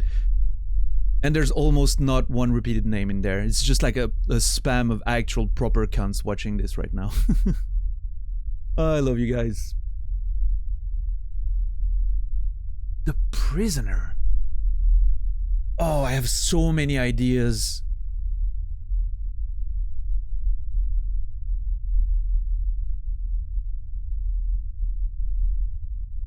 Was he imprisoned here by the other ones because of something he knew?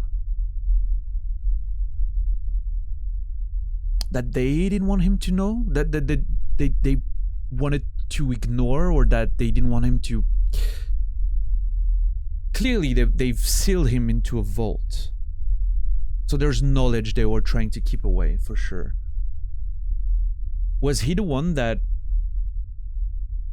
Either the one that learned about the signal at first, and then they wanted to punish him, or he learned about the destruction, and they wanted to hide that. They didn't want anyone else to know. They wanted to... Let's ignore all of that shit. And let's put everyone in the Matrix and just be happy and blissful and completely forget what we were here to do. Let's, you know... Let's forget we destroyed our planet and all that shit. Let's brainwash ourselves into believing we didn't do anything bad. And so the puzzle maybe was a way of making sure they wouldn't find it again, or that part of their clan wouldn't. Like maybe a small group of people did, and the rest didn't, and they wanted to hide that from them, making them believe that... Maybe they made them believe that using the lamps and that projection system would bring them back home, not just in a simulation, you know? All kinds of fucking ideas there. And this one ended up being imprisoned because he knew too much. Disagreed with them maybe on how to approach this situation.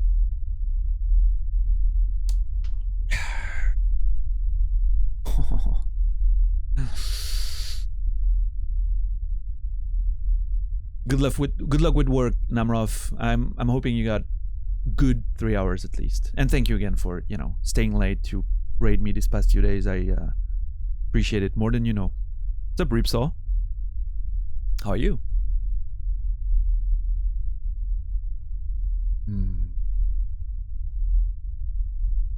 Who are you? Where are we?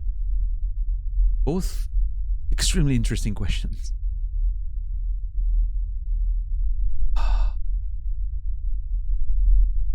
What a fucking sick setup for that moment of him grabbing the lantern and you being scared with the same animation as usual and then just pull back out of fear. You're like, no, I've worked hard to be here. I don't want to, you know. And then he just stops. He's like, huh. First person I see in however long that is. I wonder if his real body is in the real world, in the sealed vault.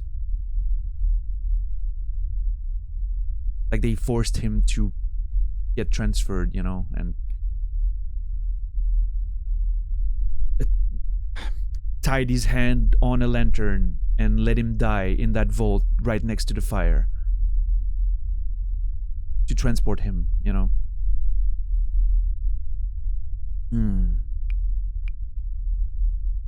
You glad you woke up just in time, dude?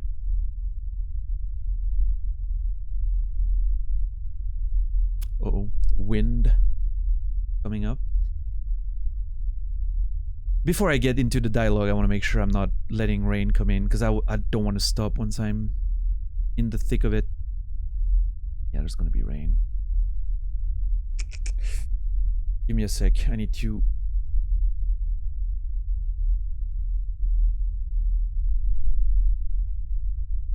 I'm gonna close my window a bit, just so it doesn't rain inside, before we get into the dialogue. Otherwise, you know. 15 seconds. I will be right back. Thank you for being patient. Love you guys. This is gonna be great. Don't go anywhere.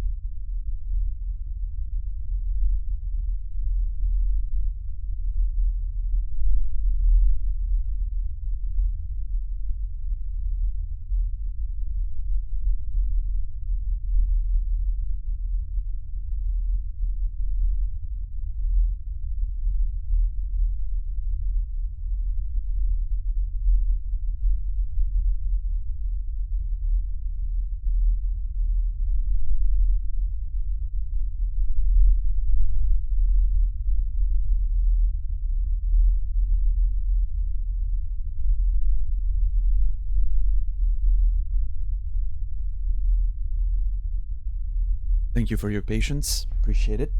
The window is now safe. Nothing, not even a store. Oh, shit. Okay. Let's say by fucking poor luck happenstance, the stream should break at any point in the next hour. It means the storm fucked something up. If that happens, I'll try to be right back. Otherwise, I'll get on chat with my mobile phone and I'll let you know if, you know. And I won't push further into what I'm doing. Like, I'll kill the fucking loop if I have to. This is not happening offline. This is not happening offline.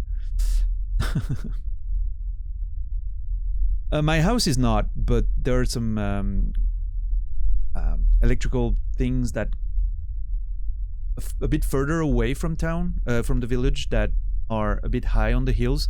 Sometimes they get hit, and that just disconnects the whole village. So yeah. But no, my house isn't. Well, I mean, the house is old, right? It's like a house that was built in the 50s or 60s, 58, I think. So it's pretty old, but it's been modernized. The cabling, all the wiring and cables, and I have super good internet. Well, I mean, decent for a small village in the middle of nowhere. I have like, I don't know, 200 megs up and 50 down, something like that, which is pathetic compared to proper, city cabling and shit, but much better than a lot of, let me tell you, much better than any 500 people small village in Australia or wherever else, in France or whatever. So I'm just glad I have good internet in a fucking tiny village in the middle of a forest, right? with no big town anywhere near, and yeah, when people could afford it. Yes, exactly, scum. All right, here we go. Who are you? I don't know how we're gonna communicate, by the way. I don't know if he's gonna like. What I'm expecting is that he's going to use his lantern to literally trigger images in my head.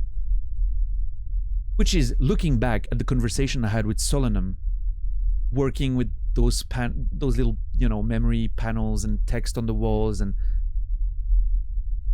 so fitting of the Nomai. If this is something that triggers something in my brain, so fitting of whoever they are.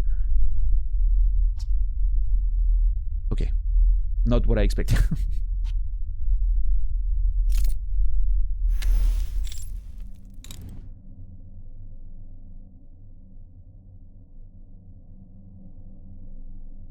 Yeah? What's up?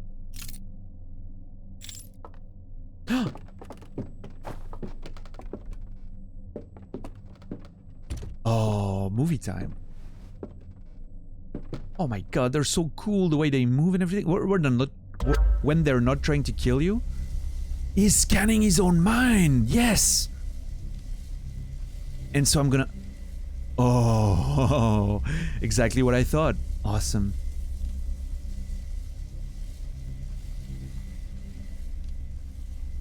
Dude.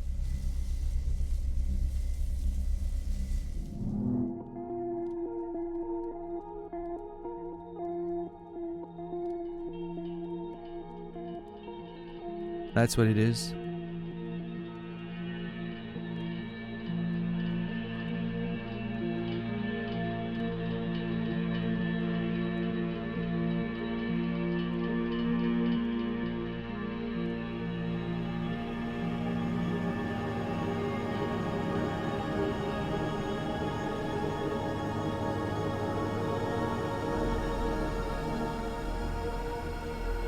Oh, fuck.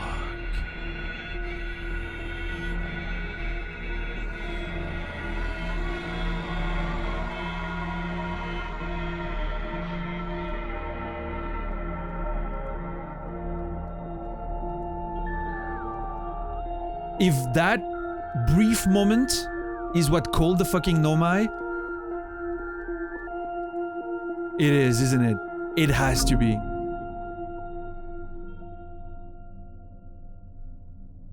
Dude. Oh.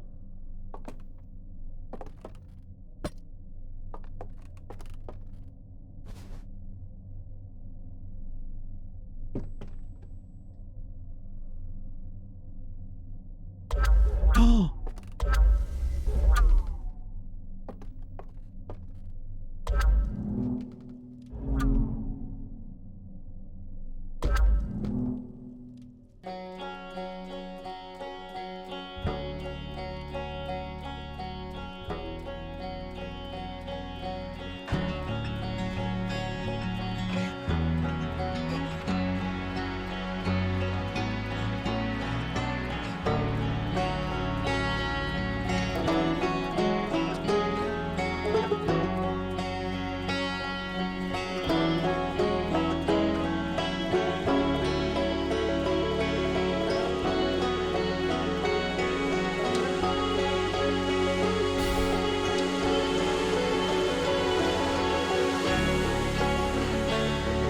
I knew it.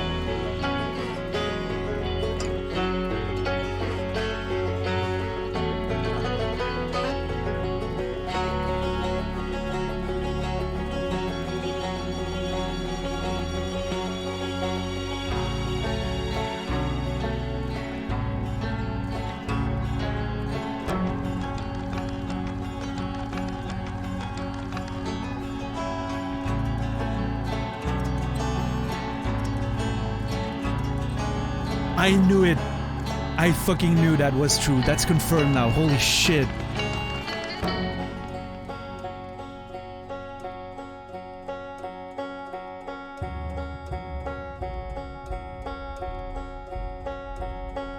Yeah, that's us.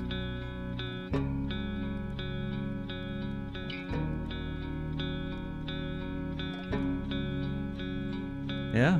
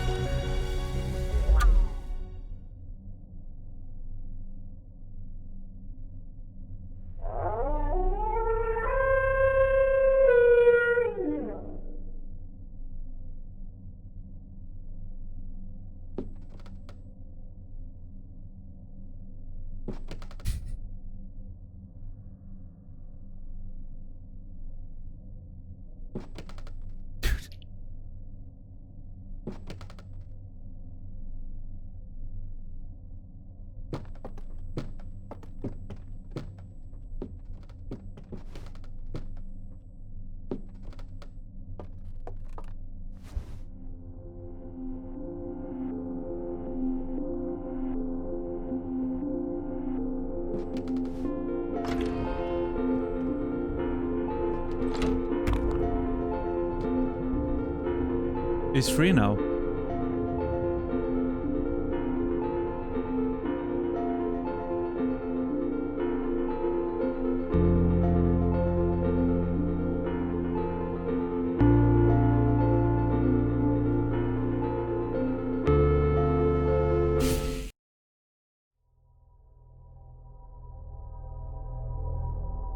Uh-oh.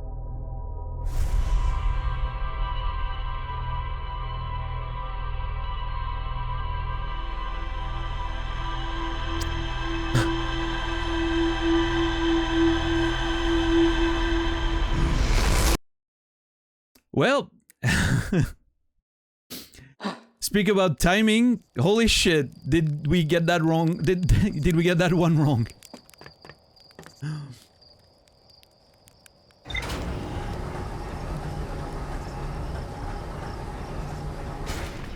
It's all right. We'll do it again.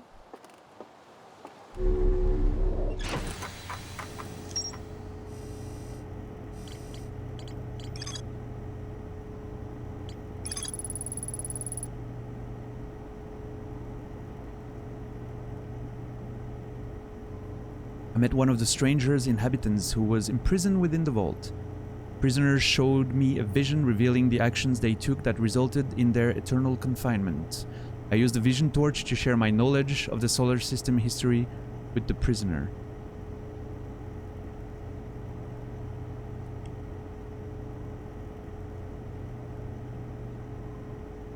I'm more than a little upset. We'll do it again. Doesn't matter. We'll do it again. And this time, we're taking the long road to have more time.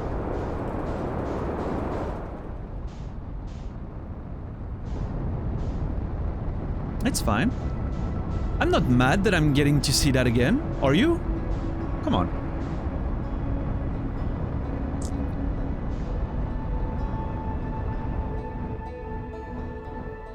Won't have the vibe anymore? Oh, I'm sure the vibe is gonna fucking be there as soon as we get there again. I have no doubt that the vibe's gonna be there again. Dude, the fucking... The moment where he screams... Oh.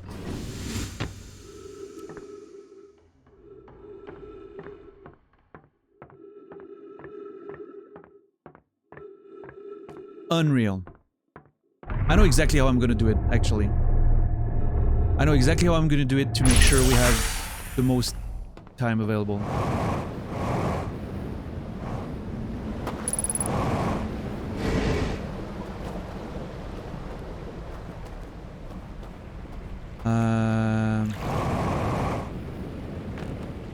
I need to go on the raft.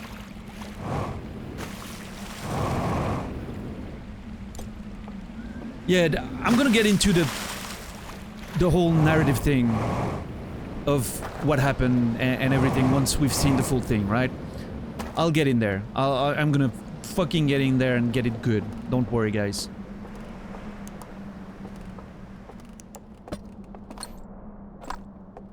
There's a lot that I want to talk about, but I want to see the full thing first. By the way, this is totally an alert during the next playthrough. Let me tell you, that scream, it's gonna be there. Oh shit, I need to be dead. Actually, never mind. I don't need to. I know exactly what I'm gonna do. Oh my god, the plays. I'm doing some big brain stuff right now to make sure we can get the whole thing.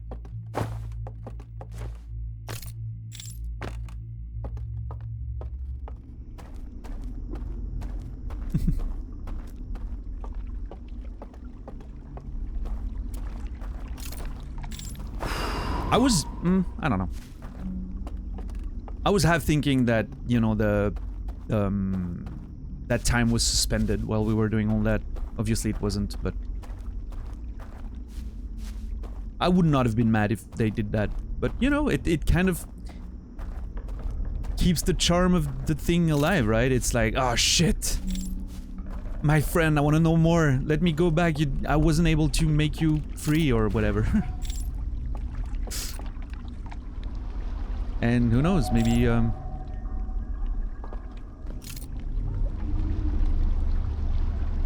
just gonna say this, because I don't want to speculate too much.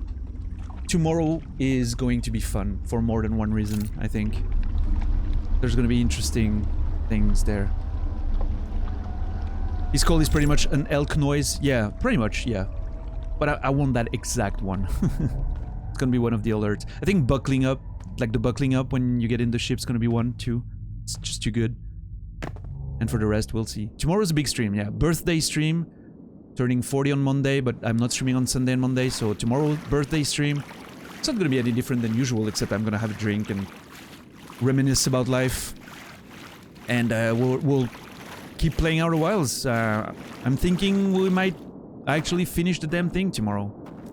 The other part of the game we still need to do, right? And now I'm doing this. Now I'm going out. And I'm going back to the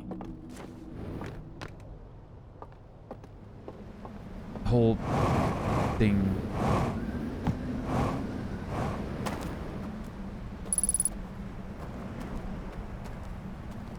Ah, shit.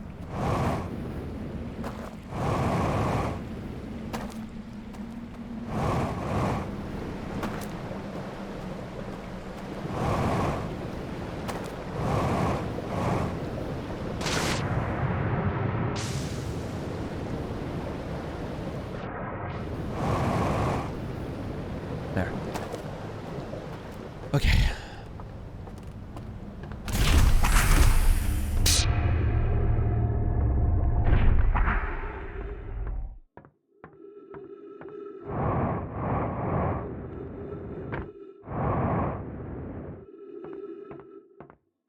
Dude, I cannot, I'm literally cannot wait to see that thing again.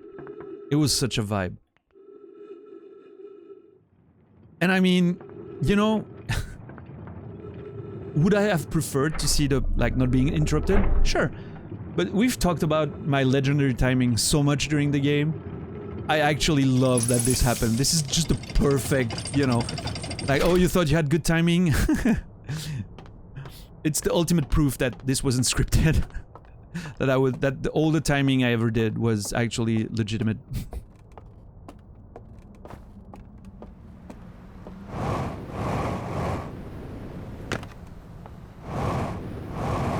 Alright, let's go.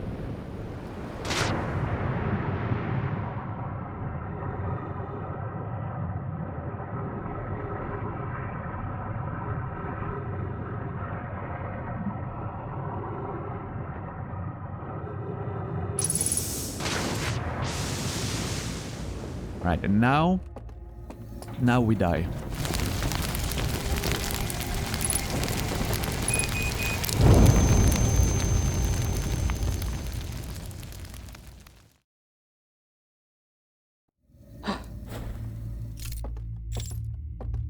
And now we have time. Now we have plenty of time.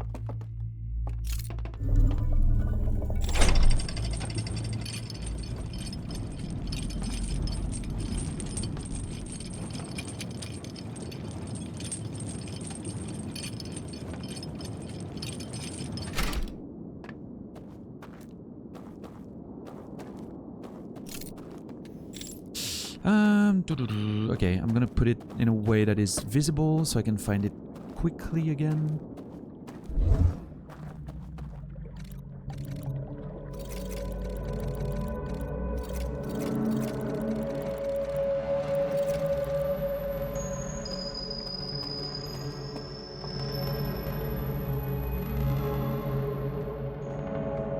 Swiss privilege? Yeah, I think it's dependent on distance, of course, you know. You're gonna get my signal before anyone else, I'm sure. Alright.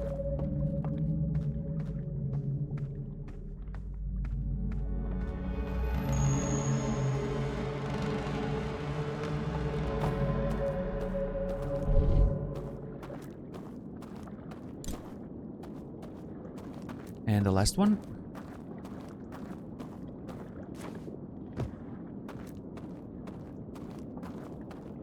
That scream just brought actual, like, tears, you know, like, that was... Oh, man, that was a moment. And the whole... I have so much to think about, like, the whole history there. Oh, my God, dude, it's... There's so much. And it's such a such a nuanced story, right? That I'm sure will take a whole other vibe tomorrow as well. When we...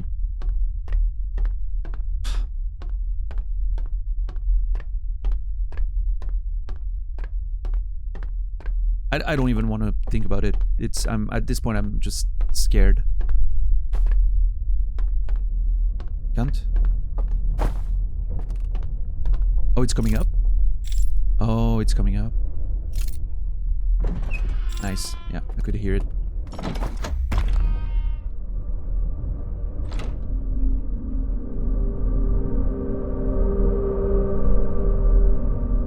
What an experience. Oh my God.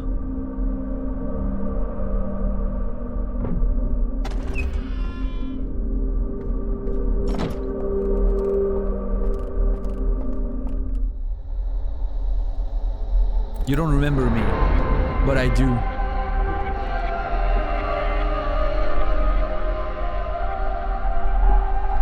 We've done this. We've done this in the past. I'm gonna try the other option. Where are we?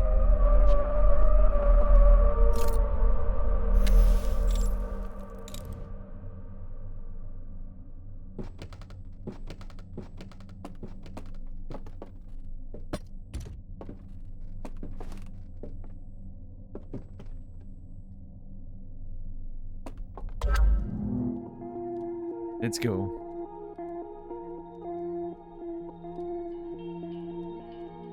We're not gonna have the vibe? Who said that? I'm already back in there. This is even better the second time, because...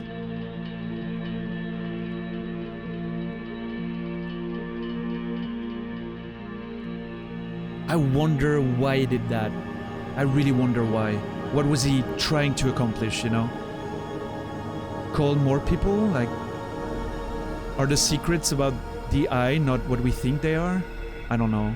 There's more to find out. And then he was imprisoned. Forgotten about. Left for dead.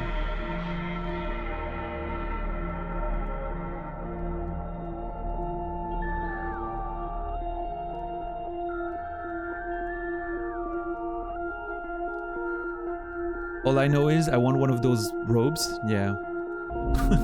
They're cool. Shit. Yeah. Thank you. My turn. Let's go. Again. I fucking want to watch that shit again, dude.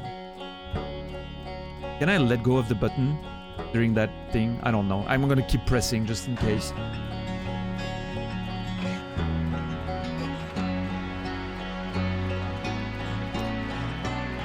They left this land to wither too. That's an interesting juxtaposition there.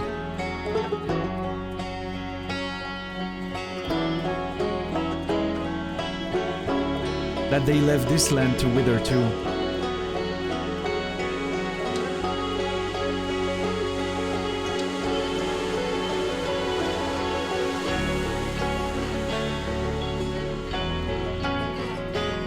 What's up, Emmy? Emmy, mute the stream. In fact, just don't be there, maybe.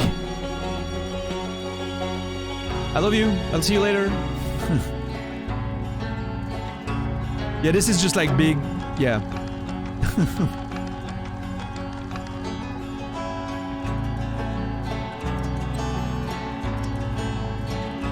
That shit, dude. I've speculated. I mean, you know, it was kind of obvious, but it's so nice to have a confirmation about that.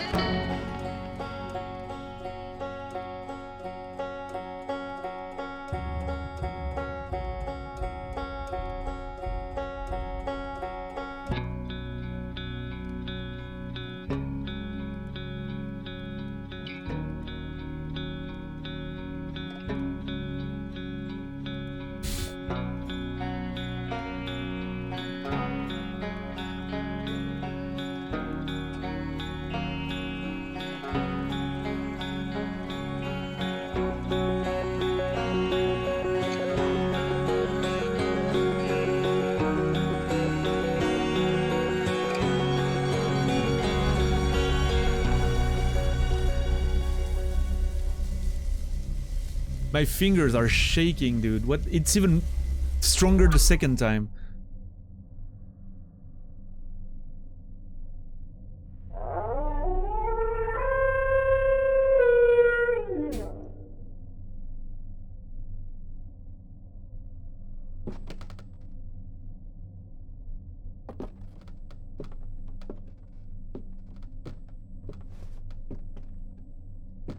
You know, there's a whole thing about sometimes the emotions you feel during a song or a movie when you watch it again are because you know what's happening, you anticipate what's gonna happen.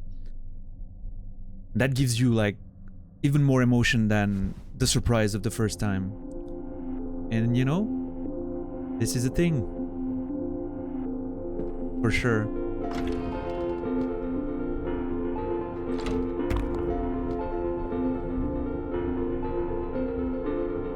I wonder, and I don't want an answer, because who knows what I'll do, but I wonder if this,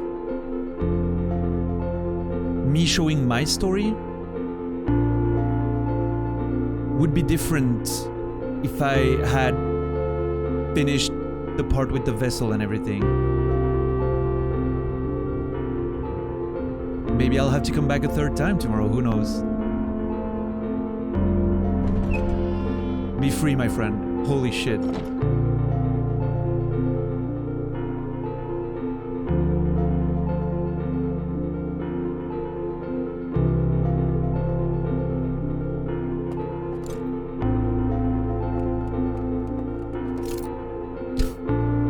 Just sitting there all that time, dude. Playing some music. Probably watching his, you know, the projection of his planet and the moon with his little... Dude, it's... I cannot imagine what this guy had to just wait for so long, and the thought that... We'll get more into it, but the thought of what he did being sort of a... always the theme of that loop, right? Consequences and impact of things you do. Being what eventually brought someone here to save him. It's a self-contained loop, of course, because if he hadn't done that in the first place, he wouldn't have been imprisoned, but...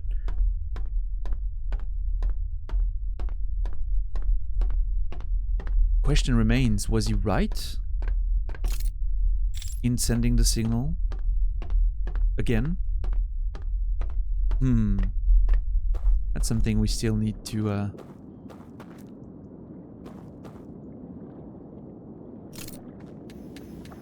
uncover, I'm sure.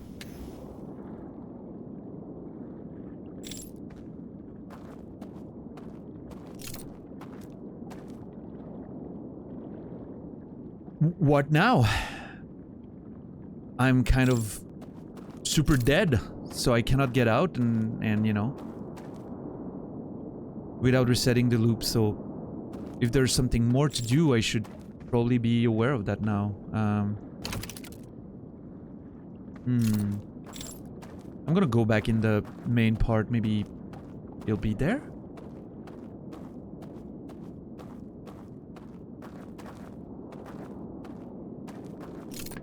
I hope I didn't miss anything downstairs. But I don't think so.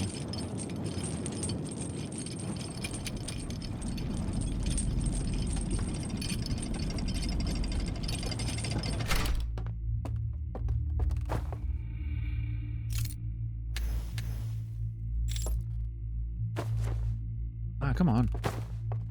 What's up there, Grim?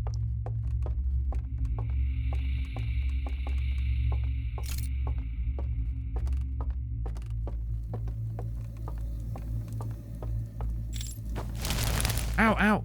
Don't burn me again, please. Okay, so I'm dead. I cannot leave, right?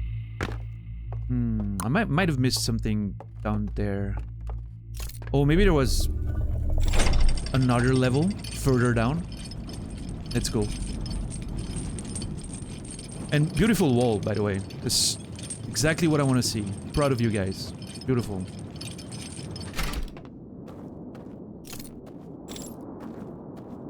And you know, if I missed something at this point, I don't think I'd be too mad if I somehow went to do the rest of the game and then came back here. I wouldn't be too mad. I feel like I got a semblance of conclusion.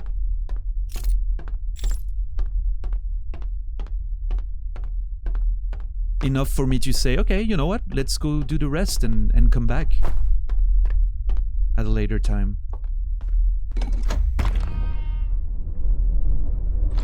Okay, I cannot go down here with the... I don't think I can go further down.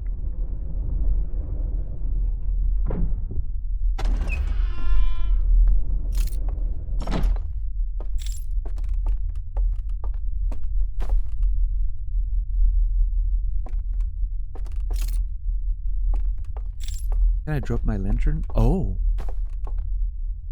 No, okay. I thought that was maybe a thing that I could activate and just sit there in his stead.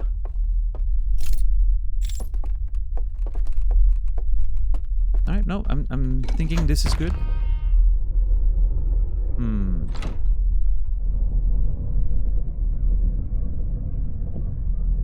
It's very possible that I'm missing something very obvious, guys. Don't worry about it.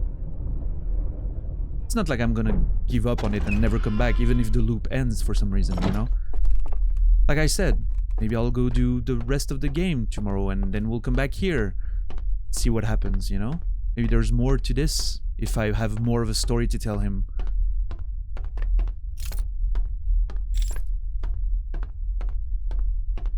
We need a only mode.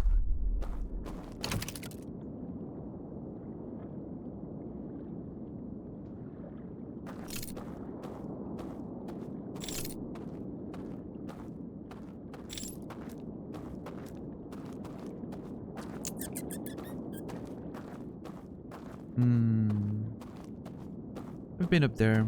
I haven't seen anything.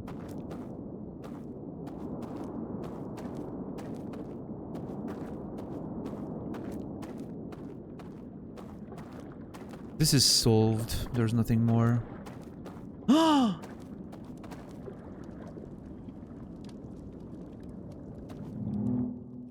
didn't notice it. I didn't notice it.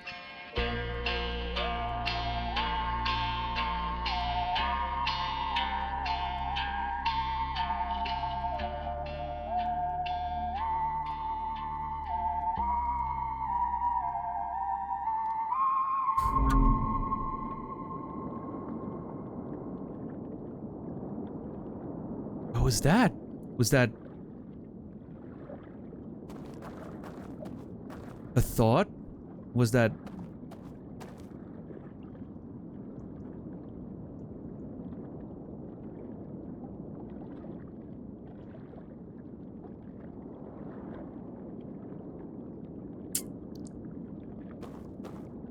Are there other things like that? No, he probably didn't, you know.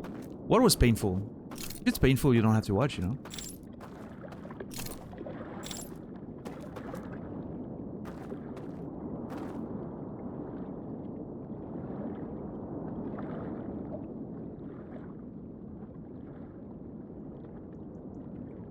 Living together. Well, obviously I haven't left with him, so I wonder if that was just the way he wanted it to be. I don't know. Right this instant, that scene doesn't bring anything much for me. Like, I mean, it's beautiful, right? It's like a cute little ending, right? It doesn't compare to the emotions of whatever happened before, right? Let's be honest. I'm still not sure what to think about that. Yeah. Just living for somewhere in our minds. I mean, technically we're both dead, right? Technically we're both dead. So this is a kind of, if I'm going at it thematically speaking, we're both dead. And so we're living on the next journey together, whatever it is, right?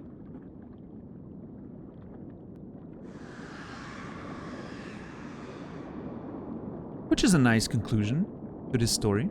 But it feels like there should be more, right?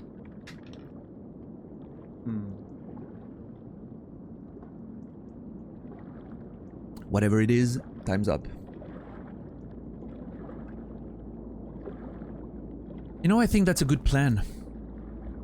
It's a good plan. What I want to do when I come back tomorrow, because tomorrow what I'm going to do is I'm probably going to finish the rest of the game.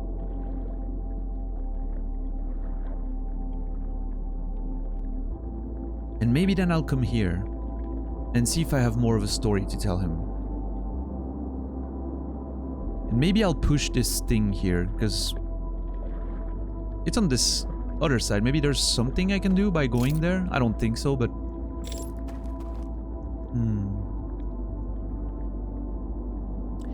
I don't know. I don't know how I'll feel tomorrow. Maybe once I do the rest of the game, if there's a nice credit roll, maybe I won't feel like coming back here. Or maybe I will. I'm not sure yet.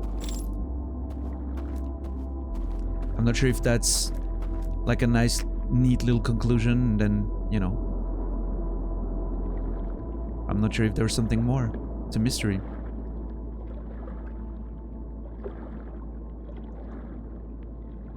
Maybe when I die this time, there's something that happens. I'm alive. Naz, you missed everything. Just saying. We're not done with the game. But you missed a whole lot. No documentary tomorrow. No, no, no. I'm regardless of what happens, I think, unless I change my mind at the time, but I think I'm gonna need a couple of weeks to digest the experience before I want to break the immersion and watch a documentary on the thing.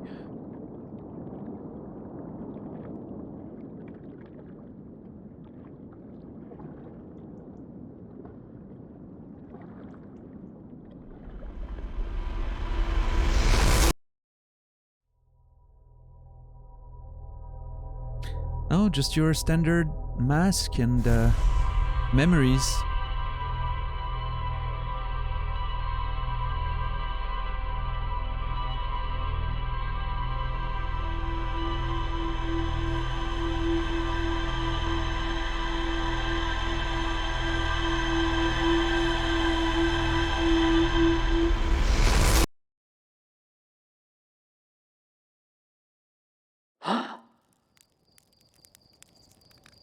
See everyone tomorrow. I'm still here. This is not over. There's still time for things.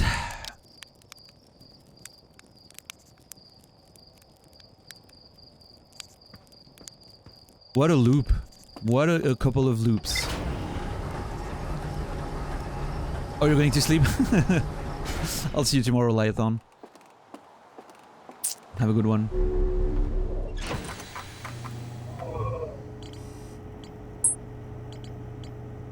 Yeah.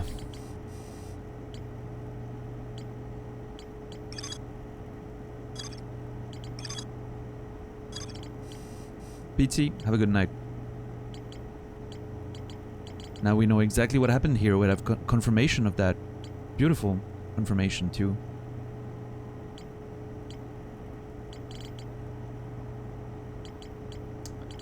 So yeah, tomorrow is gonna be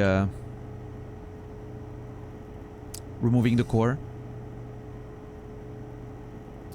and going to the vessel, inputting the coordinates, hopefully finding the eye of the universe, and then we'll see. Will I be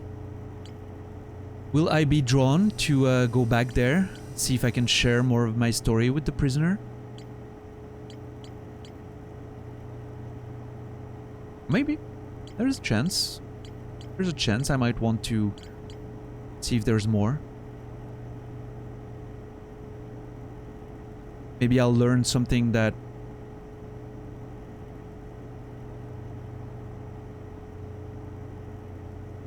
justifies what he has done, you know, in a way that I don't understand now.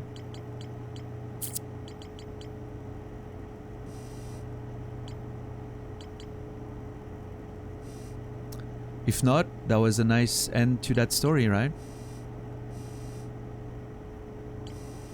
I'm hoping, you know, that the stranger just... well, the prisoner... What I'm hoping is that he felt... and that's the vibe I'm getting from the themes and the visuals of that sequence where we float away on the raft, is that he feels free now, right? Maybe he considers me a friend, even though we haven't known each other for very long, but I freed him, and then he's free to go to the next step of his journey, whatever that means for them. The actual afterlife. Something we've been unable to find ourselves, right? Because every time we die, we get pulled back by the...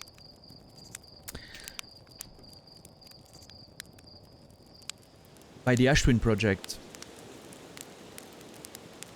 What if tomorrow that changes? What if tomorrow we break that cycle? Will we know where he might have went? With me, potentially. Because we ran together and we're both dead on this side of the world, and there's an interesting thought here.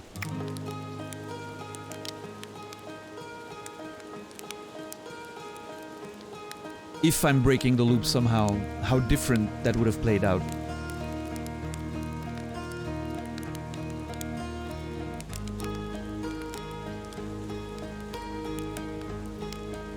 Yeah, we might have to go back then tomorrow. I don't know.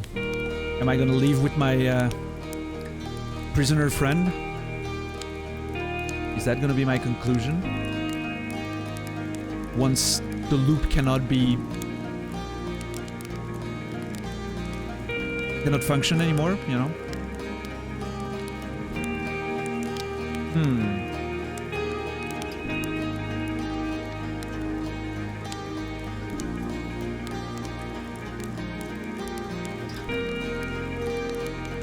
Tomorrow's gonna be a big day, guys. At this point, I'm pretty sure we're finishing tomorrow, which is what I was hoping for this week when I started realizing, you know, the path were leading to the same place, all of them. So tomorrow's gonna be a birthday stream and a fucking conclusion to that whole adventure, I'm sure. Unless there's so much more that I don't expect, but I doubt it. And then after tomorrow, it's gonna be 2 days off.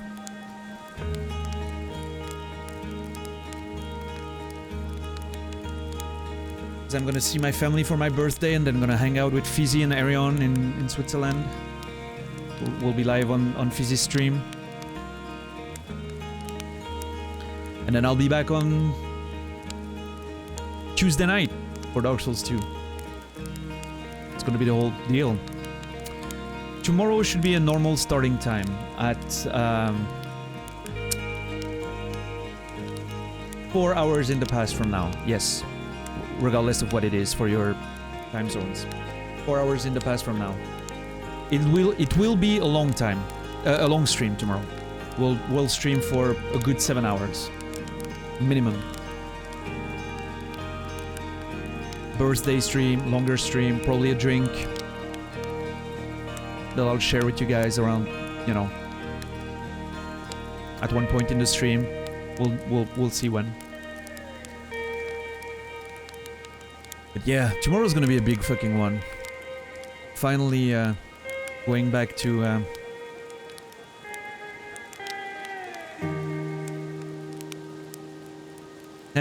what do you think, Slate? You have no idea, right? You don't know the things we've done.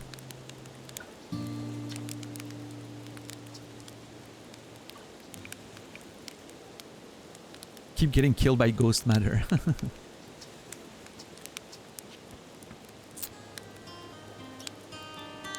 I'm probably just gonna get a good beer or a good cider, depends on what I can find, Arion. Not gonna do anything crazy.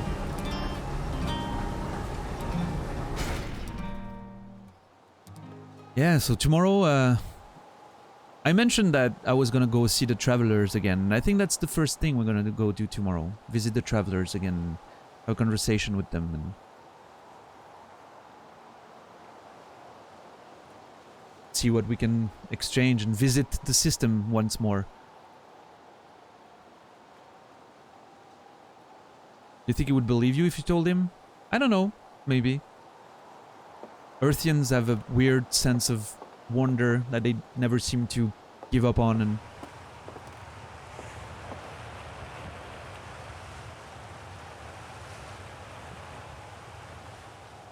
yeah, I'm looking forward to explore the system once again and just finally do what we have to do, which is remove the core from Ash Twin, put it in the vessel, input the coordinates, and hopefully find the Eye of the Universe. Whatever that means now. I have a lot of thoughts. Because the inhabitants of the Stranger seem to have found really bad shit about the Stranger. About the Eye of the Universe, which, you know, made them go crazy with their whole project and everything.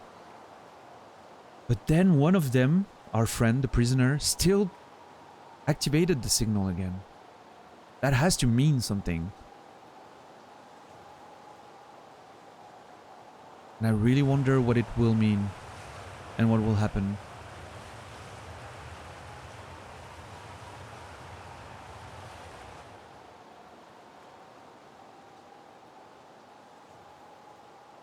And maybe when we get to the bottom of this, yeah, we go tell him again the story of what we've done. Potentially with more details, who knows.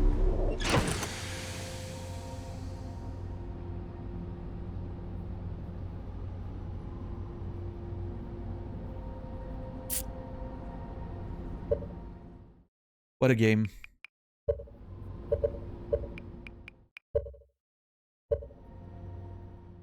I don't want this to end. I don't think I want this to end either. I'm I don't know what's gonna happen tomorrow, but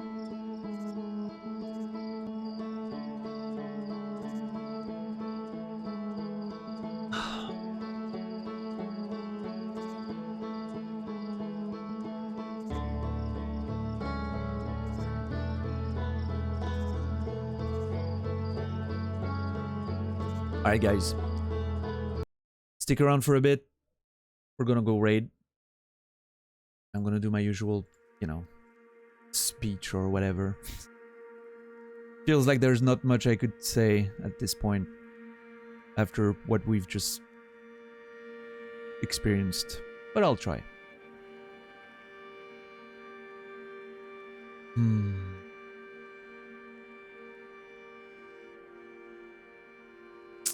Everyone, thank you for being here.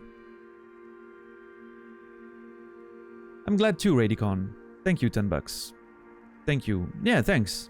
Thanks. That nomination for my book was a very nice surprise to start the stream with. Looking forward to learn more about that now. Yeah, thank you everyone. That was a wonderful time that we had together, and thank you for the support, the presents, the conversations, the gifted subs and primes and shit. Thank you. I do appreciate it.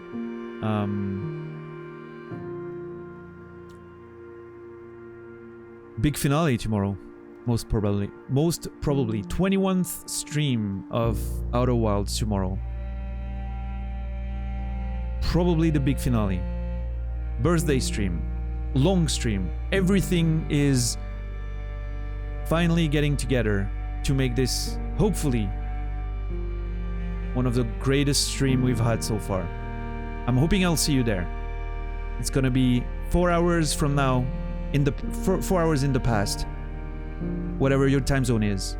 For me, it's 8 p.m. Central European time. It can be 2 p.m. Eastern, 11 a.m. Pacific, 4 a.m. something for you Aussie cunts. 20 hours from now, exactly. That's the countdown. Long stream, 7 hours minimum. Let's see what happens. More than likely big finale for Outer Wilds, so don't miss it. And until then, hope you have a wonderful day. Be nice to everyone and to yourself, and I'll see you tomorrow. Have a wonderful one. Stick around for the raid. It'll be in a minute. Cheers.